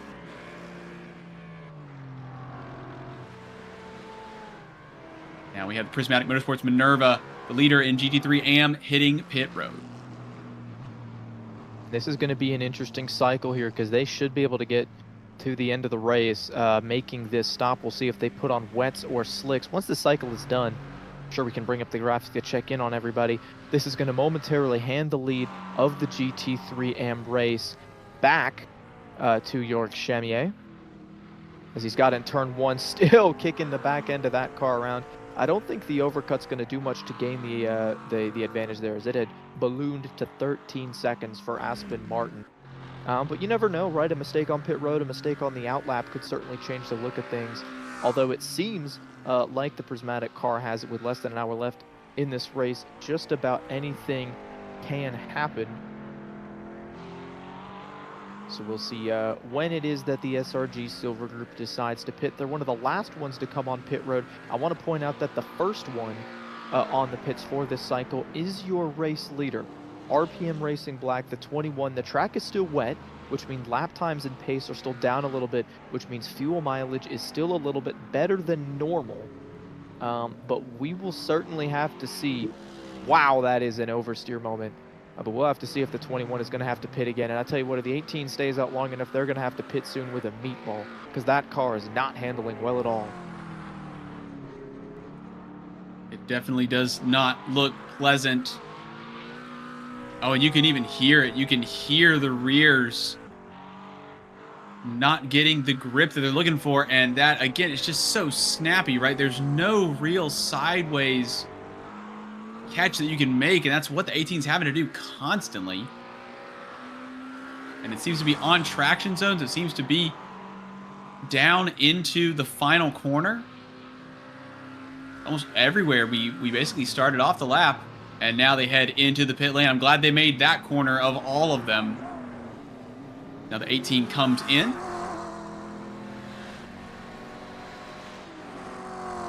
Racing Grid Silver now relinquishing the lead back to Prismatic Motorsports Minerva, barring any issues from the 28.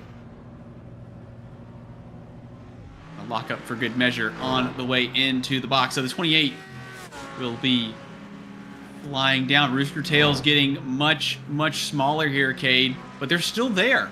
It's still a bit nasty on the track, and there's still a couple of questions to be answered. Not just for position, but for how this race is going to play out in terms of who has the grip, who has the healthiest car is also going to be a big deal as well. If you don't have what you need underneath you, you're going to be bleeding time that way, especially if it goes bone dry here in the last hour, which it very well could. You can see on that graphic all of the drivers with the blue circle there. That is your wet tires. So just about the entire field is on wets. The first one is the Enosis Enix car. They have put on dry tires. That is the 93 that we're looking at. They have, excuse me, that is the Emic car. They have put on dry tires. So we're going to see how much pace they have relative to the rest of the field. If they're slip sliding around because they have those slicks on. They're the only GT3 on slicks right now. Earlier it was the Octosins, you know, big respect to those guys hanging out and trying to make it work on slick tires. Now it's the MX car as they are trying to hang out on slicks. They are trying to get themselves in podium position within the championship standings, although right now they don't have enough points to do so. They're still stuck in 4th if they were to finish this race in P6. Jorge Carrera going to do what he can to try to get that team in podium position in the championship, try to get as many points as they can, and I think that's why they've gone ahead and thrown a little bit of a Hail Mary here. Everybody else is on wets. The track is still wet. Well, let's throw some slick tires on and see if it won't come to us by the end of the race. And you can definitely make up a lot of time, obviously, with a drying track. So again, it's everybody's still running kind of the mid 144s, 145s. A couple drivers running 149s, 147s, most likely because of traffic, or maybe a little less likely, but still relatively in the realm of possibility. A couple of mistakes. See Jorge Correa in the 93 making their way up the hill once again. This is really where it's so tricky. You're so far from the end, it feels like. 52 minutes just ticked away, and you're almost at this point. A majority of the field's kind of racing people that they either can't see or that are basically kind of ebbing and flowing. So all of these tenths of a second that the drivers are trying to eke out per lap can still add up to, you know, potentially points, and obviously drivers still working through traffic as well. So it's never over when it comes to trying to work with the traffic, trying to make sure that you are taking care of the car. You spoke about fuel mileage as well for the 21, the RPM Racing Black. We only have 43 seconds in hand, but it keeps falling to the 90. Again, an immense amount of time that the Enosis Lamborghini team would have to make up. We catch a glimpse of our leader. Commanding lead from the start. In the rain, had enough in the bank to be chased down a bit by the Lamborghini, who has had to do a lot of work today. They've been having to do battle with the Mustang, the 11 Mustang, in 4th position. RPM Racing Aston Martin was also an absolute slugfest. And now that 90 Enosis car has really cemented themselves. As it looks like Eunice starting to pull away in a big way as well. 1 second, half a second, full second, 2 times out. And we're going to have to wait for 44 seconds for that 90 to come across the line.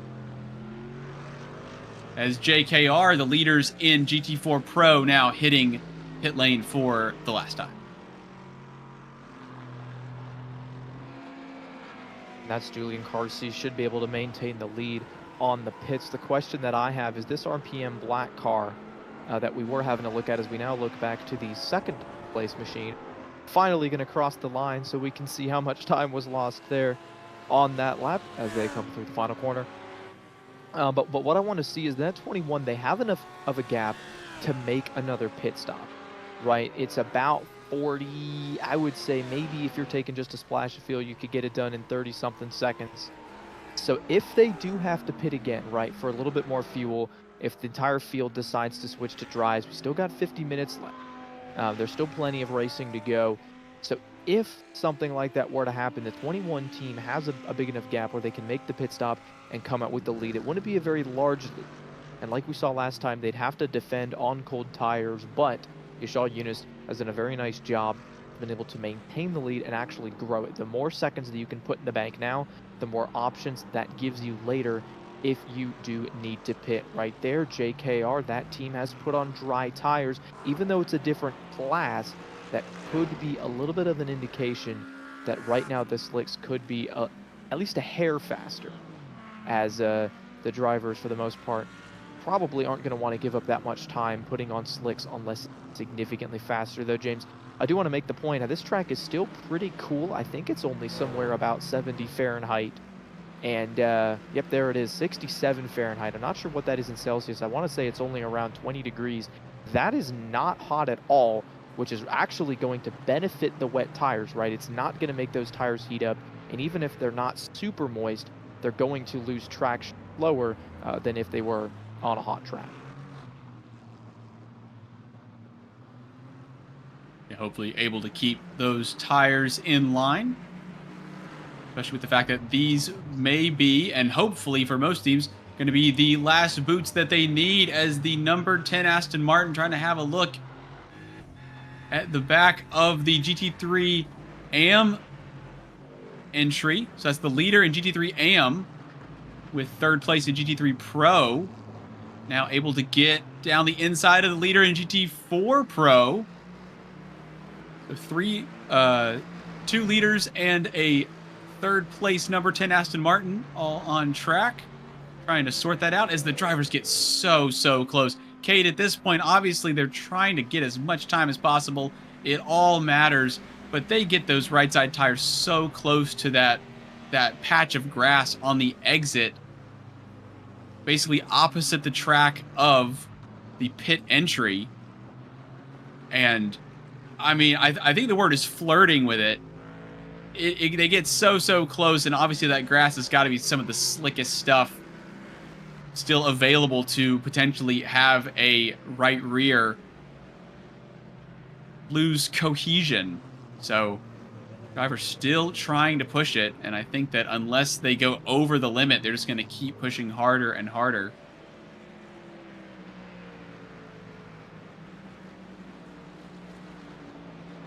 And as it sits, you've got to be careful if you are the number 10, because if they lose another position, right, if they make a mistake and get passed by the 11 team, then they're actually going to fall out of the championship position, right? And it'll go to the 90 Enosis. So the 10 has to be super conservative here. You can see the gap is 41 seconds between third and fourth. Passing the 90 wouldn't really do much, so not a whole lot of reason to push. As this is the Prismatic Motorsports Athena car, they have come into pit to put on dry tires.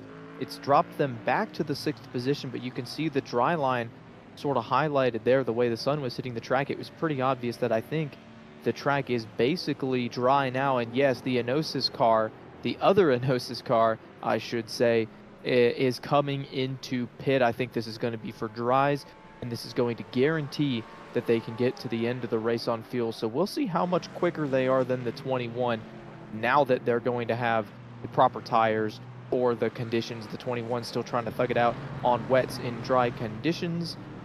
As here's a moment. This is the 39 machine. That's the purple RPM car spinning it off into the grass. Even as the conditions get a little bit friendlier and the cars tend to develop a push, they still find a way to kick the back end out of that corner. It's been a tendency all day long, and I think it just speaks to how difficult this track really is. Yeah, it really can. It can almost kind of lend itself to the more laps you do. At a certain point, you have that confidence. You really kind of learn how to do it, but the track is still evolving even now. As I'm so surprised. Obviously, it must be the air temperature. You can see where the rooster tail kicks up, but it's barely a rooster tail. But it almost seems constant around the track. There doesn't seem to be any spot where it's not at least a little bit damp. And of course, drivers still running different lines. Now you can see a bit of a dry line in certain spots, clearly down the straightaways. You have a good onboard view. Huracan GT3, so Ale Torres still getting it done after fresh out of the pits. So we can see the rooster tail in our rear view mirror as well. Rear view camera. See how these dry tires are treating them. I don't know about you, Cade, but if I'm looking out of the back of my rear view camera, if I'm on slicks, I don't want to see a rooster tail at all. You don't, but you've got to imagine the advantage that the wet tires give. The grooves are meant to push standing water out of the way. If there isn't really any standing water, then you actually get an increased contact patch with the slick tires. So mentally, yeah, I hate looking out and seeing all that water getting thrown up, right? All of that, the rooster tail, all of that vapor. But if you think about it emotionally, and you have or not emotionally, right? You think about it logically, you've got the confidence in the car. You can drive it down with slick tires, and you can know that the car, you're going to put it where you need it, and it's going to work. RPM Black had inherited the lead, but they are now on pit road. So we'll see. That's going to lose them a big chunk of time, right, coming down to pit, but they should still cycle out in the lead. And it will be close to 40 seconds ahead of the Enosis Sim Deck car. Kind of cashing in their chips from the hard work that team has put in. Although any drivers able to get to the end of this 6 hours of Interlagos have put in some seriously hard work.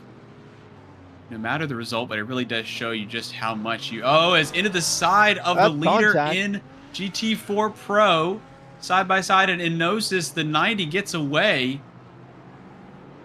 What a strange moment. We've seen a lot of GT4 traffic, and JKR probably the most docile of any of the teams, seemingly kind of being able to have that amount of time in hand.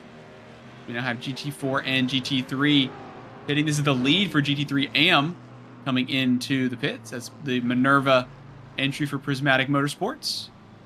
28 heads down pit lane. 144 of NGC by Rubus Gas. Most likely going to be hopping on dries as well. Looks like the majority of the field going to be making the switch.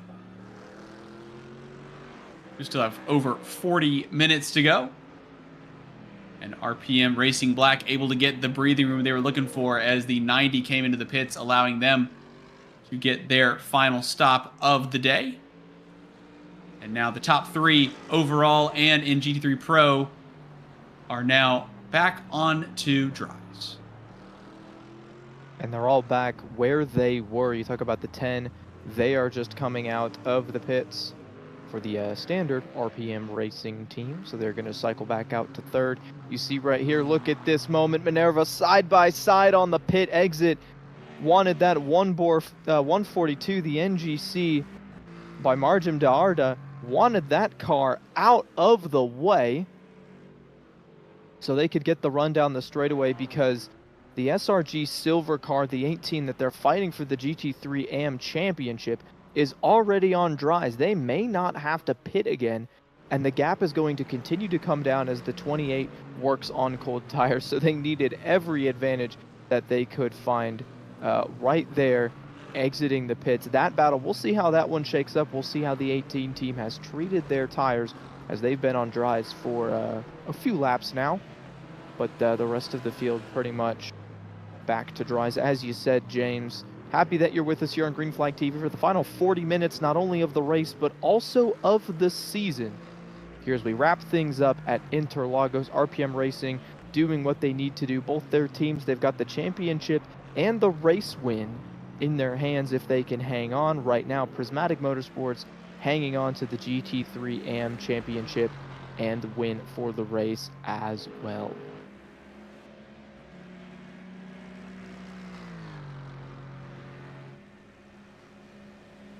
Taking a look at that moment. Well, first of all, we have the 4th place, number 11, Mustang Project Synced.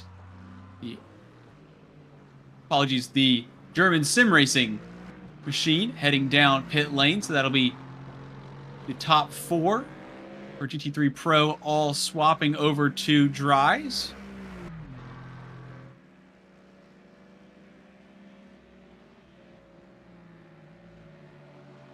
We're having a look at the, oh, apologies, I got my Mustangs mixed up. That's the 11 German sim racing right there. Currently in 4th, still on wets. I was going to say trying to chase down RPM Racing, but, well, it looks kind of similar. So, we've got different drivers, different teams, different tires.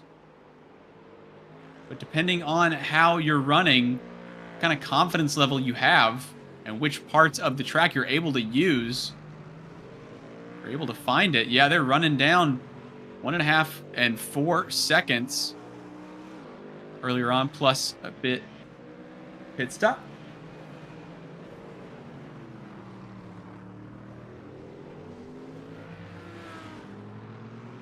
Have to keep an eye on that, but we saw again that moment from the Prismatic Motorsports Minerva machine leading in GT3 AM that they were about 10 seconds or so clear of SRG Silver in the McLaren, and now it's dropping down to 7.5 quite quickly after that pit stop. So maybe a bit of full tires or so. Kind of a tricky call, as now finally the number 11 Mustang hits the pit lane. And now looks like the Minerva machine has gotten back going, and, well, it just keeps changing back and forth about half a second or so. So SRG definitely on the pace, but they're going to have to close that 7-second gap down.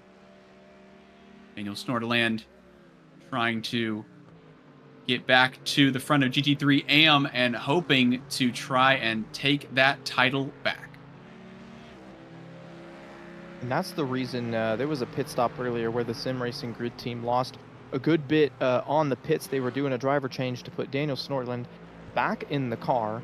So they had a little bit of a change. Aspen Martin has been in this car, the 28 for a minute.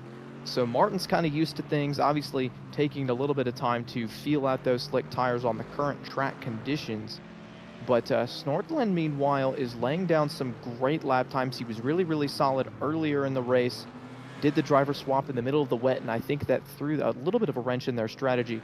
But he is now back on the catch. a little bit faster than Aston Martin in the moment, especially as Martin finds that 28 car in some lapped traffic. I believe that is the 99 machine that is just in front of them, the Arabica car. So we'll see what happens to Aston Martin, and we'll see if Snortland can get the gap back closed up. This lap time right here going to be a really good indication of which team is running better as the tires are finally up to temp for the Prismatic Minerva car. Yeah, the 28 really wanting to get around this traffic, and it's still not able to clear. Of course, both obviously GT3s, but in different categories. Is this for an overall position? I believe. And we're hearing a black flag for the German sim racing number 11 Mustang. Currently running in 4th for the GT3 Pro. It's again just about dead even last time around because of the, again, I was gonna say traffic, but we're looking at 2 different classes, or 2 different series, but battling for position nonetheless on track. And now the 11 comes right back in to the pits, presumably to serve that penalty. It may have been incident points. It may have been something else. Not sure exactly went wrong there. But that is going to promote the 93, the Enosis MX car, up to the 4th position in class. It's going to be tight to see if that'll grant them enough points to overtake the 3rd position in the championship standings as a move to the inside. This is for 7th overall, and also some all-important track position, as there was a big moment for the 18 car right now, driven by Snortland. He has lost a ton of time, but Aston Martin doesn't really care about that. Instead, going to chuck it to the inside of the 99, find themselves side by side, still damp conditions in the Senna S, and I think now Martin has kind of heard what's gone on behind him as they've gained 4 seconds on the SRG Silver team, decide to back out of that battle and live to fight another day. Not sure exactly what the mistake was, though. Good for Cohen Garrett in the 99 as he's able to sneak away. That is the 25 car spinning out, unrelated to the deal with the GT3 AM. Actually, he is in the M category, although a couple of laps down in the 3rd spot. Oh, and the rejoin was sketchy to say the least. Technically uneventful, but very only technically very teeth-clenchingly close, as that angle did not bode well, but able to pull up just short. And again, drivers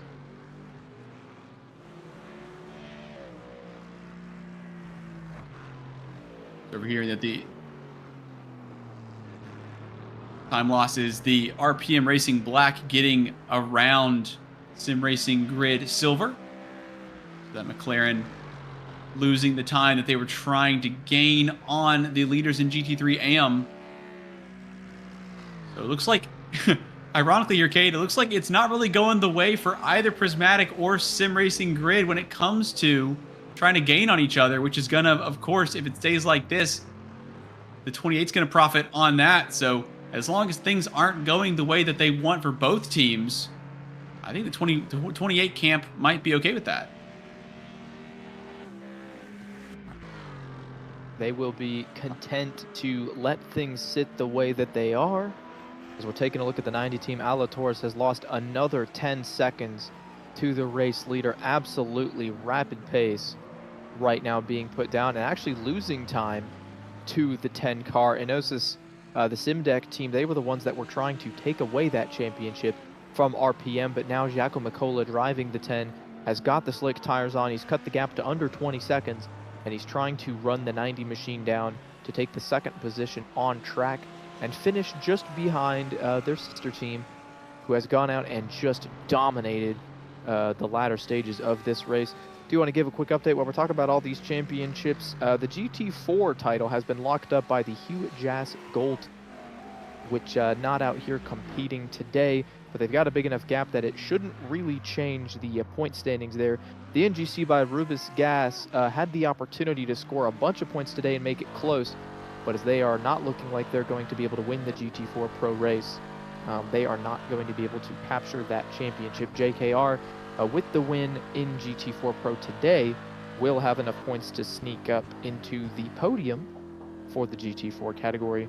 And then the GT4 AM right now has essentially been clinched by the Thonk Beer team, currently leading the GT4 AM category. As there is a little bit of contact there. It got really, really close. Oh, and that is firm contact now between the Mustang and the Aston Martin.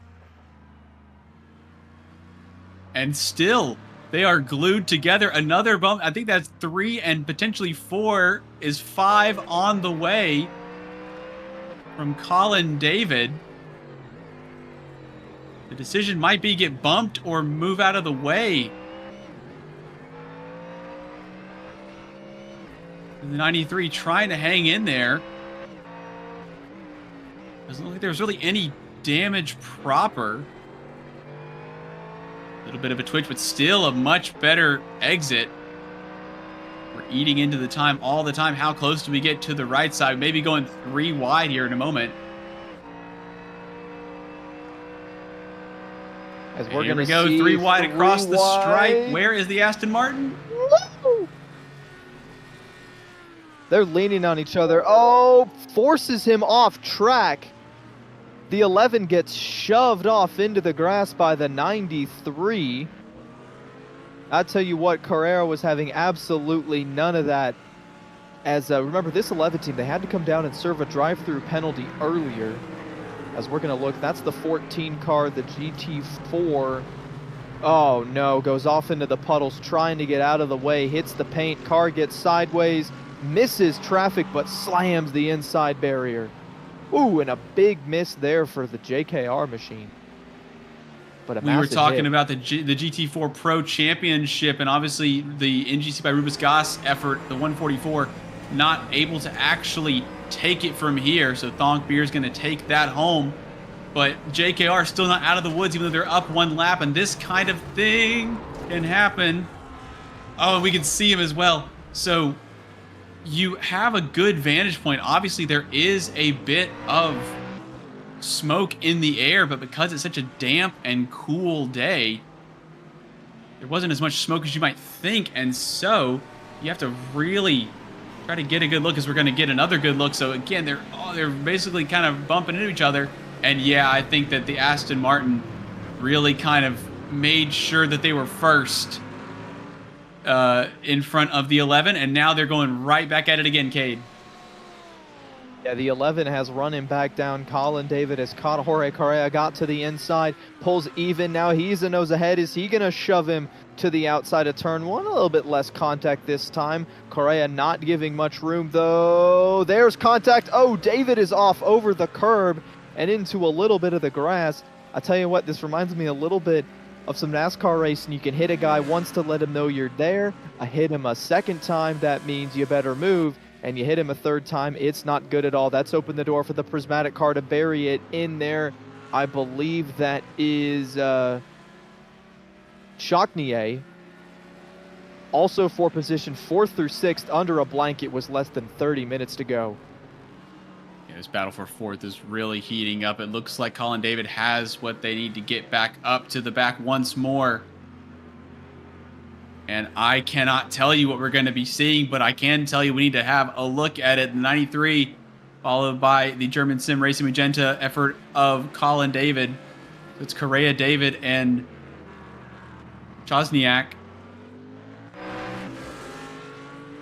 Colin David again. I think I saw a hint of the 11 giving the 93 what they thought they received the lap before. It looked like with the 11 on the inside, they opened up the corner a little bit right before the braking zone. So it wasn't in the braking zone. It didn't cause any real issues.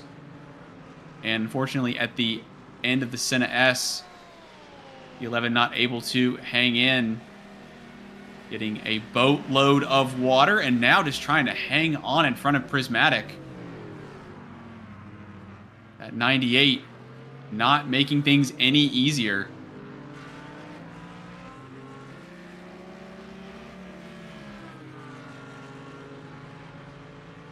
We've got a lot of battles going around on track. This one, all of a sudden, it feels like the field is kind of condensed together. All the strategies have converged as we've got a penalty handed out to the 144. There was some contact between the 25 and the 39, and I'm being told that the number 90 for Enosis Sim Deck has been assigned a stop-and-go penalty for contact with car 109. So that is going to shake up the podium standings as well. A lot going on here. This battle for fourth, some contact elsewhere on track with just 25 laps to go. And now we've got a spin out of the 99 machine. One of the RPM teams, excuse me, that is the Project Synced team that has spun. We'll take a look, doing so well, recovered to the 7th position and loses it. Man, that is... Oh, hold on to her. Wow, having to come to a stop as the 25 almost. Very heads-up driving, but, I mean, that was a huge knot of cars that had to get through that, Cade. I am really impressed that that did not result in something negatively spectacular, positively spectacular. Looking at this on your screen, we're having a look for the battle for fourth position is still raging on. David and Correa. The 93 down the inside, the 11 straight around the outside, able to get it done. Going to lose a little bit of minimum speed. Prismatic not able to make the pass. A little bit of twitch from the rear of the Audi on the way out of Curva de Sol. And down into Desito del Lago. Does the 93 have anything for the Mustang? I do not believe they do. And the 11 able to get it done, albeit with a handful of laps and a couple of non-verbal communication, let's say. I think Correa got onto the curb, and I don't know if it's slick or if it's just... I mean, even in the dry, it's not a typically high grip environment, right? When you put the tires on that curbing, it's bumpy. The car doesn't want to get locked out. It gets unsettled. It looked like that's what happened in turn number 2 when he sort of had to back out of it to make sure that he could save the car. Now open up the door for Napshugar. Chocnier looking to the inside. There was almost a little bit of contact, but Correa for the moment still able to hang on to the position. So that's going to allow Colin David to drive away, put up about we'll say a second on the cars behind him. How about that?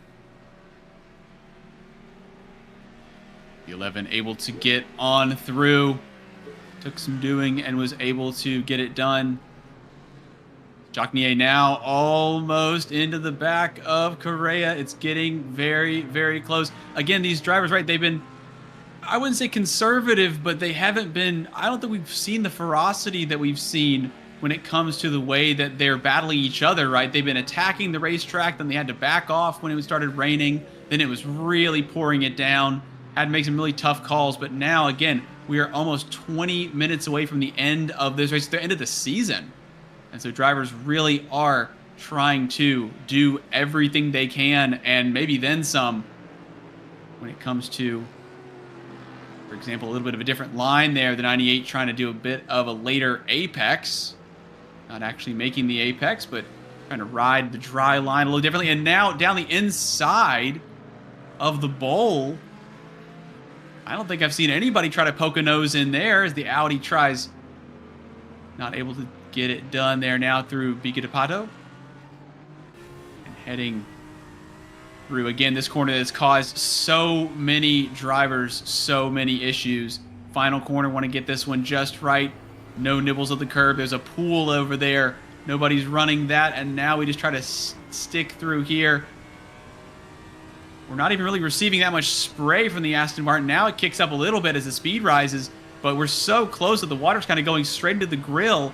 Now we are going to the outside. It's going to force the 93 to be on the wetter stuff as we split the dry line, and the 98 gonna hang on to it. Some contact. Rhea's still in there on the outside. Big wiggles. Chocnier got the Able to pass save done, it. but at the cost of a lot of time. Yeah, they're both drivers had to make saves. There was a huge wiggle from Correa. Chocnier got on the inside stuff. Correa got on the outside stuff. Chocnier was definitely faster than this 93 machine. Now we're going to see if she can hunt down the German Sim Racing number 11 car, who's pulled out 2.5 seconds away while those two got to fighting. 21 minutes left, and you're absolutely right. The intensity here. This is the highest it's been all day because you don't have to play the long game. You don't have to wait for the strategy to shake out. You've already made your final pit stop. You know, you've already put your final driver in. You put your final set of tires on, and now you're just, all right, end of the race. Let's go see if we can gain some more positions. Chocnier right now a little bit quicker than Colin David. The battle just ahead of them for second place is picked up. That since the 90 car had to serve that drive-through, they have lost time to car number 10 being driven by Makola. Oh, and that's death for Napshugar Chocnier. Pushed a little bit too hard and destroyed the 98 car. That rear end got all over the blue part on that corner that, again, they navigated fantastically. Is that the right rear? That's crabbing. Okay, that is absolutely bent. Oh, and on the wet grass as well. There's not really anywhere to go. The nature hike now is, again, oh, man, tons of speed. Yeah, that was only ever going to end in the wall, unfortunately. Doesn't have too far to go, but look how far. It's absolutely, I mean, you couldn't get more right hand down. I think they're on full lock. No, not quite. They're at about 80% right lock. And still have not gotten back to the pits. You do not want to tow. Yeah, you don't want to tow if you don't have to, because that's going to be a huge time loss.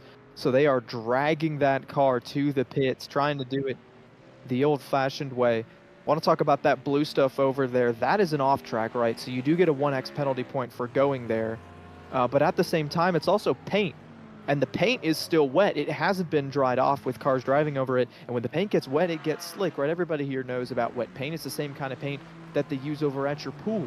And it's just, I mean, it is like driving on ice. They got all 4 tires. You can see the spray kick up. The car does more than 360-degree spins and kills the right rear toe on that car. That's why it crabbed so bad, and they finally dragged it off track, but unfortunately no chance for a top 5 for the Prismatic team.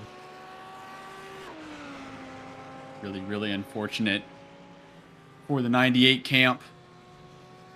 And again, right, we've talked about how difficult it is to just get to the end of this kind of race. It's 6 hours, as that looks like a bit of body language there from the 99. What is going on here? So again, so we have some flashing. This is the second place SRG Silver McLaren. Daniel Snorderland trying to have a look at the back of Cohen Garrett's,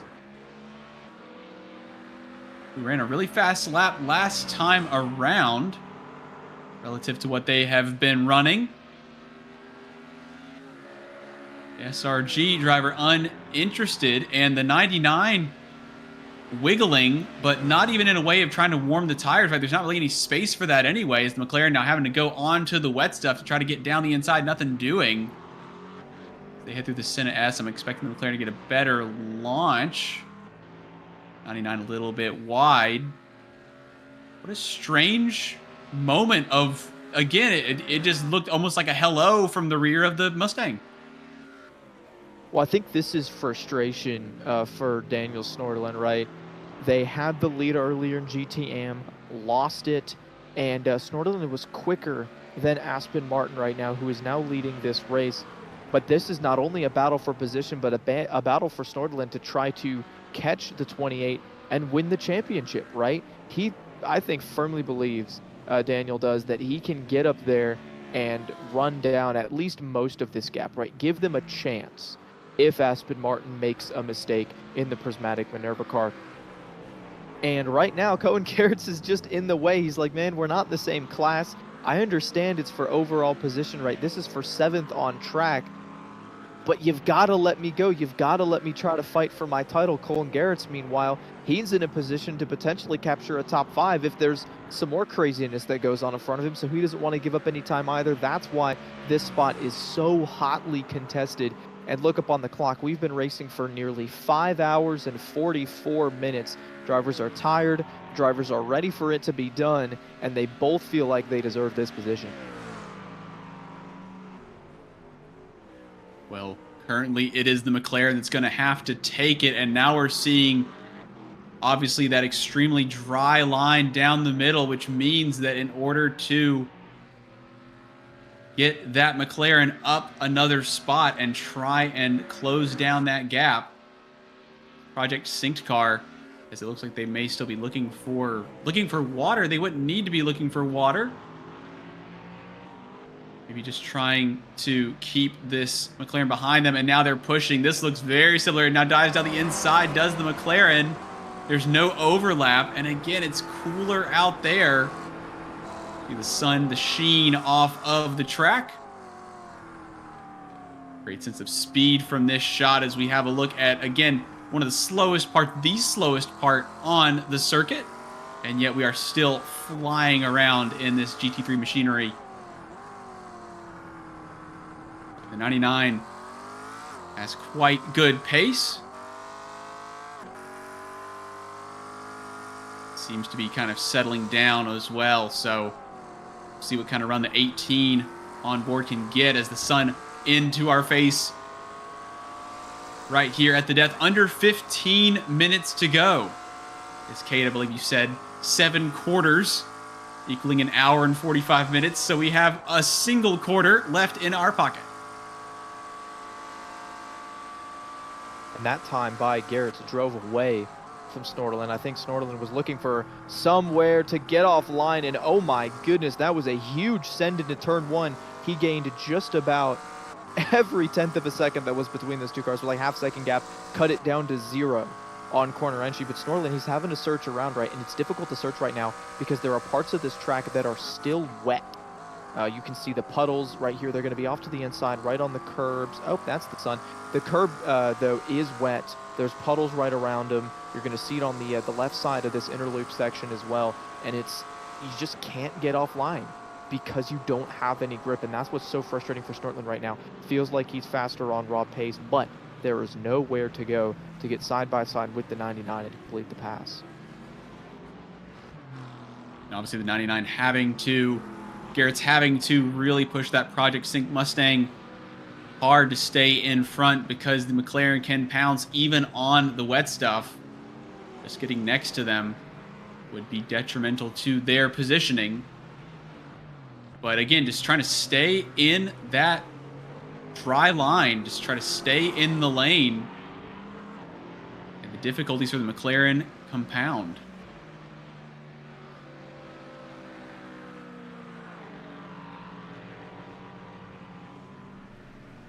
Having a look at the front of GT3 Pro. RPM Racing Black still up in lead, 1 minute 15 seconds ahead of the 90 Enosis Lamborghini.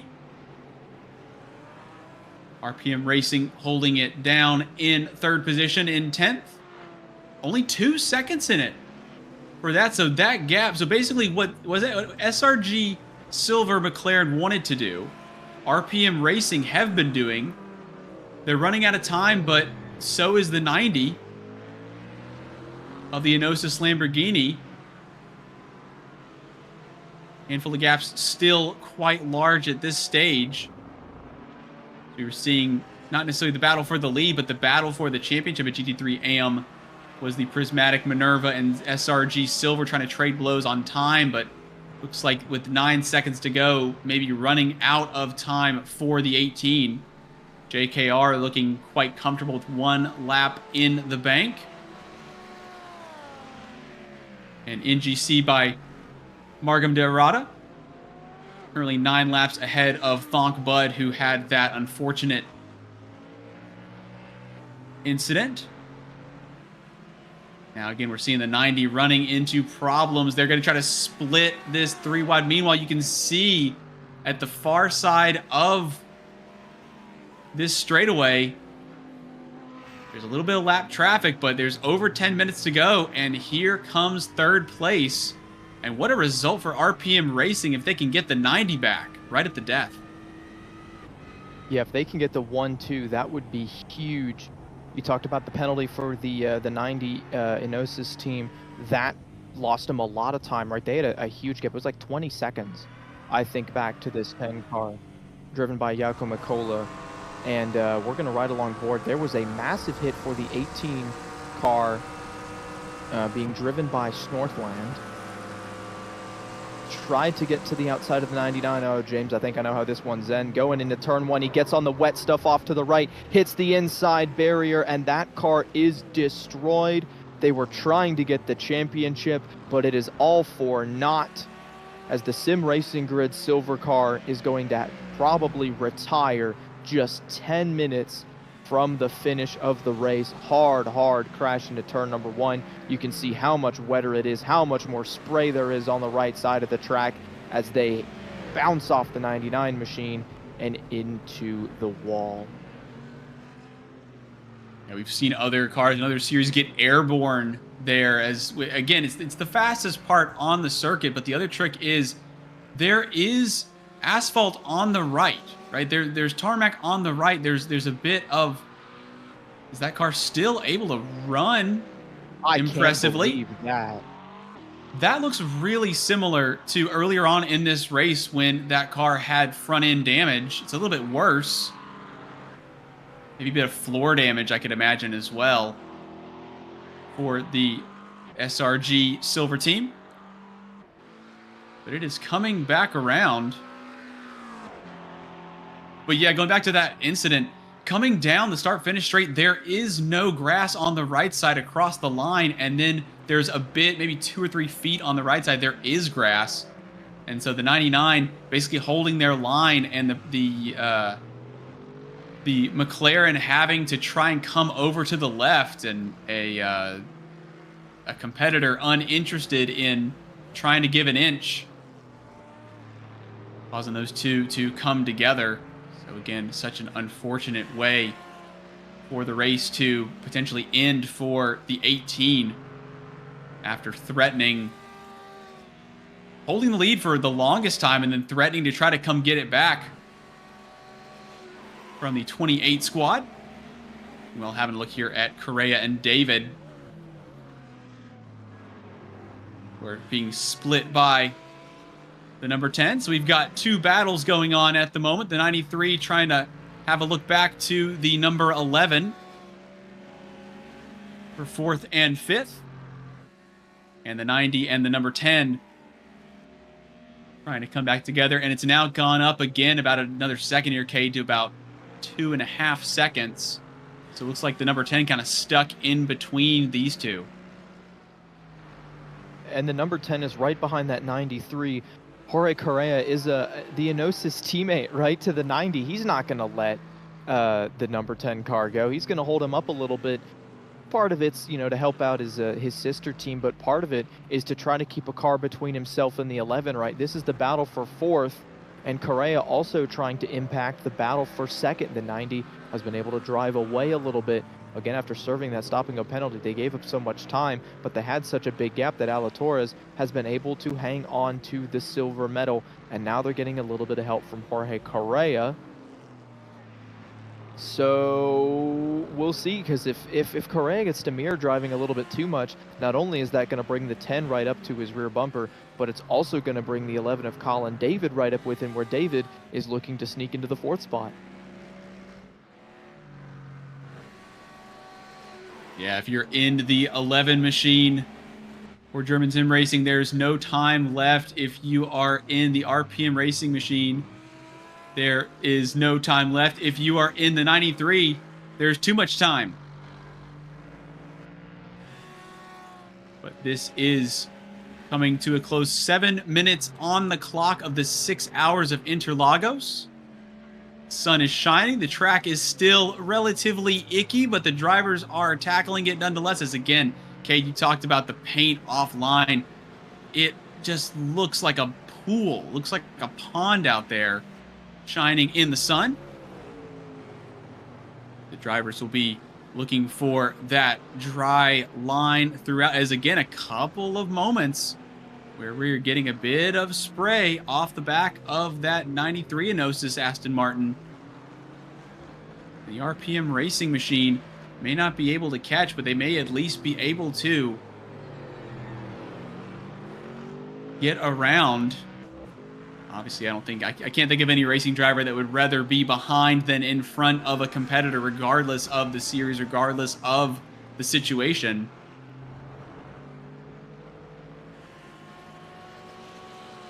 What a race this has been. What an event.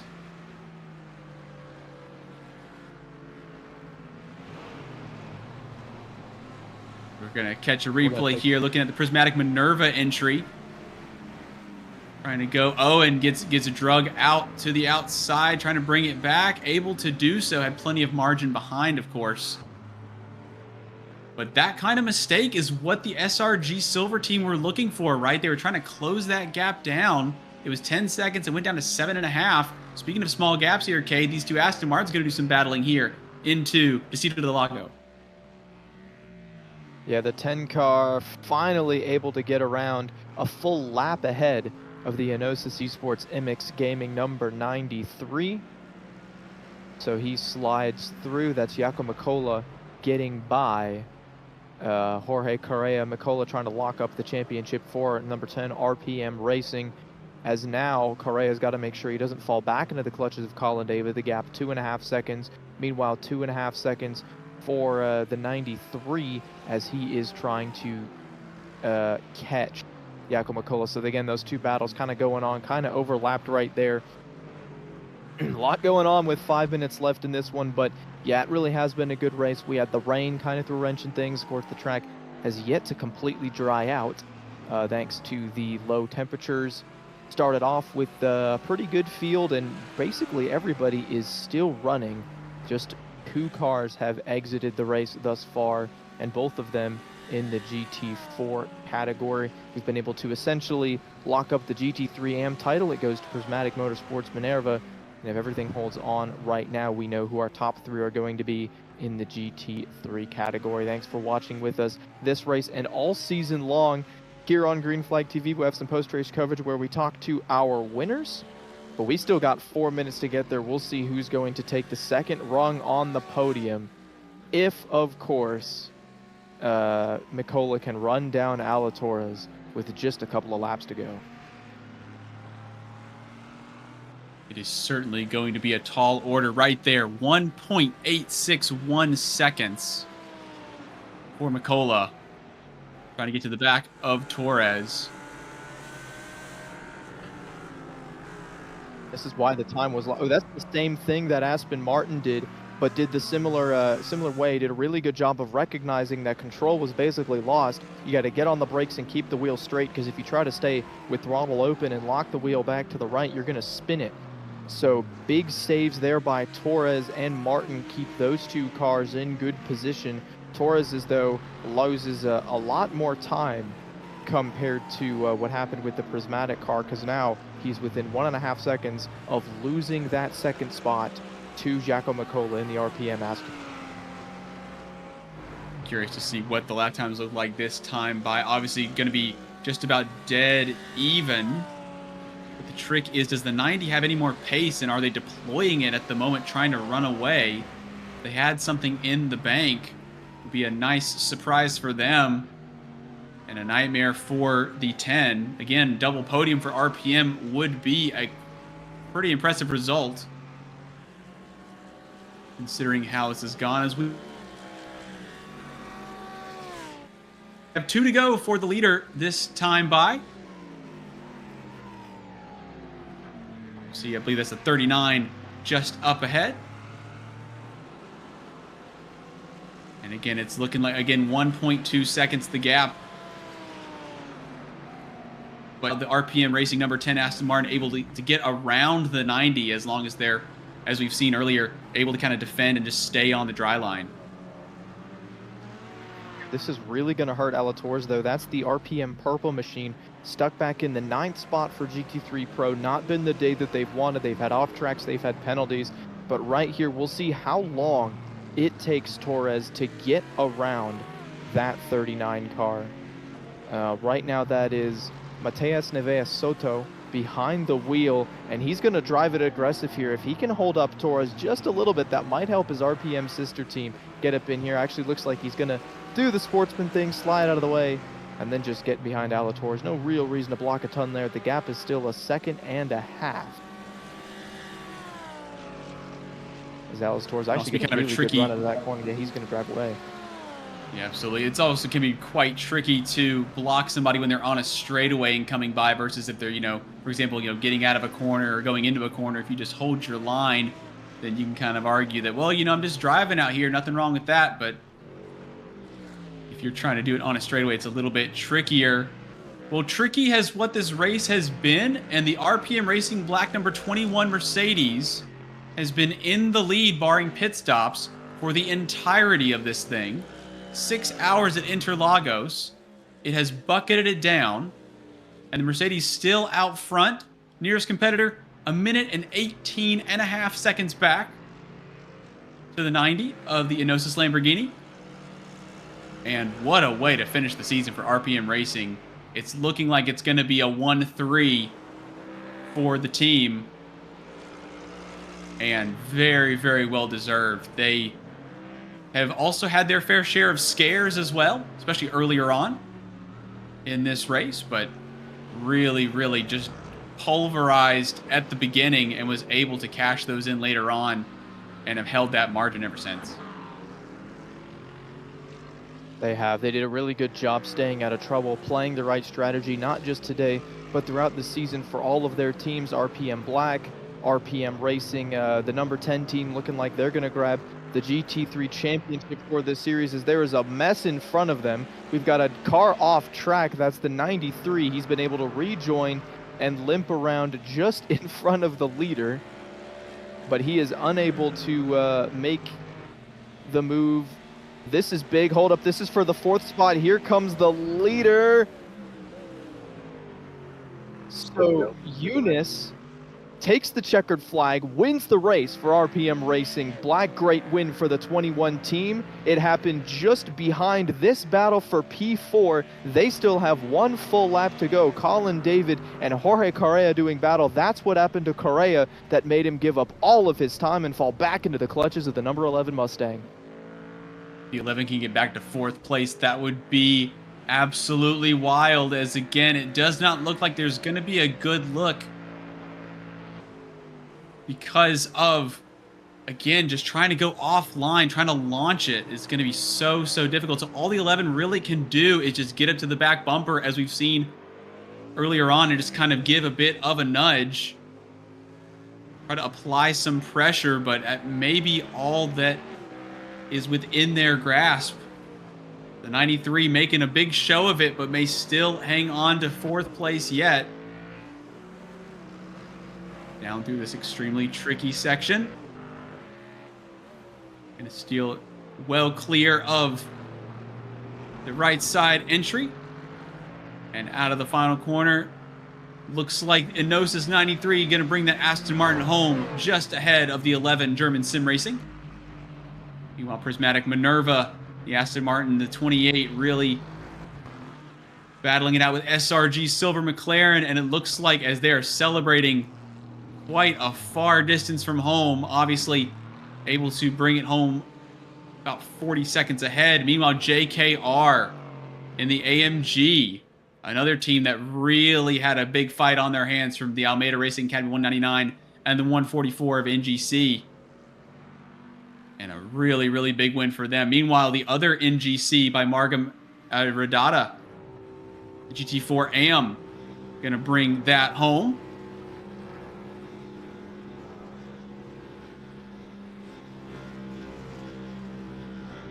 As we now hear a V8 engine being absolutely tortured, as somewhere in the smoke is the winner of the 6 hours of Interlagos. The FTR Almeida Racing Academy Endurance Series, the finale has concluded as we lose the rear wing. won't need it anymore, as this is the final event of the season. It's Yeshel Yunus and the RPM Racing Black team. The 21 Mercedes-Benz takes the checkered flag. 1 minute, 21 seconds ahead of Ale Torres for Inosis 90 Lamborghini. RPM Racing Mikola in the 10, bringing that Aston Martin home for a 1-3 for RPM. Then it's Correa, Colin David, Garrett's in 6th, Chesnier in the 7th. Adam Mika brings the 31 home for Almeida Team Delta. 6 laps down, 7 back was Nevis Soda in the 39 Mercedes, and then Sammy Hendricks unable to get the Octasin 69 finished for the Ferrari. Then it's Aston Martin in the Aston Martin for Prismatic Minerva, taking the flag 44 seconds ahead of Daniel Snorderland. The SRG Silver McLaren, number 18, finishing 2nd, and Stefan Le Guin in the Pegassi Motorsports Bravo 3 laps down. For your GT3 AM results, GT4 Pro, it's going to be Julian Carces in the JKR camp, the 143 bringing it home 2 laps ahead of the NGC by Rubis Gas Feria powered or piloted 144 Porsche. Michaela in the 118 for Treehouse Racing, finishing 36 laps back in 3rd position. And Michael Dowden, unfortunately, not able to make it about halfway through the event. The Almeida Racing Academy entry not able to complete the laps. We had Fernandez in the NGC by Margam Aradata, beating out Matthew Dupuis in the Thonk Bud Machine for GT4 AMP. Well, 6 hours of Interlagos in the books this season for the Almeida Racing Academy Endurance Series in the books, and we have some excited drivers to talk to here. So we'll be bringing them into the booth relatively shortly. And Cade, initial thoughts on the finish there for this race? It was great. It was a little bit confusing there. We had a battle happening just in front of the leader, so I want to make sure that we give our kudos to the 21 team, RPM Racing Black. I mean, they had an absolutely phenomenal performance today. All of the laps that they led, all of the mistakes that they didn't make, really. So hopefully we'll get to talk to them and see how they feel about the way that race ended. It was a really good time. It was a really good time to watch the battles throughout the pack, the battle for GT3 AM, that championship fight that was going on. This race had a little bit of everything, and I was glad I could hop in here for the second half of it. Yeah, you did also bring the rain as well there, Cade, and so it was quite an interesting kind of almost like a Jekyll and Hyde 2-part race, and it definitely looked like it was going the way of the 21, and it still ended up that way. And so why don't we go ahead and talk to the pilot of the 21, Yeshel Yunus, who will be joining us here in the comms booth.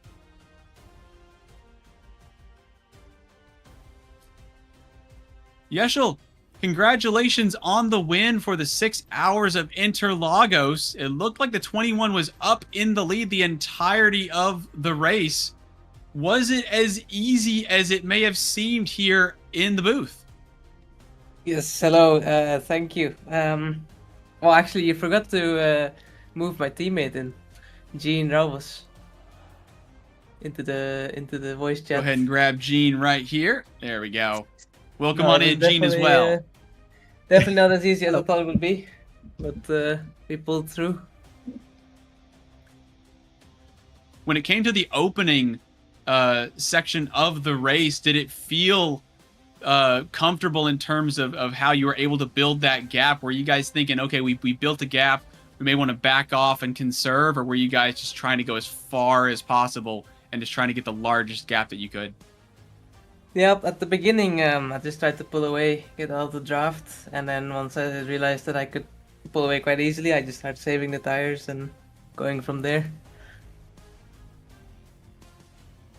When it came to the rain pouring down, were you guys looking at that as an opportunity for the other teams, or were you able to? It seemed like you guys took it in stride. It didn't seem like you guys were any quicker than the other teams, but you didn't seem too much slower either. So it seemed like the rain wasn't really a big issue. Was that the case? I think the rain was one of our strong points this race as well. Also the strategy calls. I think we pulled gaps in as well the dry stints as in the wet stints. So I think all of us three were just on it the whole time. We used our strengths to our advantages during the whole race. Well, it certainly looked like you guys had a lot of position over the rest of the field and obviously able to come home to a commanding lead. Were you guys on plan A majority of the time, or did you have to shake anything up in order to try and hang on to that position? I mean, we had the pace to double stint one of the wet tires towards the end before the dry stint, so that was the only thing that we did instead of going for new tires every stint, because that was the first plan until we found out at the point where the turnover was from wets to dries. That was the only thing that we changed in the long run. The rest was just straight and simple. Well, an end to an exciting season. And obviously the way to end it would be on the top step of the podium. So again, congratulations on that. Is there anybody that you'd like to shout out or thank? At first, we want to shout out Patrick, our teammate. Did also a great stint and a great season this whole year. And also the rest of the boys of RPM. It's been a fun season again with the rest of them. And also my mom and my dad. Yeah, I've got nothing to add to that. Yeshel, you are thanking Gene's mom and dad as well? Yes, exactly. Thanks to them for birthing Gene. Abam. Well, you wouldn't be here if it wasn't for them.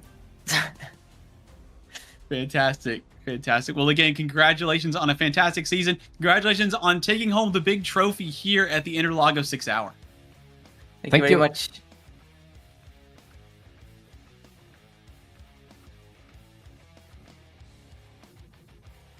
Alrighty, and So those we are are your now- overall winners for the 21 Mercedes-Benz. And now we'll bring in the Prismatic crew, bringing home the GT3 AM win, and Cade caught up with them.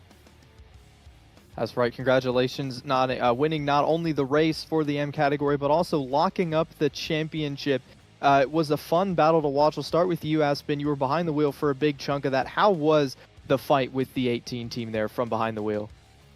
It was really, really challenging. Just from the get-go, I knew that it was going to be not an easy one to win.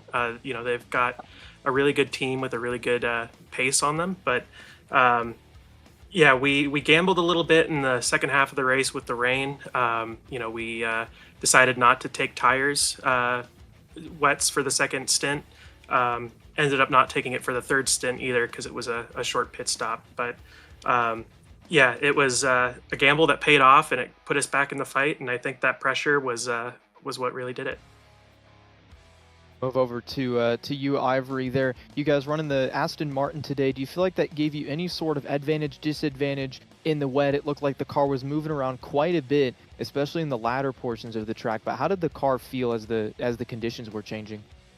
I think it's always sketchy, especially in those mixed conditions. I know that Aspen and I have a lot of experience in this car, and that was kind of tested today. There were a couple times where I was just kind of like, I don't feel confident in the car, and I'm just like, why is it doing this? Why is it doing that? And I just kind of didn't feel safe sometimes.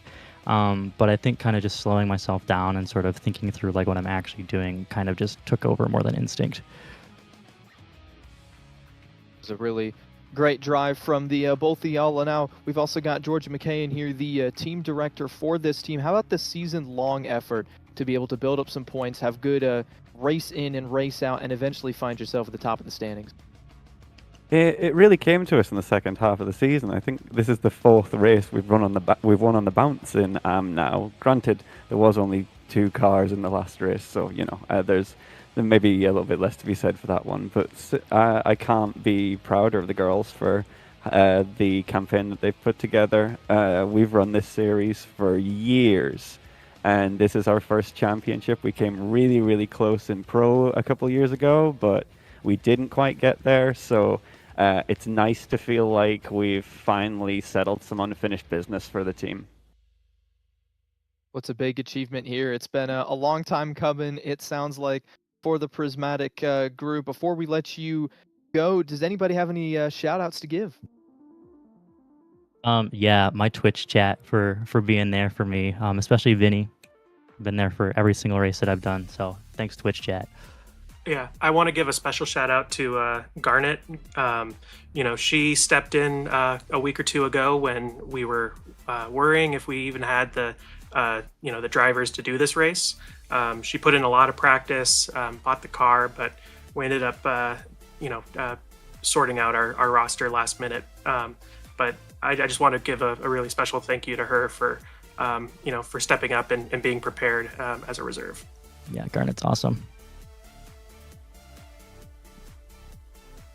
Well, thank you all for coming up and talking to us today. Great effort, gets the GT3 AM race win and championship win for Prismatic Minerva. We're now going to turn it back over to the GT4 winner from the day, Julian Karsis.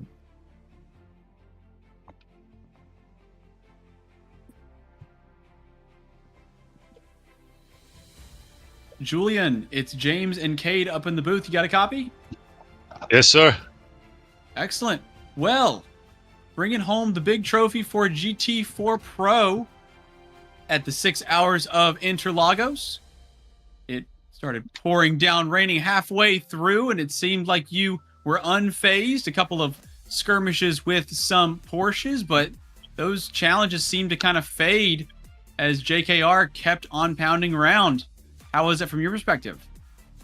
It was a fun race. First stint, mostly trying to save a lot of fuel, knowing that the Mercedes was the worst on the fuel tank. Like, we had to save more than everybody else. And then I could do the overcut after the first stint and drive away. And after that, it was just hitting my marks, staying clean. Yeah, stay out of trouble. We saw a particularly scary moment from another GT4 competitor spinning right out of Curva de Sol, and you absolutely had to almost stop the car to keep from going into the side. And we got a fantastic onboard of basically your car oncoming and basically being almost the first person to the scene of an accident. Luckily, some good heads-up driving there. Did you have any other serious moments where you were thinking this might be it here for the day? Not really. Of course, when the track is drying and everybody's going to dry tires with the traffic, that the GT3 sometimes try and go on the wet line on the inside, try and outbrake you, so you have to watch out for that.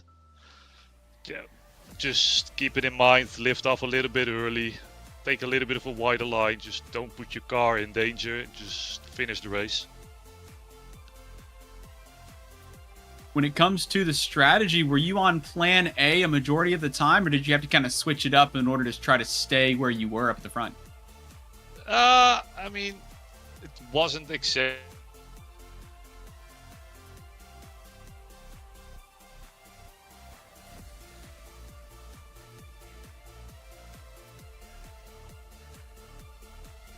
Hey, Julian, have we still got you?